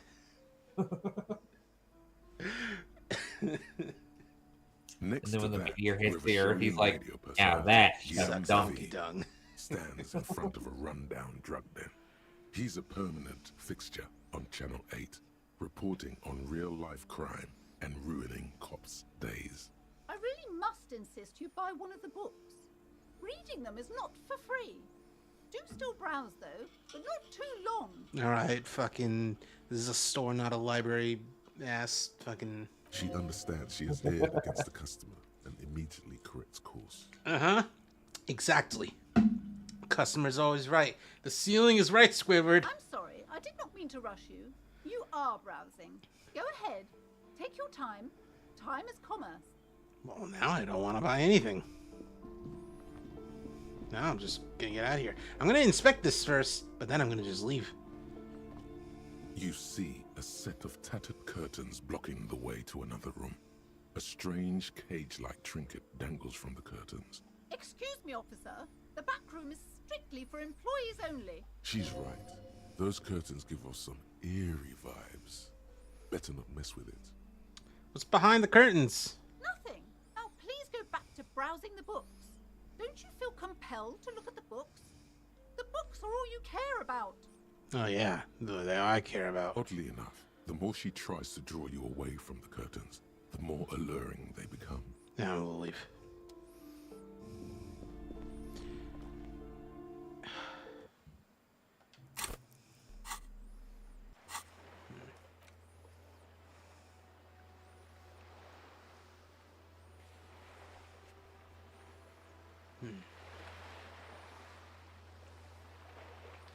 I found white checks. Those are on. Okay. Oh yeah, I can talk to Tommy again. Let's talking to Tommy. Hey Tommy. Now it's turning into a kind of a snow limbo, man. What's on your mind? What do I see in his eyes? In his eyes, an unfamiliar longing. Flecks of brown and gold. Familiar how? It's hard to say. His gaze wanders southwest, down the street that goes beyond the horizon. The road continues for miles, flowing together with other roads, turning into causeways or bridges, ending suddenly in dead ends, or ramping up or down highways. It forms a crisscross pattern across the land. Where does it lead? Above the Jamrock Quarter, in the form of a raised motorway, and then the never-ending sprawl of Forburg, high above buildings, new and old, the air filled with the rumble of motor engines. Further. To the old south, to the farthest outskirts of Revachol, through the checkered fields of farmland, upstream to the river Esperance, past Montmartin, the border approaches. What's beyond the border? You cannot see. It's out of the city. Up ahead, the mist blocks all sight. A gale blows across your cheeks. It is cold.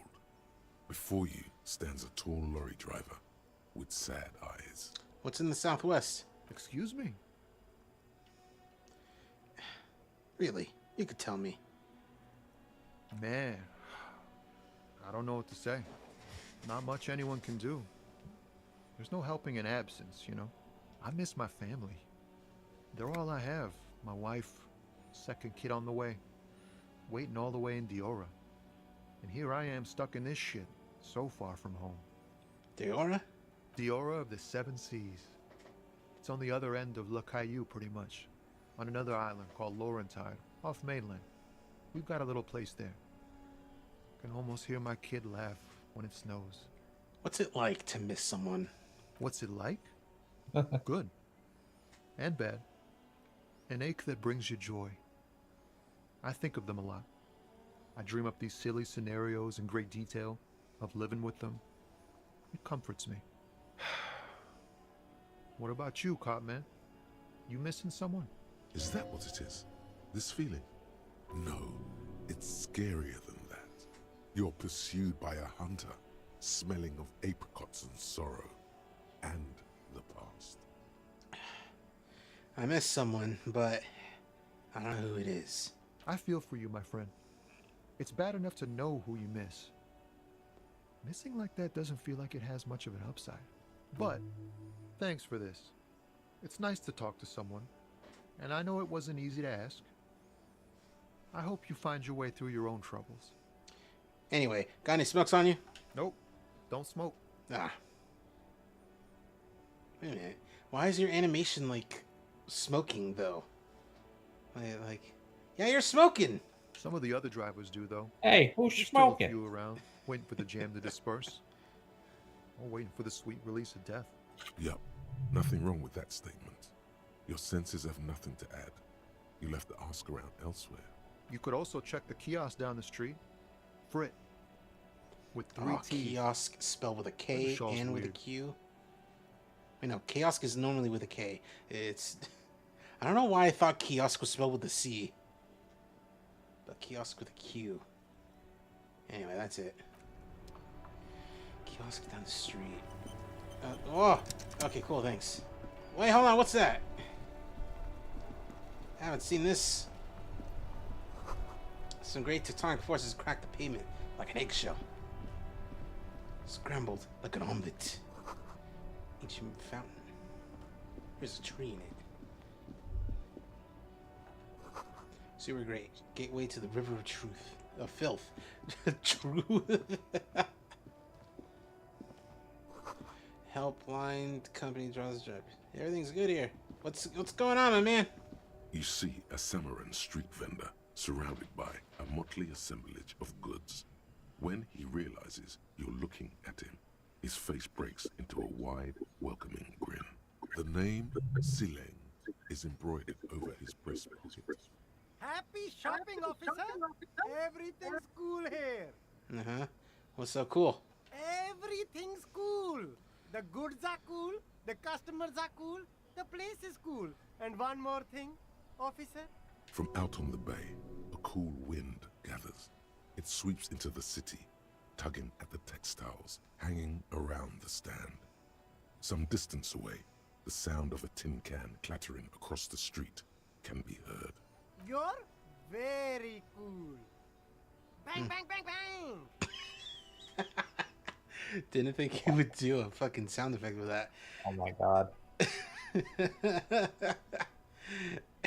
Anyway, you think I'm cool? Oh, yes! You got style.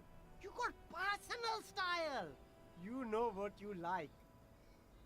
Oh yeah, so that it can have big penis.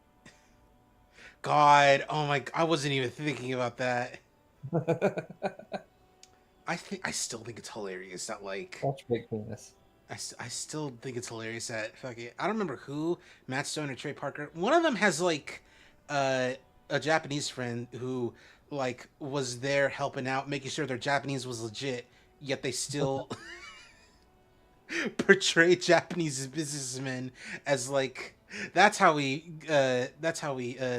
pander to the Americans, American adults, telling them they got the big penis.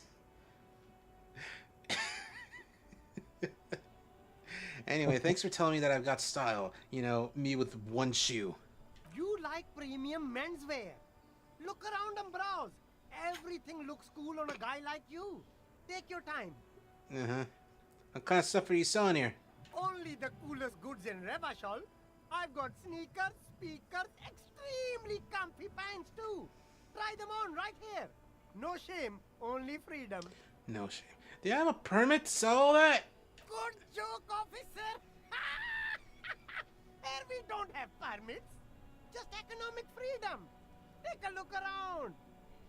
You glance around the decrepit buildings, the miserable weather, the sidewalks strewn with sunflower James, seeds and a James dust just putting in all the accents. Yeah, it is. The one thing that this game is not is American. Not even close. Oh yeah. Beautiful. Beautiful freedom. I agree, it is. Yeah.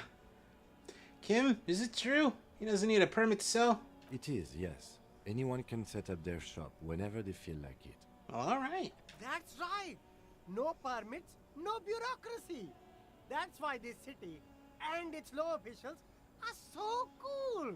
Wait, but what are we doing here? There's no permits.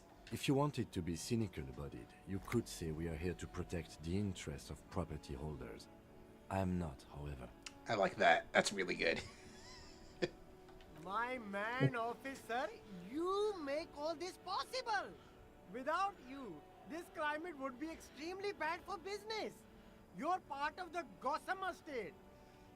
A Gossamer State? You're right. This is cool. I'm part of a hip, thin, almost non-existent state apparatus. You're a foreigner. I'm protecting the business interests of foreign nations. So cool guys protecting businessmen while everyone else lives in the ruins? I could think of cooler things. Then I'm protecting state lawlessness. I'm not an officer of the law. I'm an officer of karma and anarchy. Okay, no permit then? Cool. Hyper cool. Anyway. That's right, boys. Mondo cool. Mondo cool. Is there a discount for cool officers like me? No need for discounts at ceilings, officer. Everything's already on sale. Anything you want, 50% off. So, okay. Where'd you get these comfy pants? I'm an entrepreneur, officer. I've got sources, buyers, suppliers, distributors, manufacturers, wholesalers, all extremely cool and above board. All right, that's all then. Let me ask something else. Anything for you. Where are you from, Sealing? Me? It's a boring story, officer. Who cares about the past? I'm all business now. All Revachol. Sounds good. Very cool. I like your style, officer. All right, I'll look around. Let's get the fuck out of here. What's this? Kim, where are you going? Going down the other way? Oh yeah, you are. All right, cool. Is this the... Whoa! Bust of a woman. DEI. What's that? Some kind of machine. Anti-cast register? The dark film projector's wearing away. Ma? Hello? It's not often that I see officers from the RCM in my pawn shop. Why are you, Why are you all locked up? What can I do for you? His courtesy is not insincere, but he prefers being alone with his projector, just watching the movement of light across the walls of the shop. Sorry, I feel like I'm interrupting you. Oh no, not at all. I guess I haven't had many customers lately. RCM or otherwise. Who are your customers usually? All kinds of people come through here.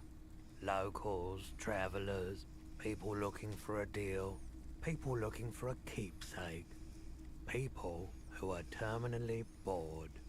As you can see, I have a wide selection of goods for everyone to choose from. Typical vacuous consumerist objects. Honestly, I think some of your selections are more tasteful than others. It keeps me entertained. Entertained? He might be high. If he is, on what? What is he smoking? Cigarettes? Is Roy high? And if yes, what does he own? I'll try this. Why not? Okay. Frick. He definitely is high. Whatever it is, you've probably done it, and many other things besides. But you can't cut through the jumble of sensations to get to the answer. A guarded man like him wouldn't tell you if you asked out loud. Alright. Might be able to aid our investigation. I gotta call it a stream soon. Not just because I'm running out of energy. Also, it's hot. And I'm like, it's getting hot in this room. And I wanna like call it like maybe 20 minutes? Sure. Anyway, you might be able to aid in our investigation. I doubt it, but I can try and answer any questions you may have. Know about the recent hanging? I do my best to keep my distance from all manner of butchery. Bad for business, bad for everyone. No one likes to see what you have to see every day. You know, that's fair. That's all I got. The pawnbroker's gaze is already fixed on the dancing colors. Did you happen to have any guns? Like the ones carried by officers of Citizens Militia? Someone else came here earlier today asking the same question. I promptly sold her the gun you pawned a couple of days back. What? Sold? The lieutenant shifts from one foot to another. Alert. Wait, I sold my gun? You were adamant about getting rid of it, officer. Said you were undeserving of a service weapon of the Revachol Citizens Militia. And I don't like keeping guns around the shop for long. Off the charts photon emissions. The unhealthy kind. He's not telling you the whole story. It seems he's trying to spare you. Feel like there's something you're not telling me. Thankfully, I auto-saved earlier, so all I'd be missing is talking with Ceiling. You weren't quiet yourself, officer. What was I like? You were very distraught. You said the gun was a threat to your life and that you can't trust yourself with it tonight. And that you need the money. When I said that I don't normally buy firearms, you put the gun barrel in your mouth and sort of sucked on it.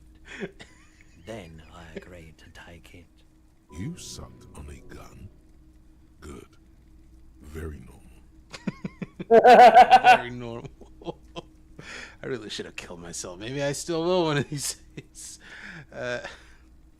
Wait, how much did I sell the gun for? I'm so sorry you had to see me in that state. We don't have to talk about it further.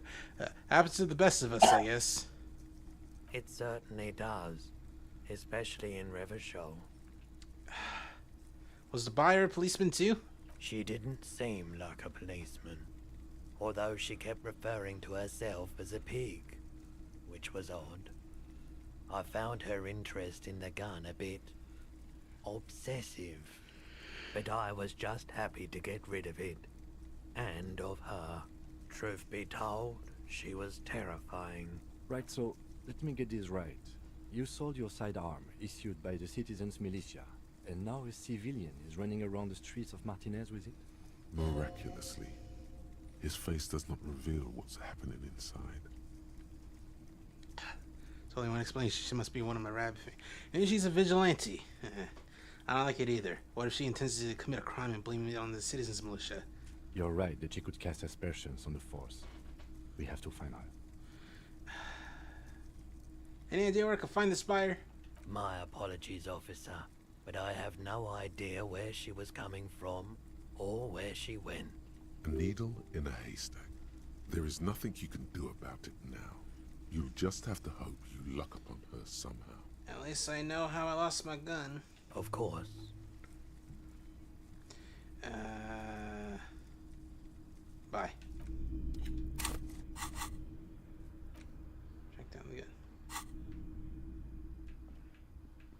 What is this?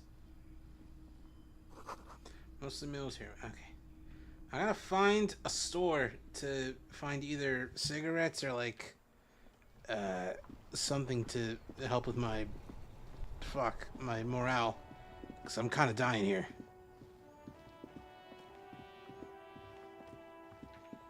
What is this?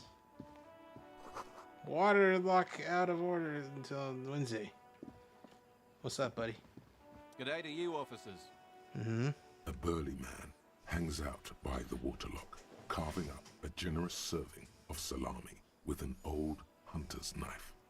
His eyes are fixed on a man stranded on the other side of the waterlock and on an enormous billboard that has fallen down into the canal between them. His posture is relaxed. Despite his powerful build and a knife in his hand, this man resorts to physical intimidation only infrequently, if at all. You know, I'll just get out of here. Because I need to find some store around. I know there's one around. He's like over here. What? Manhole cover. Oh, okay. There's gotta be something.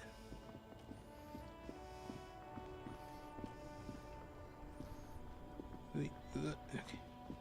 Is there a way to... There is not. I thought there'd be like a way to like get in between them.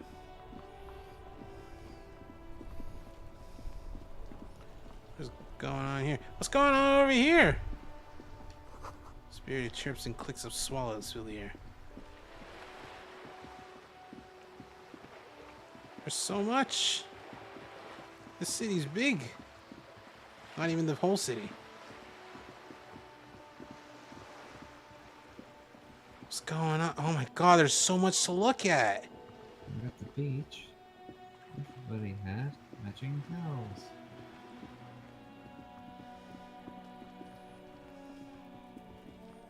What is that from? That sounds familiar. I was like trying to think about it. B-52 song, Rock Lobster. Ah, Rock Lobster. Okay. I was like, what is that? You see a faded sign at the side of the road. It's 15 miles. It's Love Shack. See, because I know Love Shack, but I was like, what's that song? I forgot that B-52s did Rock Lobster. Love Shack. I think this is the store where I can get cigarettes and things. No, it's just what? How did I get back here? I guess it's not as... I guess the city's not as big as I thought it was.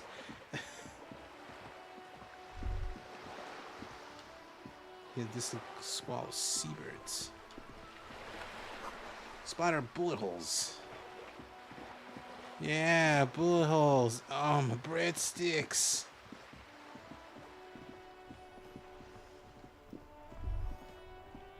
What the? What's this? There's two. Maybe a sea monster did this in the plaza. Maybe it just looks like it could have been caused from an earthquake.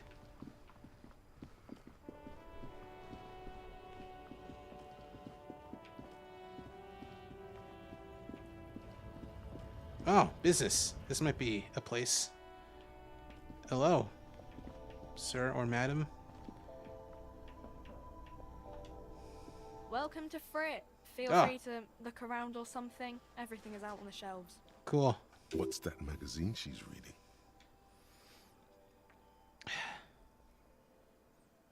Let's proceed. I got questions. Okay. I'm not really supposed to be chatting to anyone, but... Does Frit have a warehouse in the back of the Whirling Rags? A warehouse? I don't know. Maybe. I don't really care what Frit does. I don't know. Come on, it's important. She scrunches up her face into an expression of consummate adolescent skepticism. Fine. Frit doesn't have a warehouse. Just a little back room here. Okay? Tell me about the dead body. I don't really know anything. I mean, I know it's there, but I haven't seen it, so... What do you think happened? I don't know. Very helpful. No need to worry. It's just standard procedure for us to ask around. If you hear anything, let us know, okay? Okay. Uh-huh. Let's get out of here. Melancholy pop song. The tear machine stands in the corner. A sign says 1 bottle equals 10 cents. What is this machine? Oh, that's the tear machine. Okay, but what is it? It's a machine for tear. You know, you find tear outside, like bottles or whatever, and put it in the machine. Oh, and how do I pick up tear for the tear machine? You need a bag, I guess. We used to have some, but we gave them all out, so feel free to use it if you find a bag, though. I'm sure there are some out there, somewhere. All right.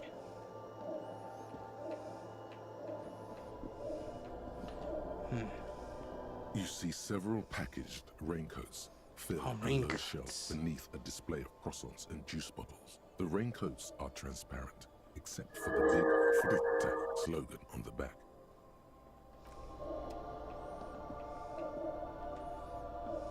A colorful display of cigarettes and alcohol bottles line the shop wall, inviting you closer.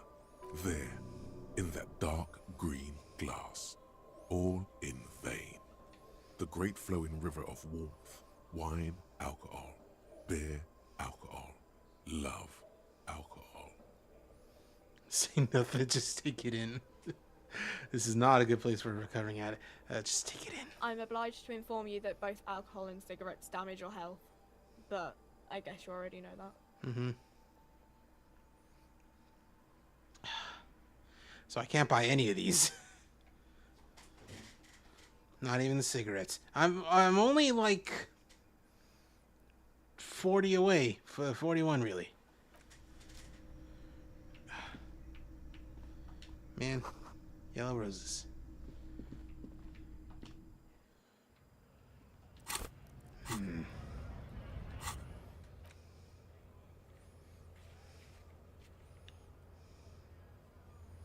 Formidable.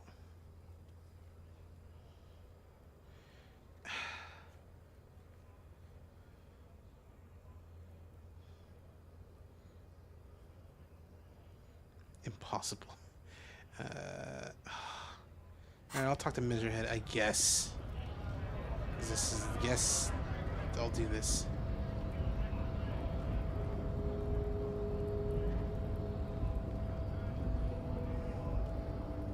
I will. Whoa! How do we get over there? Oh, with that door. Okay. I'm gonna save first.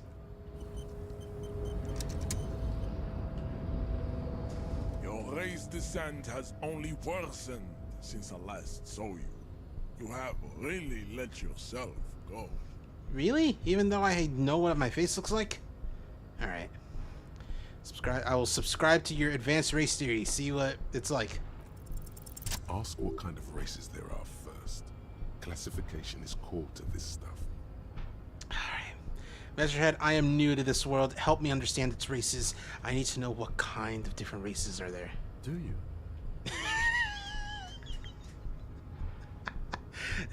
This is for the thing. The lieutenant looks toward the harbor's electronic door, and then, to you, he lets out an audible sigh. You are obviously a liberal, Sailite. A polyculturalist. I can see it from your love of microtechnology and your sartorial choices. Do not deny your friend the truth you have denied yourself. There are 3 categories of race. Type A, the heroic races. Type B, the servile races. And the vile CF race cauldron of pederasty. Which one do you need education on? Type A. Those are the Simonese, the Areopagite, and the Occidentals, excluding the Maun, of course. The Maun are riddled with eczema to the point where they find it impossible to smile. They are all lactose intolerant, a common result of inbreeding. A receding genetic pool has led the Maun on reprehensible street parades. In Maun cities like Stadskanal and Vredefort, wearing wooden clogs on their feet and little green tassels on their hats. Oh, he's talking about the Dutch. Back Senpai. Well, welcome back, Enzo. I'm not going to be streaming for much longer, but mostly because it's I'm getting hot and I'm also tired. But I'm glad to have you back. Anyway, who exactly are the Maun? This is like history? No, it's not, Genzo. This is not history at all. This man is an ultra racist. Anyway, who exactly are the Maun? You know them by the names of their nation states. The Oranese, the Gotwaldians, and the Königsteiners. My people simply call them Maun. The Maun are proof that you can have too much Occidental racial purity and tassel-centric culture. Inbreeding has led to a lactose-intolerant subrace whom no one can take seriously. Why is he focusing hard on the fact that they're fucking lactose intolerant? What's the significance of that? Well, you must understand, for one to be pure race, they must ingest the mother's milk. You know, entirely possible that it's like that. Anyway, That's some bullshit. I don't know. Yeah. That's the thing about Measurehead. He's a caricature of like fucking this guy. And not just because he looks like a painting. Yeah, this guy is like fucking like Ben Shapiro's like wet dream. Like eloquent, well-spoken, racist as fuck. Now let us say, just for sake of argument. Hypothetically. I went to the store with my mom, and then we stopped by Lawson and got a K-On file for no reason. My mom wanted to stop by her friend's house. Just wanted to go. I get that feeling, Genzo. You just want to go home while running errands, and your mom's like, "Oh wait, hold on. There's a thing." My grandma does that a lot. Specifically after we go for a walk, because we go to like this park to walk around like the whole, like, kind of the entirety of it, and then like as she's like driving home, she says, "I'm sorry, can we just stop by one place?" And I have to tell her, like, it's okay, you know, you don't have to apologize to me. I do want to go home, but I always tell her that, like, you know, yeah, you don't have to apologize to me. I understand that, you know, you remember something and you're like, wait, we have to go somewhere. I get that. I understand. Anyway, who are the Type A then, in your view? The Vespertines and Messenians of Vesper and Messina, the ancient Meteorans of Meteo by the golden Pisantic Sea, the Suren of Sur-la-Clé, and even the North Königsteiners, all have Type A race propensities. The other large Mondial civilization, the Mesk, are too yellow and only Piegenes to count as a heroic race.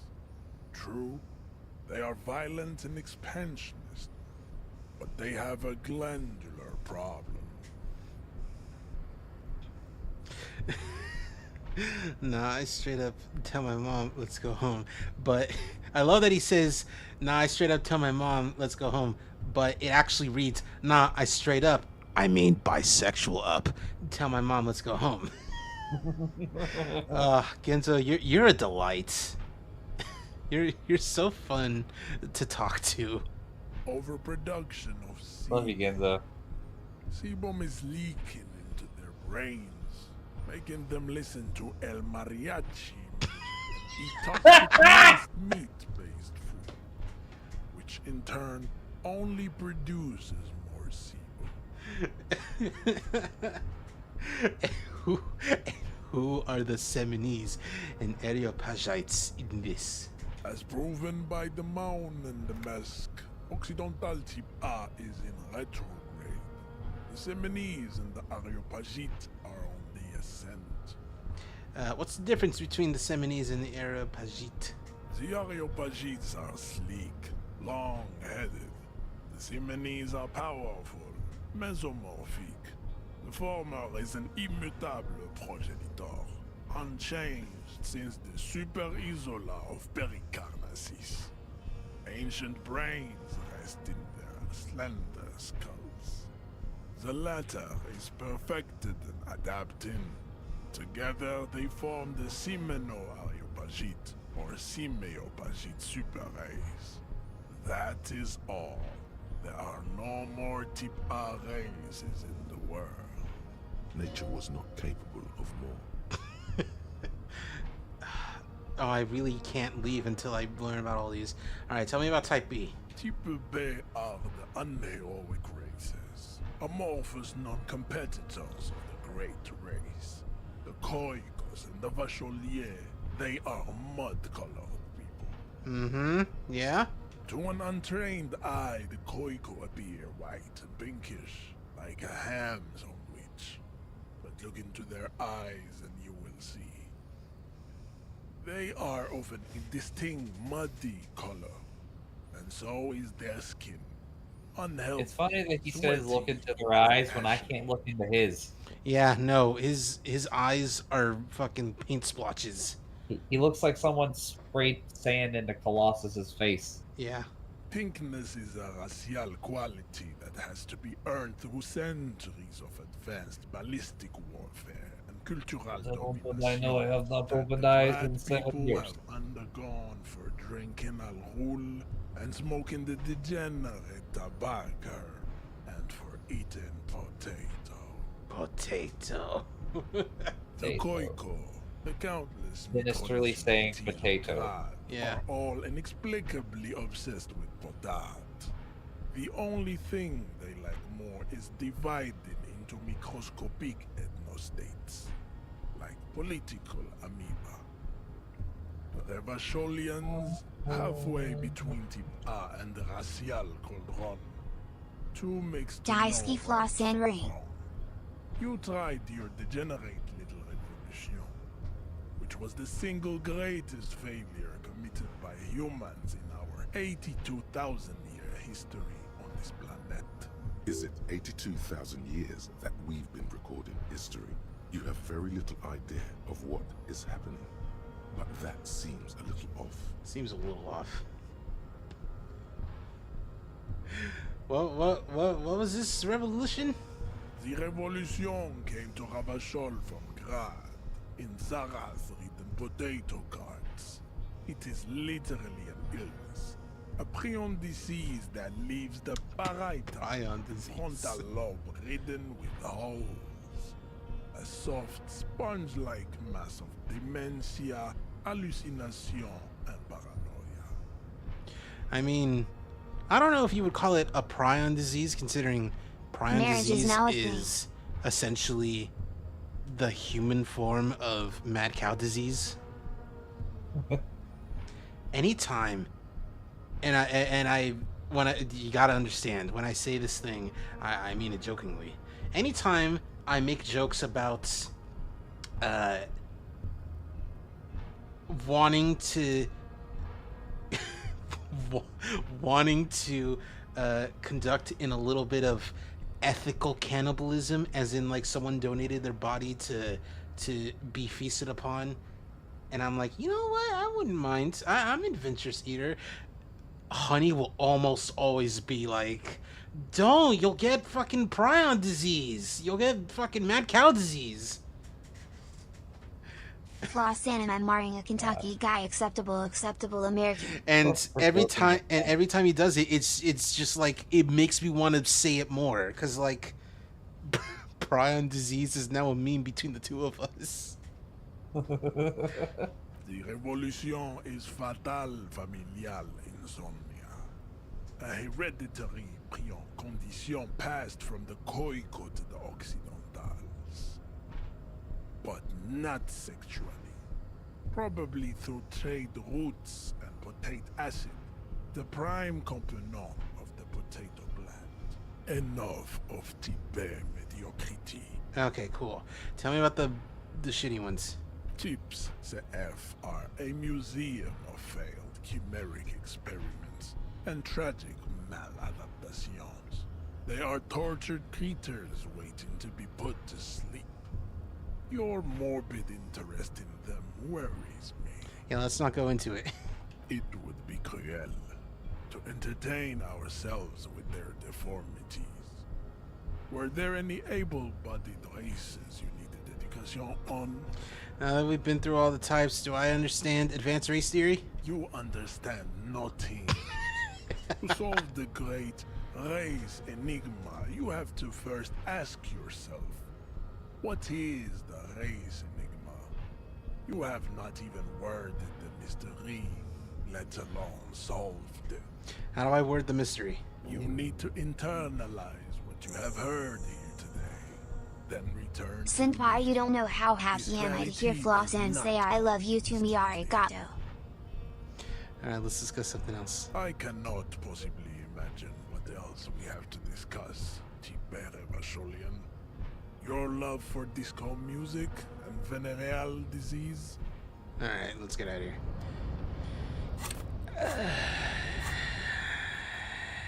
Uh-huh. And... oh, we're almost done with this. How much the... 13 minutes. I don't want to. Although by the time I, like, get back to the place... no, it won't be time yet. Hold on. Nah, can't do nothing with that. Excuse me, sir.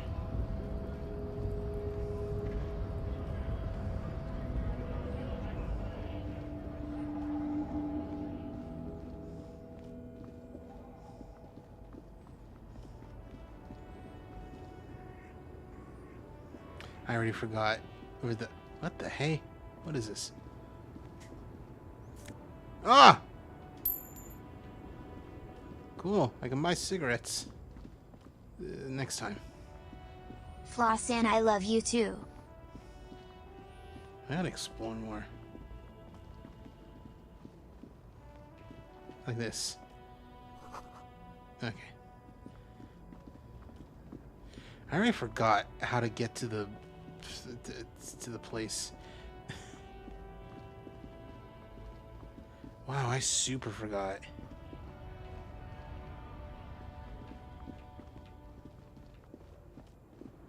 That's an NPC run. That's an NPC run? It's the run of someone who doesn't know who they are or what they're doing. They're trying to figure out what's happening. It's kind of how I run.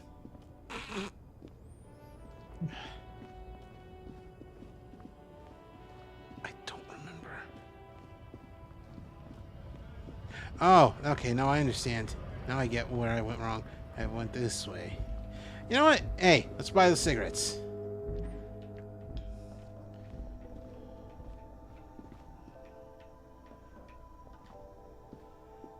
A colorful... Again, I'm obliged to inform you that both alcohol and cigarettes damage your health. Intellect, health. Oh, that does negative morale. All the alcohol does negative morale. Give me the Astra. Here you go, mister. Cool. Thanks.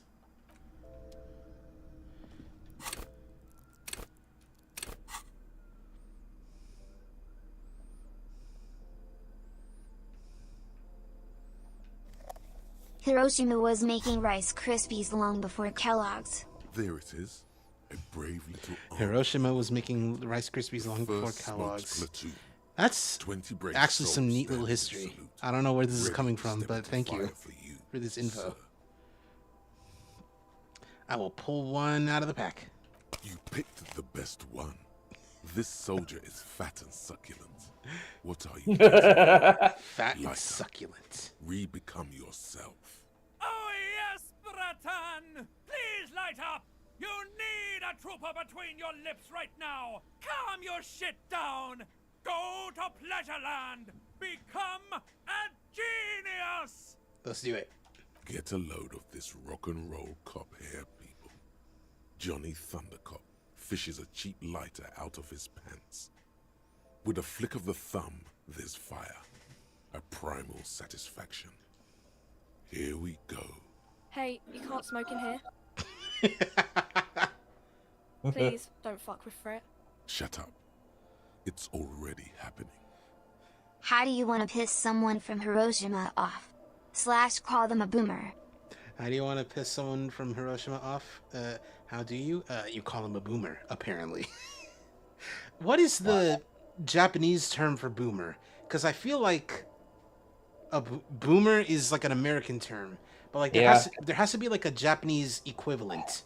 Well, I don't think they call... Well, boomer originates here from baby boomer, which that's a cultural thing here, so I don't think they'd have It is a very equivalent. cultural thing here. It comes from kids that were born after World War II? Yes. Yes. Like right after World War II was over. What are the repercussions if I do this? Repercussions?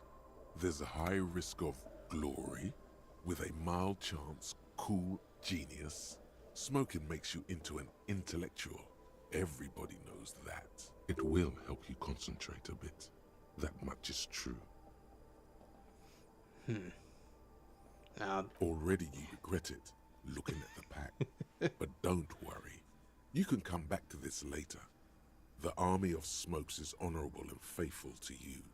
You have your entire life to return to it. You've passed up your chance to start smoking cigarettes for now, but don't worry. The option to start smoking becomes available again in 3 hours. 3 hours? What? Oh man, alright. Let's go back to the lobby of the place and then call it a stream. What a good first stream. What a good game this is. This game's phenomenal. I'm so ready to play so much more of this. God, look at all these autosaves. So many. I very appreciate this. Alright. Okay. That's the stream, everybody. Tomorrow, we play a game that is more aggressively... hold on. What did the Hiroshima survivor say about the day little boy dropped? It was a blast. You know what, Genzo? You're allowed to make that joke because you're someone from that country. And also, I'll just say it out loud because Justin did too. What did the Hiroshima survivors say about the day the little boy dropped? It was a blast. Cool. All right.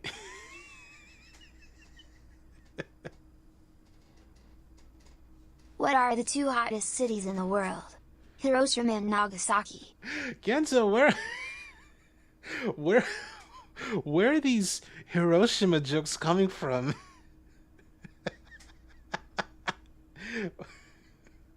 What are you doing? I'm not even like offended or anything. I'm just wondering where they're coming from. Listen, I'm not technically speaking, I'm not allowed to be What song did people in Hiroshima offended, listen to? but, you know, I'm just wondering. Here Comes the Sun. All right, that's that's a little much. Jeez, is that like the equivalent of us making like 9/11 jokes? Yeah, it is. That last one's fucking. Oh Jesus! What'd they say? What did the people of Hiroshima listen? What song did the people of Hiroshima listen to? Here Comes the Sun. Last word of Mayor of Hiroshima. What the I'm fuck just was glad the you didn't noise? say shiny happy people. God, oh, that one's rough. Last word of Mayor of Hiroshima. What the fuck was that noise? That's pretty funny though. I like that one. I like that one joke I saw earlier, that one shit post I showed you. That's me in the corner. That's me in the corner.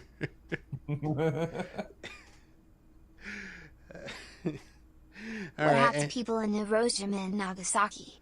They swapped races. I'm not reading that one out loud. Anyway. That's the stream, everybody. Tomorrow's game is a lot more aggressively dark. When was the biggest barbecue in history?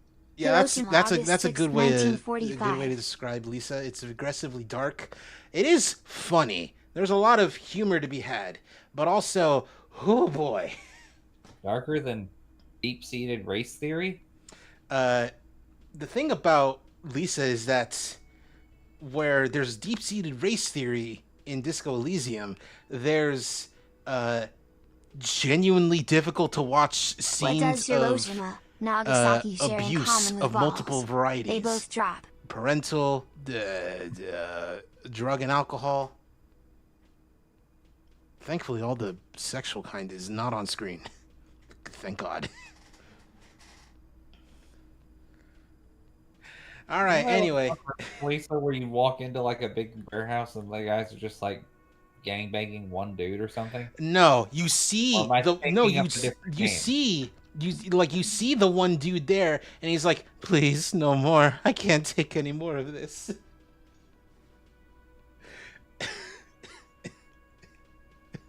And then it turns into a non sequitur, right? What? No, that dude's actually important. Okay, good. Okay. That dude is like integral for Wonder like why the progression. Japanese people didn't see the bombs coming, but didn't open their eyes. Because like that whole part is like, it's like, hey guys, they got the only girl in the whole world in this warehouse, and like if you suck up to the gang that runs the warehouse, you could totally have your way with her for free. And it turns out it's just a dude. Like it's not even like he's not even like dolled up or like wearing girls' clothing. It's just a dude, and he's tied up. I like to wear women's clothing. Ah, man. What do Hiroshima and Herobrine have Anyway, in common? They're not heroes. That's the stream. See you tomorrow. Take care, everyone. See you later. Bye-bye.